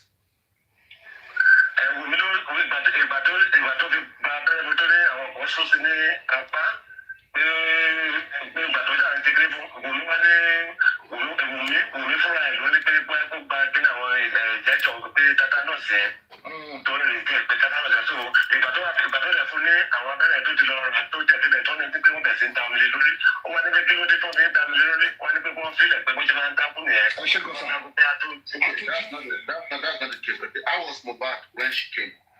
Okay, báwo ni situation Mohbad nígbà tó débẹ̀ because. Nígbà tí èèyàn lọ interview èèyàn wá sì jẹ́ kẹ́niyẹn sọ kó tú ọ̀rọ̀ jáde lẹ́nu ẹ ti ń stop ẹ̀ nǹkan tọ́mọ ẹ sọ fún àṣà tú jáde lẹ́nu but ẹ ti ń ẹ̀jẹ̀ ó sọ̀rọ̀ ẹ láwọn tó kọ́kọ́ àtàkì justice for Mohbad yìí ó ga. ẹni pé lọ́wọ́ alájà ok ẹ sọ̀rọ̀ torí mo fẹ́ mọ̀ bóyá. ìgbà tó fi dé ọ̀dọ̀ tó ní pé òun tẹ̀lé olóòtú lọ́wọ́ kọ̀ sùn ó sùn lọ́bẹ̀ ń di nẹ́ẹ̀sì ọjọ́ máa sọ pé tí òun ní nọ́ọ̀sì yẹn ọlọ́wà ní pé bẹ́ẹ̀ tó lẹ̀ wọlé pé tí òun ní nọ́ọ̀sì tó ń pè pé kó wá wá ní ẹ̀ tó di nẹ́ẹ̀sì báyìí pé ó dẹ̀ ti rẹ̀ ó dẹ̀ ti wíìk. ó ti wíìk ok. ó ti wíìk pé ó ti wíìk. ok jara vengeance.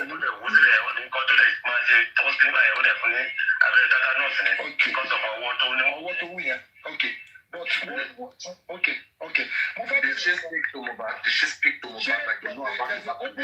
There's an open mo fẹ́ bẹ̀rẹ̀ pé ṣé open communication wà between Fisayo àti Mohbad.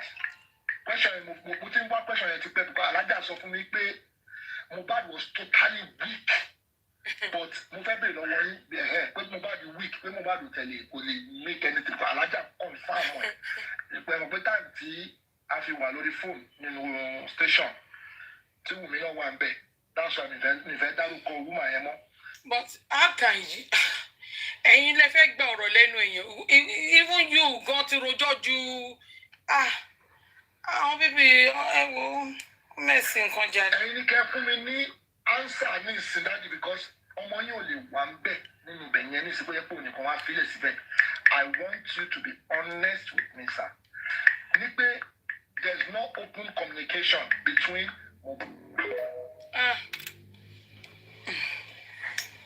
ẹjọ́ ti pọ̀ ju information tẹ́ fẹ́ gbà lọ.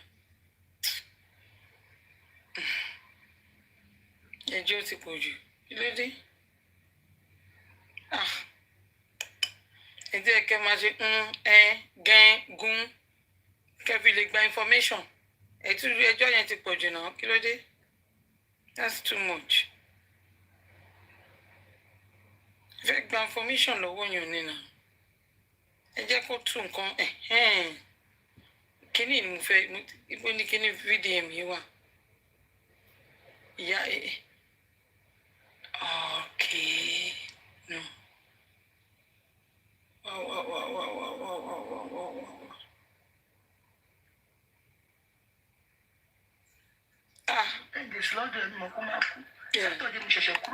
Ẹlẹ́nu pẹ́rẹpẹ̀rẹ.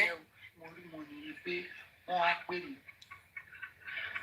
ṣe báyàwó ẹ̀ sọ̀rọ̀ ní ọjọ́ Monday yẹn wọ́n ní nǹkan pé lórí fún wọ́n ní promise nǹkan wọ́n ní kí ló dé mú kó sí nǹkan mo ní ṣó sùn tí wọ́n júmọ́ ó ní òun sùn tí wọ́n ìgbà tó sọ pé òun sùn tí wọ́n júmọ́ yẹn tí nǹkan bá ṣàǹṣe ó yẹ kó mú torí mi mọ ọmọkàn rí kó kọjá lẹ́gbẹ̀ẹ́ mi níbi tí mo ti ṣe prayer ó kàn rí kó rọra kọjá kò sáré mú sùn ó wá ní ó ń sùn bí àmọ́ mi kì í má bínú o ipò ń sùn wọ́n ń sùn nìyẹn wọ́n á ní àmọ́ ìṣe mo gbọ́ nǹkan kan wọ́n ní mi ò gbọ́ nǹkan kan ó wá sọ fún mi pé ọjọ́ Monday láàárọ̀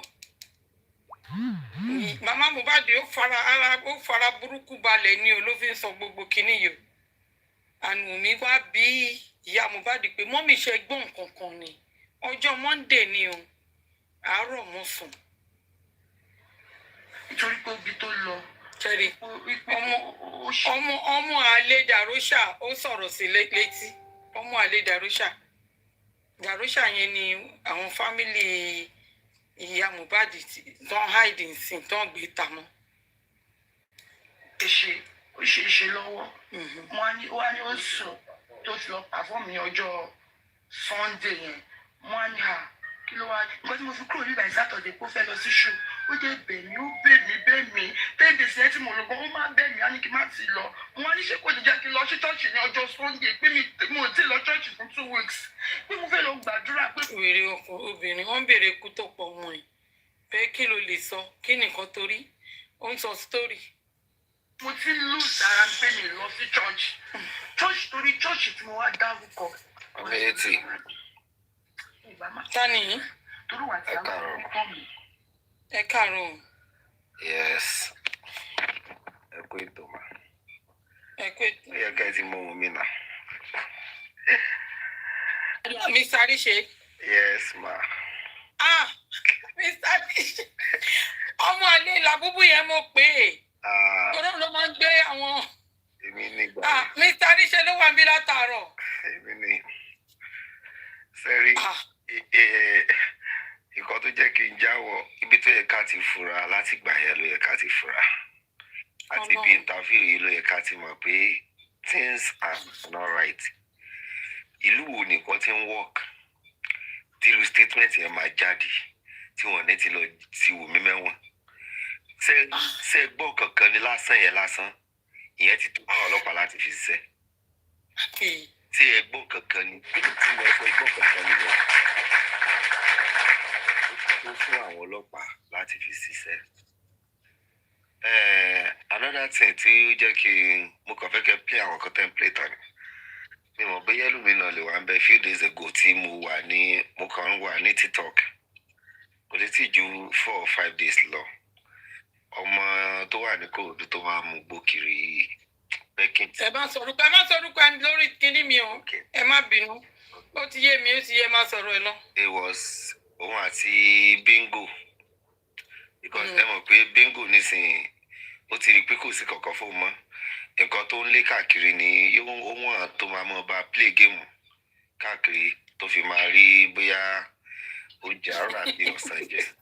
That's it. Ọ̀rẹ́ mi àtàtà. Ó ní brainwash. Nǹkan tó ń ṣe kiri sí nìyẹn. Because ó ní òun àti Làgàtà a fẹ́ play game.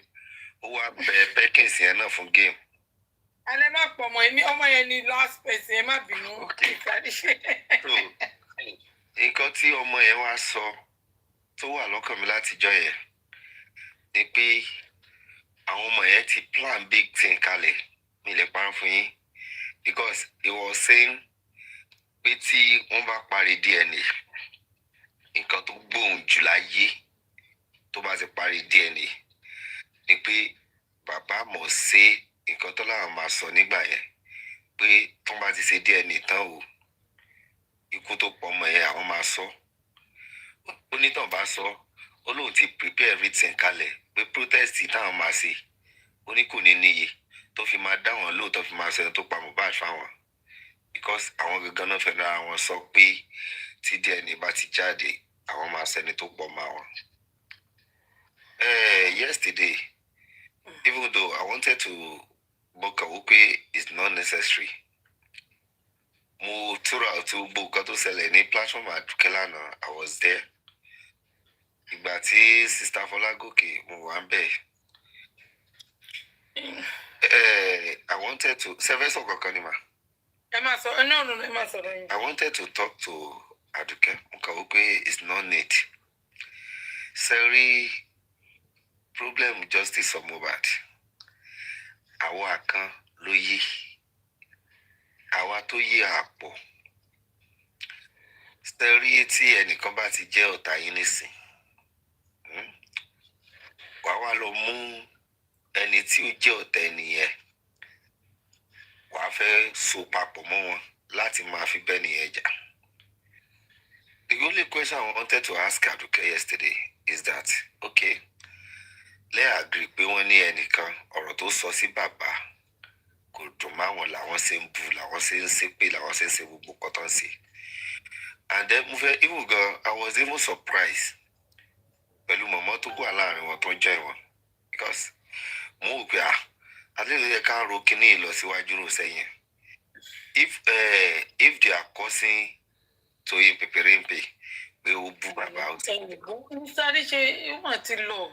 Mọ̀mí etí ọ̀rọ̀ yẹn ti wà nù mí látà. The question I wanted to ask ni pé okay ẹ̀yin gẹ́gẹ́ bí àgbàlagbà ẹ̀yin gbogbo ṣe bèèrè lọ́wọ́ yín pé àwọn tí ò jáde fún bàbá táwọn ẹni yìí ti ń drag láti jọ ìjọ nǹkan what is their own reason and few days ago mo sọ lọ́dọ̀ York Daddy when York Daddy complain pé wọ́n call him out mo ní why they say call York Daddy out ẹni tó gba millions of naira tí àgbẹ́ni tí látọ̀dọ̀ ẹ̀ àgbọ́kó kò sọ fún wa pò ń ti lọ kò dẹ̀ ṣiṣẹ́ because tó bá ń ṣiṣẹ́ àṣà máa gbọ́ kankan ta. It's not possible tó bá jẹ́ pé àmọ́ right wà ní. It's not possible kéèyàn gbàdúró owó báyẹn. Who dey silent without doing anything, and none of you is calling the person out. O ti mú wa ní, o ti rí wa bí, because mo rí pé nǹkan tó náà ti gbọ́ kó tó dé justice for Mohbad, òun náà ló náà fi lọ wá. And when some people are coming out today, okay, this money for the DNA, we are not saying we will not pay, we will pay for it. But láti fi remove body lọ́rùn bàbá, láti fi yọ àkántà pé kó tó di pé DNA jáde tán, wọ́n tún máa kọ́ bàbá out, owó DNA báwo lẹ ṣe sanwó. If possibly, why can't you pay directly to the account of the lab? So Baba will not be responsible for it. But me, we misquote because yesterday, when this my sister was talking about, I said it on the comment section. I said I support this, and one of the reasons the movie support anything, I said, Drew, see Baba lo bo direct. To back party DNA. No one will call Baba out. Wait, Baba took back 30 million. Baba it's nobody will call Baba out. Why can't you understand that? But I don't know. Maybe it's because these people, they have their own agenda. Because only, to be honest, I'm not surprised. At the same time, I'm surprised because I won't come out to pay. I will never deceive myself. Me then is deceiving you. I will come out to pay me. Expect it only joy lie. Timori pé wọ́n ti dọ̀rẹ́ anything. Because and tí o bá fẹ́ sí ọ̀rẹ́, ẹ máa sí ọ̀rẹ́ lórí nǹkan gidi. Wọ́n ní èèyàn máa ń pé gbọ́n ni èèyàn kì í pé gọ̀. Báwo làwọn èèyàn wá ṣe ń ronú? Okay, if someone said they should not give Baba money, you people are really talking about the negative side of the world. Why can't we think about the positive side? Tí wọ́n bá kó fún bàbá tó bá lọ sí DNA tó sanwó sí àkáǹtì lab. Anybody ma call Baba out after DNA. Anybody ma take Baba responsible for 30 million kankan. Àbí ẹni àmọ̀ tó bá sọ fún their lab yẹn. Everybody will understand that this money was paid to the account of the lab. Gbogbo ayé dẹ̀ máa rí pé lab báyìí la sanwó sí o. So Baba ò ní any answer láti wá jáde láti wá sọ fún anybody.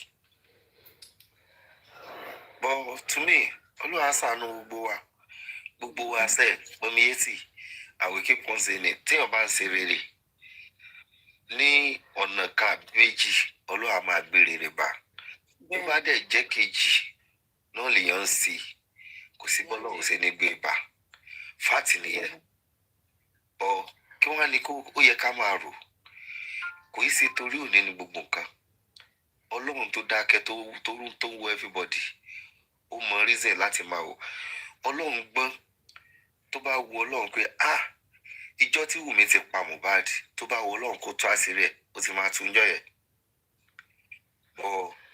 Ojú àwọ̀ ẹ̀dá ló ti máa ń pẹ́. Ọlọ́run fẹ́ fi wọ́n ṣẹlẹ́yà ni. Ojú àwọ̀ ẹ̀dá ló ti máa ń pẹ́. Ọlọ́run fẹ́ fi wọ́n ṣẹlẹ́yà ni. Àwọn tó níyì tó jẹ́ àwọn tó tán Ọlọ́run fẹ́ fi wọ́n, Ọlọ́run á fi gbogbo wọn ṣẹ̀ sí ni. Bẹ́ẹ̀ ni, so ojú àwọ̀ ẹ̀dá ló ti ń pẹ́. Exactly. Tó bá tó àsìkò tó wu Ọlọ́run sì ń tì. That's the fact, big fact nìyẹn. But ẹ̀yin yẹn wá, tí o bá ṣe, even if you don't like the person, tí ọ̀kan bá jáde tó bá mú suggestion kan wá, ẹ má jẹ́ ká wo directly pé ẹni yìí mú ètè, kẹ́ wá máa wo negative side of nǹkan tó sọ. To me, and the reason why I said what I said on comment section yesterday, nǹkan tèmi rò tí mo ṣe sọ nìyẹn pé if Baba doesn't collect money, tá a bá send owó sí àkáǹtì Baba, tó jẹ́ kó àkáǹtì lab lè send owó sí, nobody, even including àwọn Papa Bingo, and mo máa ń wò pé mo máa ní ọjọ́ orí pé àṣírí gbàgbé, to be honest. Sẹ́rí ilé tá a fọwọ́ kọ́, I can say it anywhere, ní Baba Mohbad àdẹ̀lẹ̀ fowó wa wò. I've become a lot.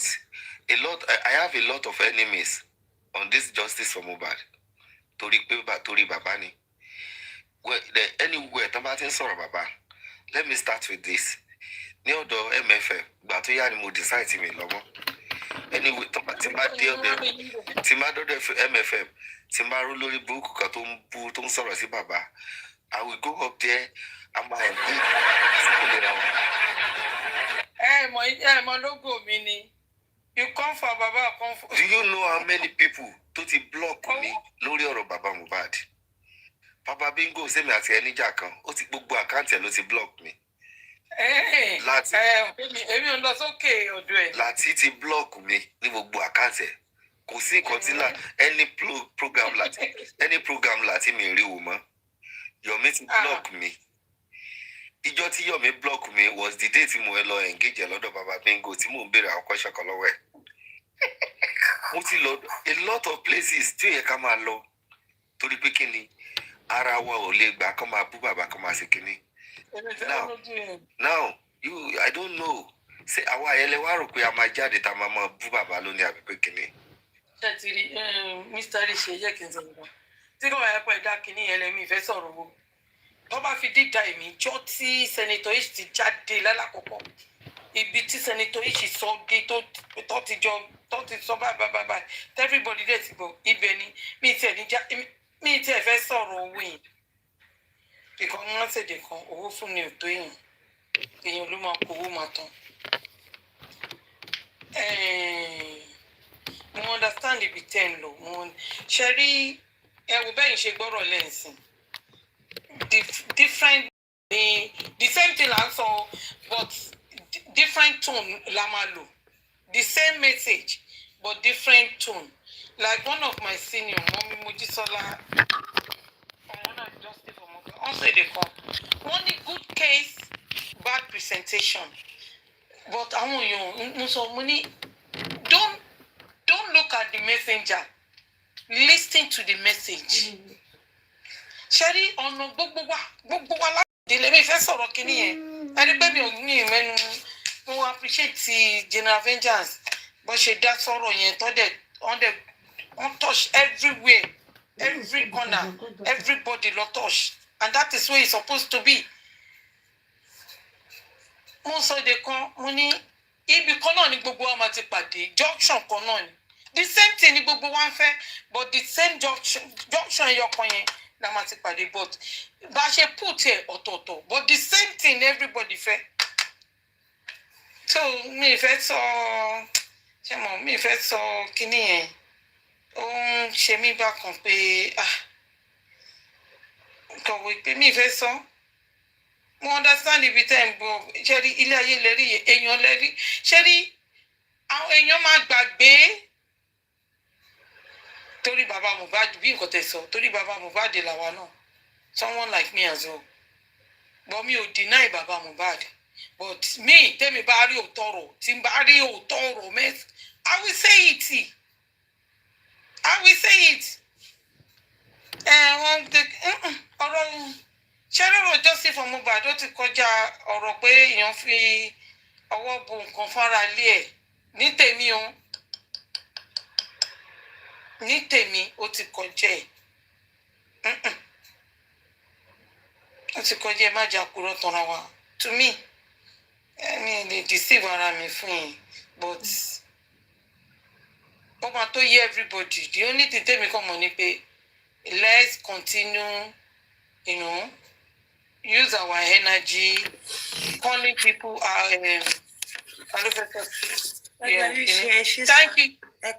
thank you the gifters ṣé o ti jẹun yó àbó ń ṣe ojú sàárì.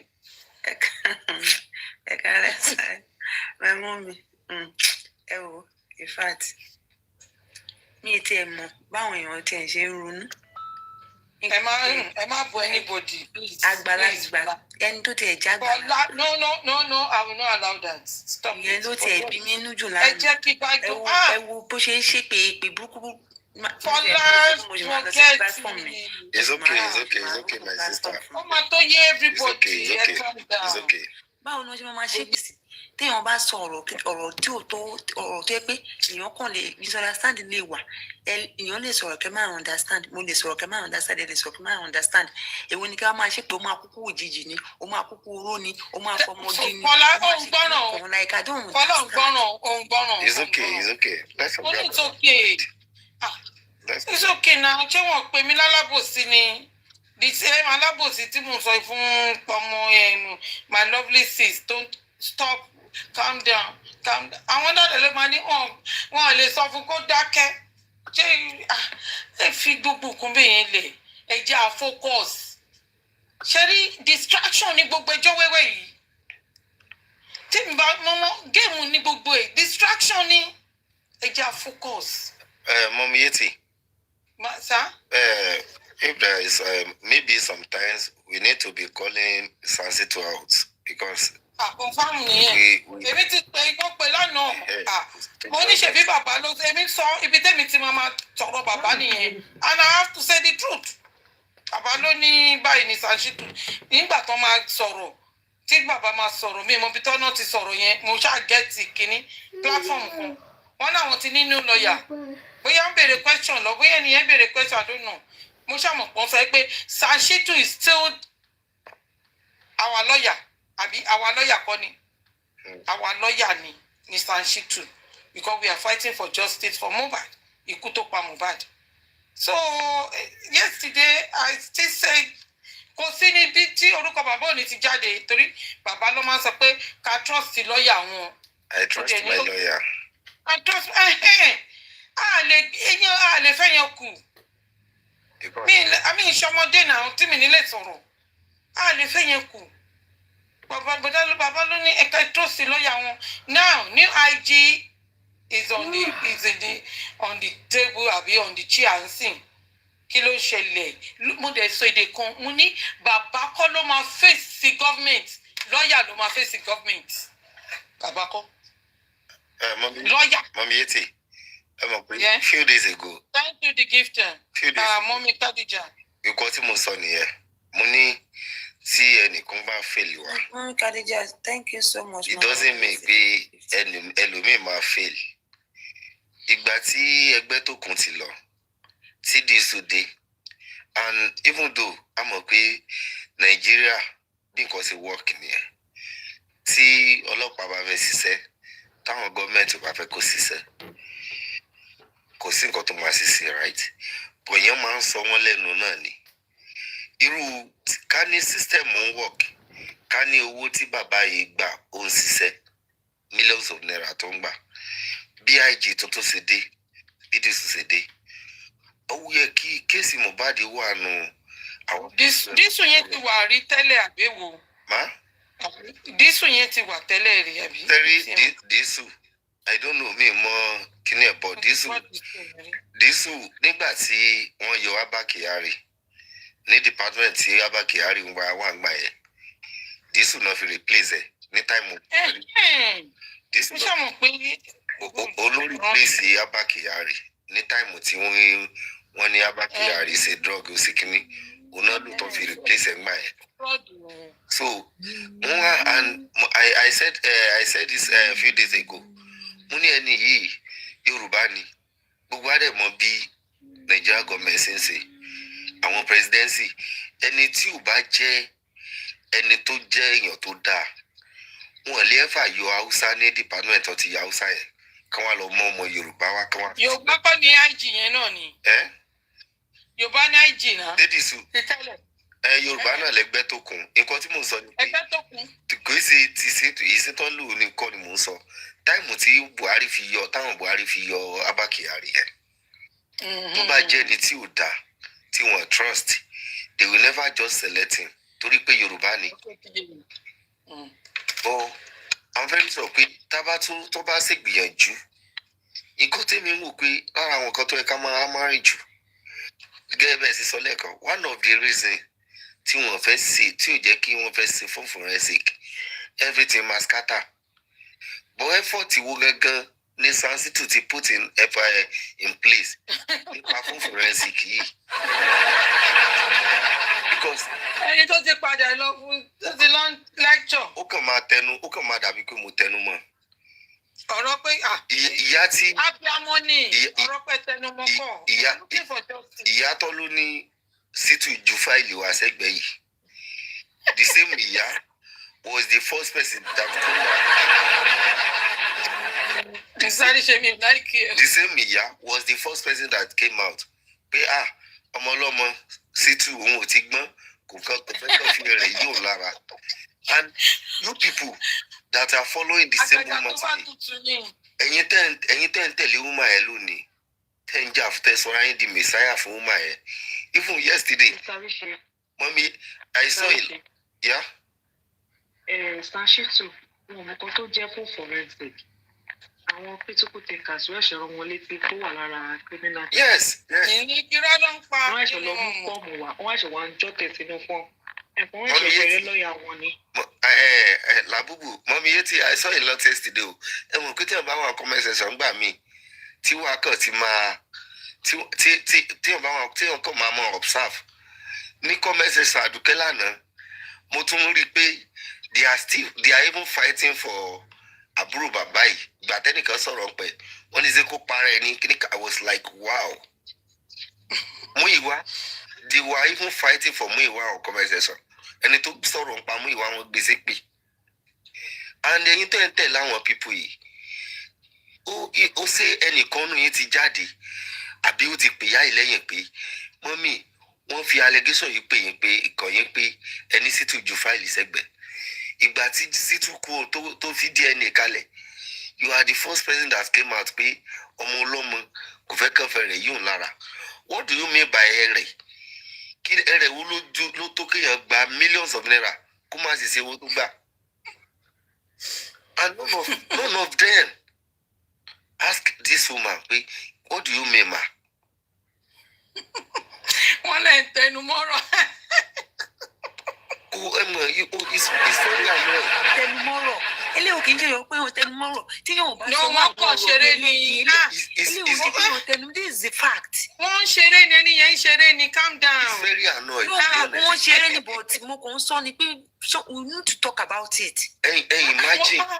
Imagine pé ẹni tí àwọn èèyàn láwọn lọ wo online, àwọn lọ wo credential, àwọn wo everything online, làwọn fi mú wá tó jẹ́ ló ti bà fún ó ti wé ní mọ́mí yẹtì ó ń bí ọ̀nù náà ó ló ti wé ní a lot of cases kó wá jẹ́ honourable York Daddy tí ò sí láì lọ rárá ló wá ń kọ́ wọn pé yes sir fún forensic ẹ̀ẹ́dẹ̀ bá wo side ibẹ̀ náà. Okay. Bola, go and draft the letter for imagine. Irọ́ mà ní Sani yín ń pa ó mọ gbogbo ẹ̀ ó ń dín mọ́ ni. Ó mọ̀ mọ̀ mi yétí.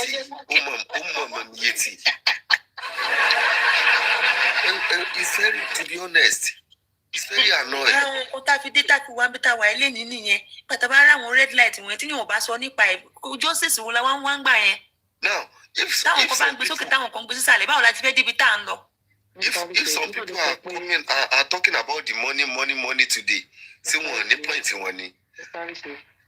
Sọ pé problem ta ní gan-an ṣé ṣùgbọ́n ló fún wa ní 80% problem ta ní. Owó ní náà. Àwọn tó pa Mohbad tó wà nílé tí ènìyàn ṣòro jẹ wọ́ọ̀kì náà dì í ọmọ bó ṣe lọ. Naira Marley tó mọ̀ kó wá lọ́wọ́ ẹ̀ ó wá ní Naira Marley kiri títì. Naira Marley bá wọ mọ́tò bẹ̀rẹ̀ yóò tẹ̀lé dé bẹ̀rẹ̀. Àwọn mọ́tò ọ̀rọ̀ yẹn yóò tẹ̀lé dọ́rọ̀ yẹn.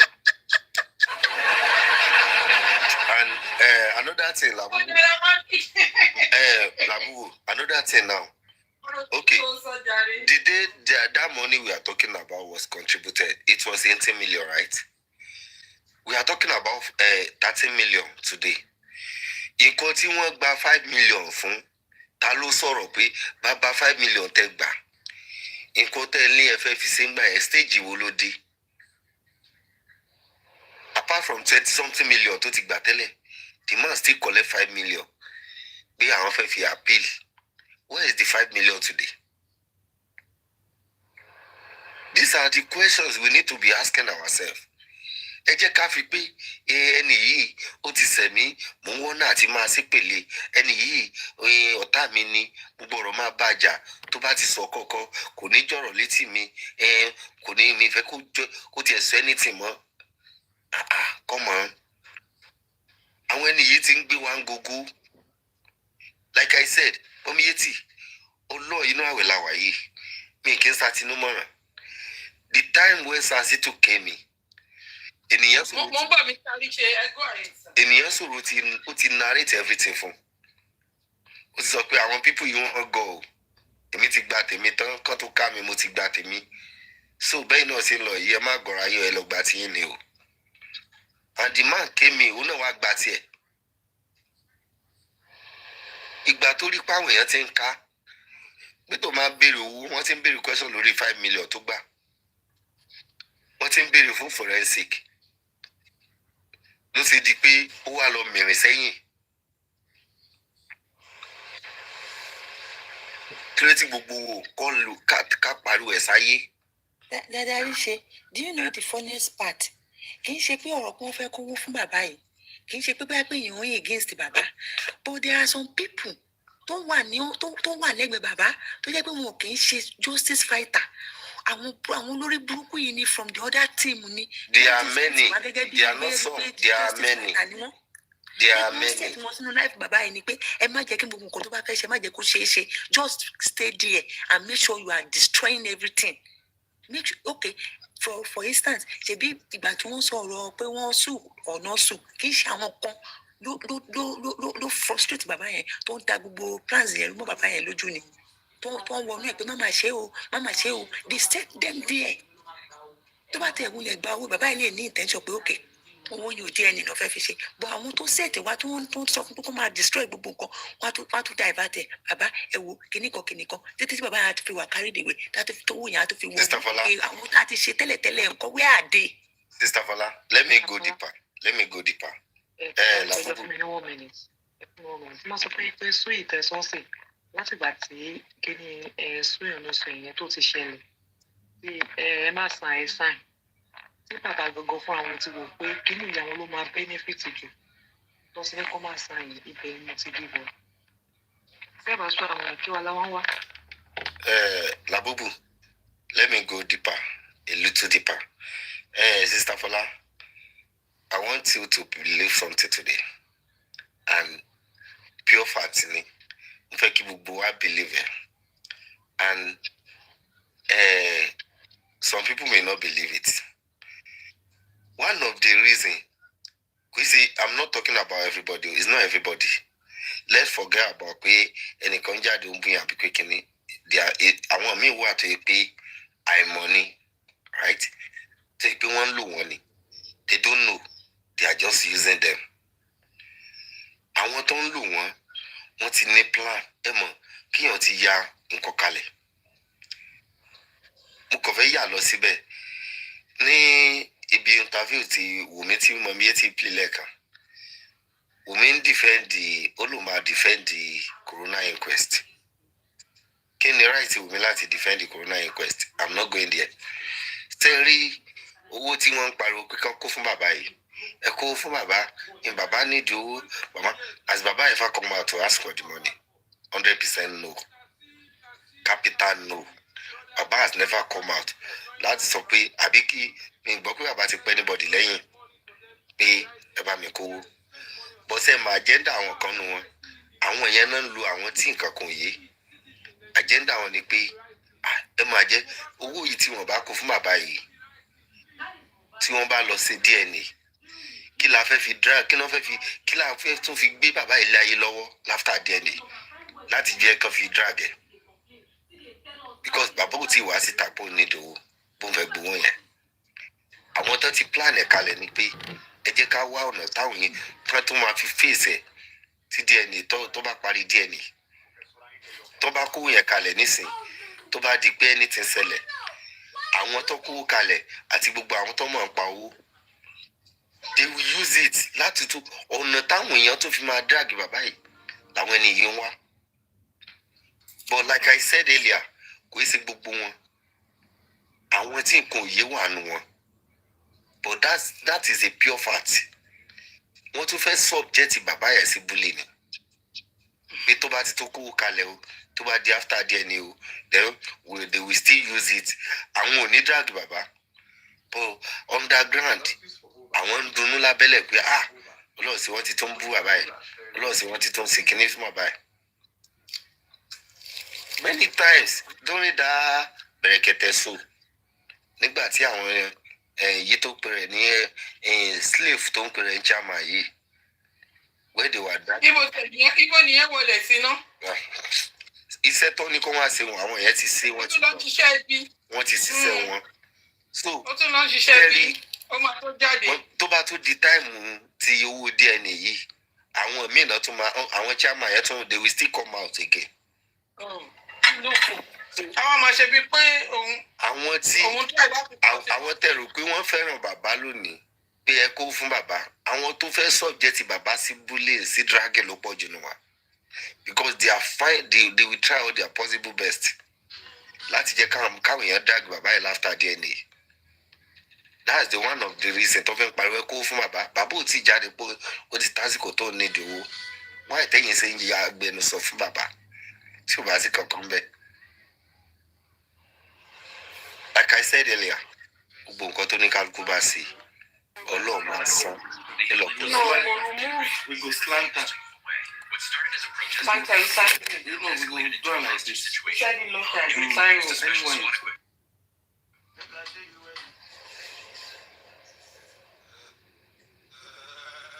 Adarí continue. So nǹkan tó ní kálukú bá sí Ọlọ́run máa san lẹ́sẹ̀. Fáàtì tèmi mọ́ nìyẹn. Èmi ń rínú mi. Ẹ̀yin tí gbogbo àtàwọn bí arínú wa, oníkálukú mọ nǹkan tó ń rò lábẹ́lẹ̀. Nǹkan tí máa sọ jáde ni mo mọ̀. Làwọn èèyàn máa mọ̀ pé mo sọ jáde. Bọ̀kọ́ tó wà nù mí deep down. Kò sẹ́ni tó mọ̀. But fáàtì tèmi fẹ́ kí everybody understand ni pé a ti ní ìlọ́po ọ̀tá lórí ọ̀rọ̀ bàbá Mohbad. Tàǹkà wá jáde ká máa la fẹ́ bú bàbá Mohbad. Never. But ohun tó ní kálukú bá ń rò kó máa rò. We will try our best, directly or indirectly, to protect that bàbá Mohbad. Dáadáa yìí ṣe àwọn tó sọ pé èèyàn ń bú bàbá yẹn. Wọ́n mọ̀ pé wọn ò bú bàbá. Wọ́n kàn fẹ́ sọ̀rọ̀ dé. Wọ́n kàn fẹ́ sọ everybody dé ọ̀tá bàbá yẹn dé èèyàn bú. I understand it. We know the game. Wọ́n láti penetrate sára bàbá yẹn kó lè ba ayé bàbá yẹn kó lè ba. Ààrẹ náà là ń sọ yìí. Ààrẹ náà là ń sọ yìí. Wọ́n mọ̀ pé wọn ò bú bàbá. That 13 million. That 13 million. If they give it to Baba.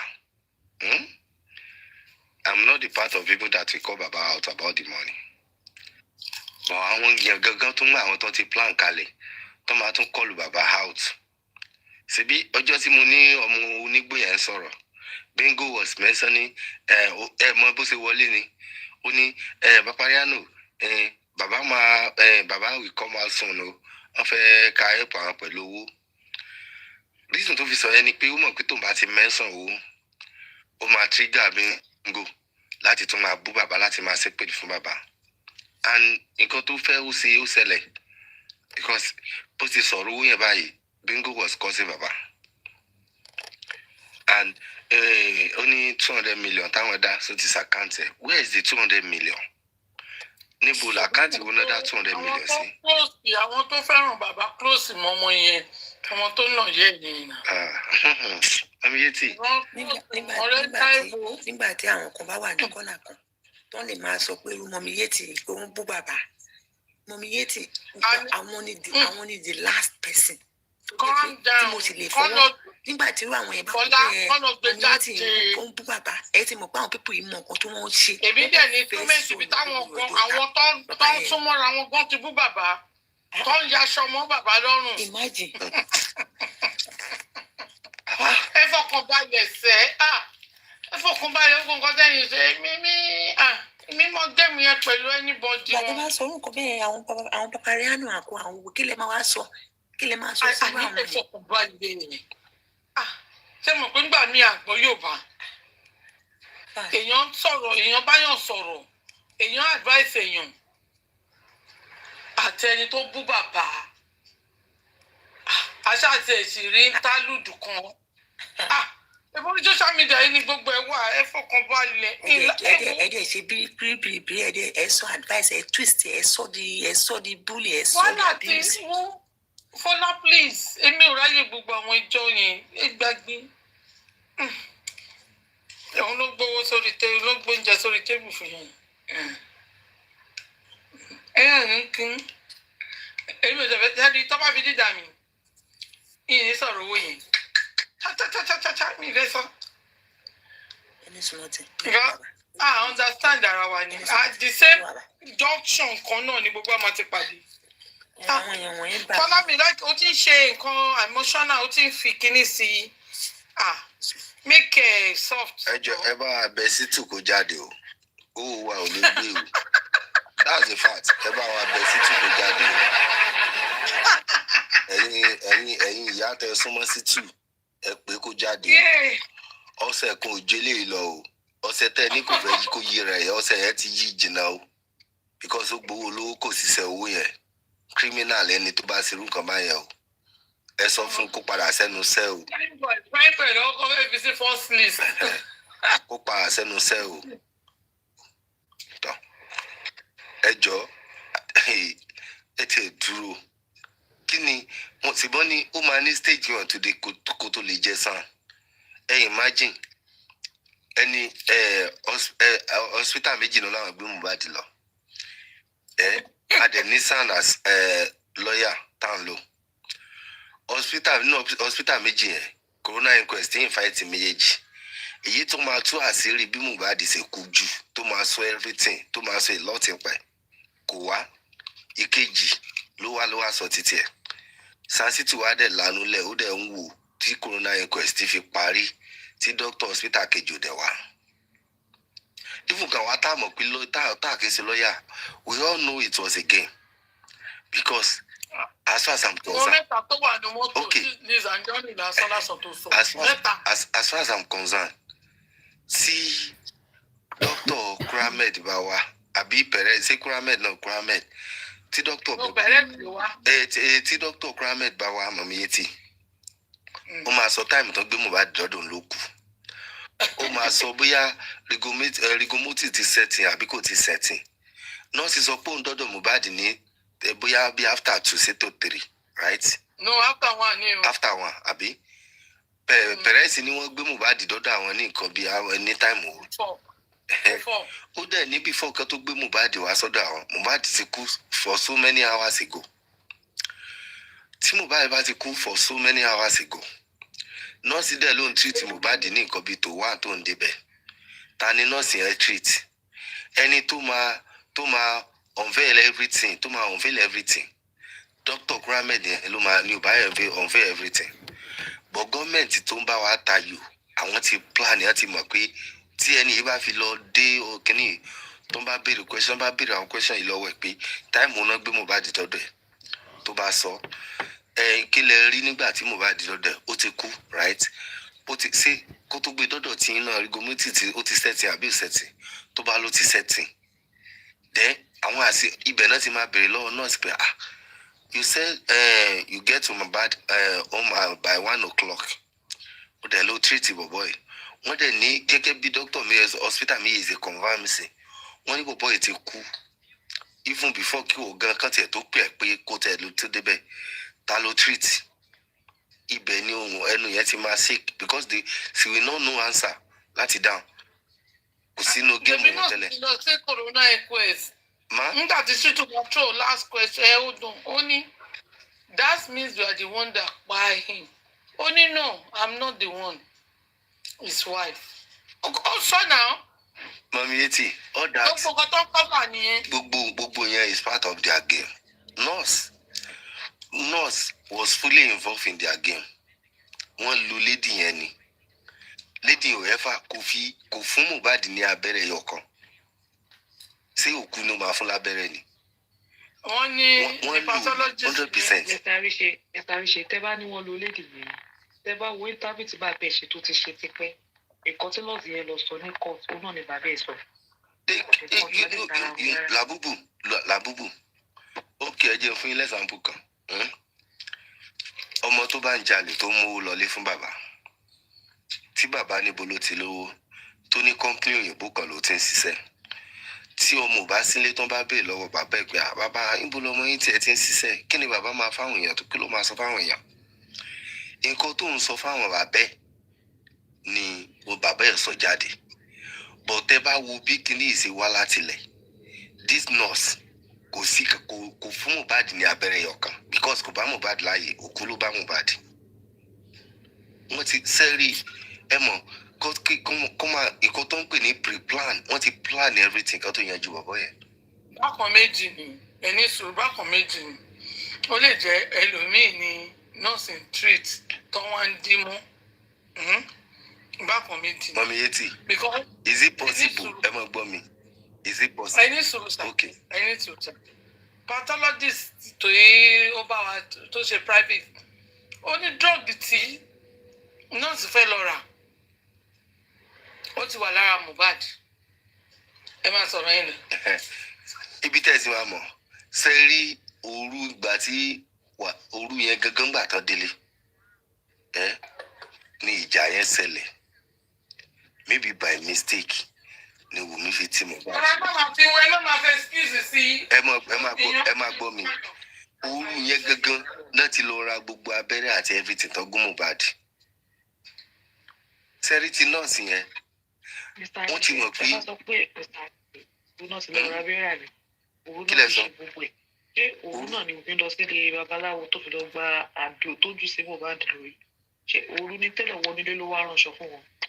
ọtí náà ni kò bọ́wọ́ lẹ́sẹ̀. làbúbù ẹni sùúrù ẹ ti ń miss George kìnìún sẹ́rí ẹ calculate kìnìún dáadáa Monday ni Mohbad kú Sunday mọ́júmọ́ Monday ni Mohbad kú wọ́n tú ọ̀fọ̀ Mohbad ní Monday wọ́n tú láàárọ̀ ọjọ́ Tuesday sẹ́rí gbogbo àdó tán lọ gba everything àyè wà fún wọn táìmù wà fún wọn dáadáa láti ṣe everything because Mohbad ti kú láti òru Sunday tó délé mọ́júmọ́ Monday yẹn throughout Monday wọ́n fi plan gbogbo environment gbogbo oògùn tó máa ṣe àwọn aláàfáà tó máa wá wọ́n ti ṣe everything Tuesday tó ń gbé jáde yẹn táìmù tó wọ́n ti gbogbo timetable wọn ni plan wọn ni everything ni wọ́n ti wò pé àgbọ̀dọ̀ tú ọ̀fọ̀ ọ̀bọ̀ ìpò kú nílé náà sì gbókù rẹ̀ lọ sí hospital Mohbad ti kú láti Monday so pé ó lọ gbàdó ti àyè táìmù wà fún láti ṣe everything now because ìjọ tó kú kọ́nà tú ọ̀fọ̀ ẹ̀ ìjọ tó kú kọ́nà jẹ́ kí ayé mọ̀ pé ó ti kú imagine is it not Monday ní prime boy ló mẹ́sẹ̀gì Wùmí kó n fẹ́ wá gbé báàgì tí Wùmí ní kó má ti wá gbogbo táìmù yẹn bá ti kú is it not Monday ní ìyá Mohbad pé Wùmí tí Wùmí ń béèrè lọ́wọ́ ìyá Mohbad pé sẹ́gbọ́ kankan ni kí ni mínì sẹ́gbọ́ kankan ni tó ń béèrè lọ́wọ́ ìyá Mohbad. God bless you. So gbogbo ọ̀rọ̀ yìí àwọn ọlọ́pàá mọ nǹkan tó máa ṣe tó bá fẹ́ ṣiṣẹ́ wọn it's because they are not ready to work. Sẹ́gbọ́ kankan ni yẹn lásán gangan wọ́n ti fi nail Wùmí because Wùmí was asking ìyá Mohbad pé ṣé àdúrà àbí anybody ti sọ fún yín pọ̀ mọ́ ti kú ni. So these people.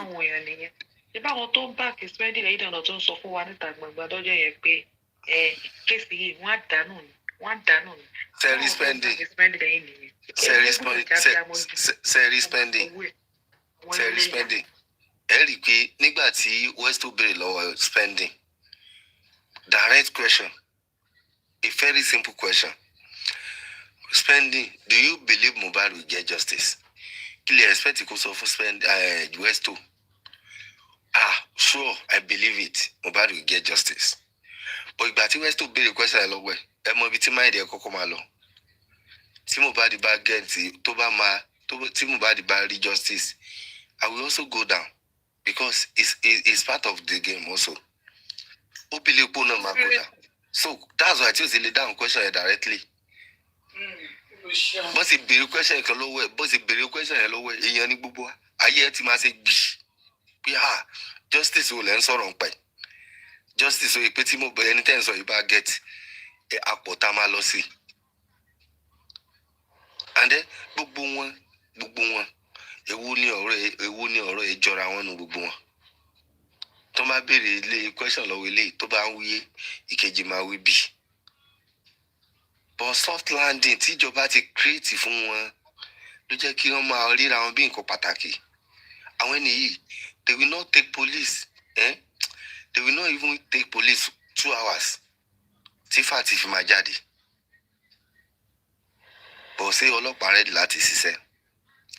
Ìgbà tó ọlọ́pàá lóhùn ready láti ṣiṣẹ́ and àwa tá a nídìí wọn láti ṣiṣẹ́ gangan àṣẹ nǹkan tó yẹ ká ṣe. Pressure mélòó náà ti gbé sórí ní Sansito ti gbé sórí ọlọ́pàá. Tí ẹ bá gba àwọn lọ́ọ̀yà tó ya wèrè, lọ́ọ̀yà tó yẹ pé ata àtẹ̀pọ̀ nìyẹn ẹ̀ gbà ló ta tó fi rán ní skul. Ìta gbangba ló ti máa mọ̀ pariwo pé nǹkan báyìí mo mọ̀ tó kọ́ èmi gẹ́gẹ́ bí lọ́ọ̀yà mo kọ lẹ́tà báyìí sáwọn ọlọ́pàá wọn àdírẹ́sì ẹ̀ látijọ́ ìjọ yìí gbogbo ayé ẹ̀ gbà wá wọn jẹ́ kí sẹ́mi yọ àṣẹ lọ́ọ̀yà mo ti gbowó nǹkan tí mò ń ṣe yìí everybody mọ̀ pé wọ́n ti sanwó apart from owó tí mo gbà gan humanity is also there. So ṣé ẹni yìí pariwo ọlọ́pàá sáyé rí? So is there any time to complain pé òun gbé nǹkan báyìí lọ fọlọ́pàá wọn àdírẹ́sì? No, because he's not ready to do it. Before to be honest, we can be talking about Odumusu àbí Pekini. Àwọn tó ń gba máa yí wá gangan ti mọ ṣẹ́ tó fẹ́ wá sí. So there is nothing tẹ́ bá rí ẹlòmíì tó kàn ń sọ jargons tó ń lọ platform tó lọ ń janu káàkiri. Question kan ni ẹ kàn fún. Yes sir, were you not involved nígbà tí wọ́n gbé Sansito wá? Have you ever come out to condemn anything about Sansito? Ẹnu ẹ máa wọ òun ni.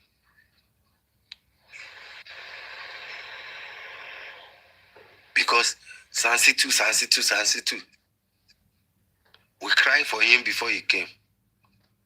Now, kí ni nǹkan tó ń ṣe? Kéèsì Mohbad yìí, even gẹ́gẹ́ bá gba ordinary lawyer. Tí wọ́n bá gba lọ́ọ̀yà tó yẹ pé ó bòdì bí lọ́ọ̀yà fẹ́ dàpọ̀ yìí tó yẹ pé wọ́n lè sọ anything at any place. Ẹ mọ bí tí kéèsì yẹn ti máa dé sí ni.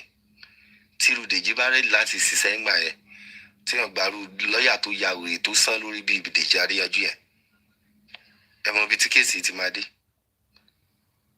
But Sansito ń ṣe bí bọ̀tá kò dẹ̀ ṣe pé ó ń ṣe bí bọ̀tá. Ó la géèmù tó ti ní kalẹ̀ fúnra wọn ni. Bàbá ẹ má dààmú ara yín o. Àníkẹ́yìn náà wá jẹ́ ń bẹ̀ ni o. Ìgbà tọ́wọ̀n yẹn sọ yẹn fún tó tún dọ́dọ̀ ènìyàn sọ̀rọ̀ òun tún máa tú gbogbo ẹ̀ kalẹ̀ fún pé èmi gan tí mo wà ní UK tí wọ́n láwọn gbéṣẹ́ fún gan mo ti gba millions of naira láìsí kankan.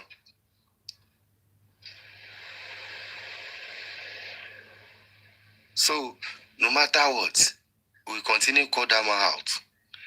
Sansito tí ò bá ṣe nǹkan tá a ràn bóyá irú orí kéèsì Mohbad yẹn kárí ẹ̀ máa end sí. Bóyá orí kéèsì Mohbad yẹn kárí ẹ̀ máa end sí.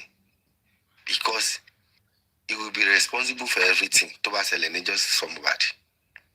He will surely be responsible tó ló ti gbowó ẹ̀.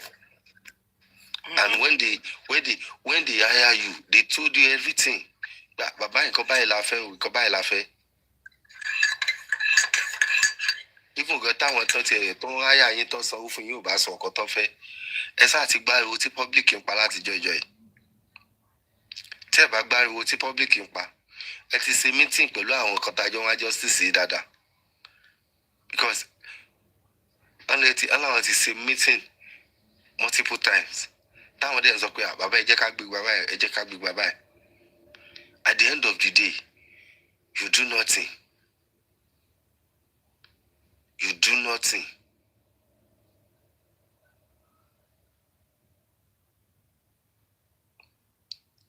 Sama da ya ọ̀dẹ̀ àbí Pekini amama wòran ni. It's not possible. DNA is also important, right? But ó yẹ ká máa sọ̀rọ̀, tá bá ń sọ DNA ká máa sọ̀rọ̀ Situ náà. Situ is very happy. Ó fi ìfọ̀kànbalẹ̀. Ó fi ná owó ẹ̀jẹ̀ tó gbà. Ó fi ìfọ̀kànbalẹ̀ ná owó ẹ̀jẹ̀ tó gbà. tí ó dẹ̀ yẹ kó rí bẹ́ẹ̀. nǹkan tí mò ń sọ nìyẹn ní wọ́n bá ń sọ̀rọ̀ paternity sí criminal side nǹkan case. tó yẹ kí sítù máa fi fọkàn balẹ̀ tó yẹ kí sítù máa fi fọkàn balẹ̀ ná owó ẹ̀jẹ̀ tó gbà lọ́wọ́ wa. Thank you. kò yẹ kó rí bẹ́ẹ̀ náà.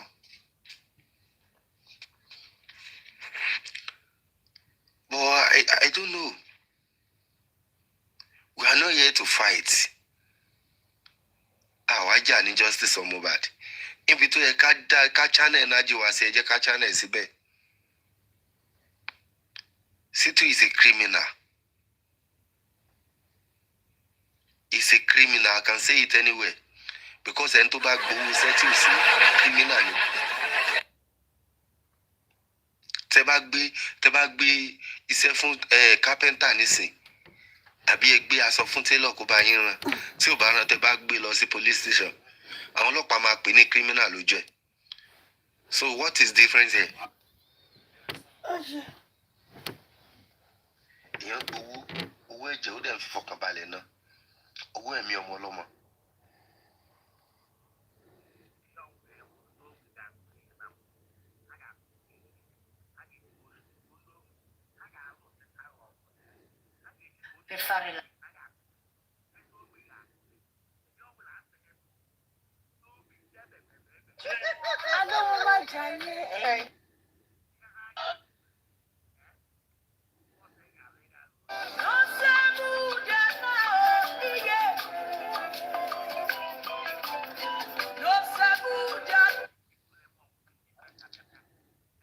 From there, ó ti tún plan kalẹ̀ gan pé tí justice bá tán tí royalty bá jáde. God bless you, Mami Yeti.